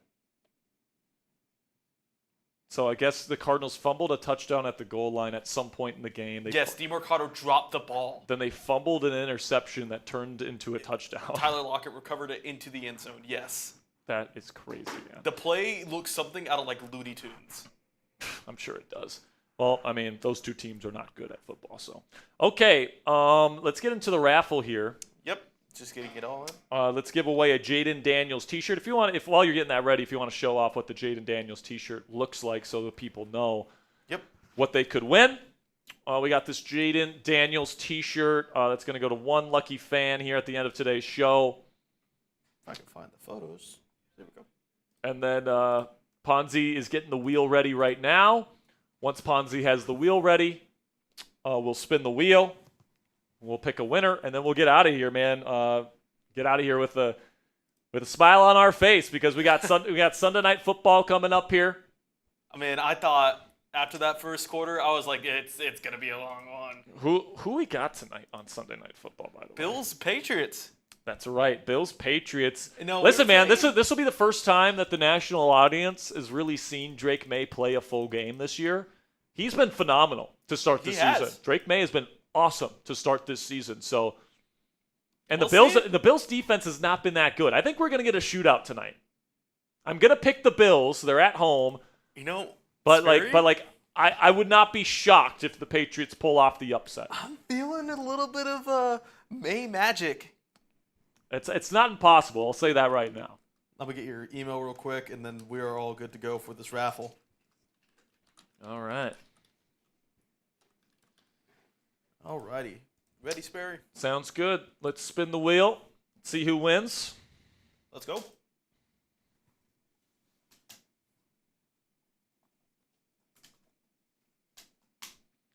Looks like... Is that going to be Marco Gorman? Robert. No, Robert! Whoa! The Redskins fan! Robert, are you here? Gotta be here for the raffle. Robert has been putting in $20 donations quite a bit. Robert, are you still here?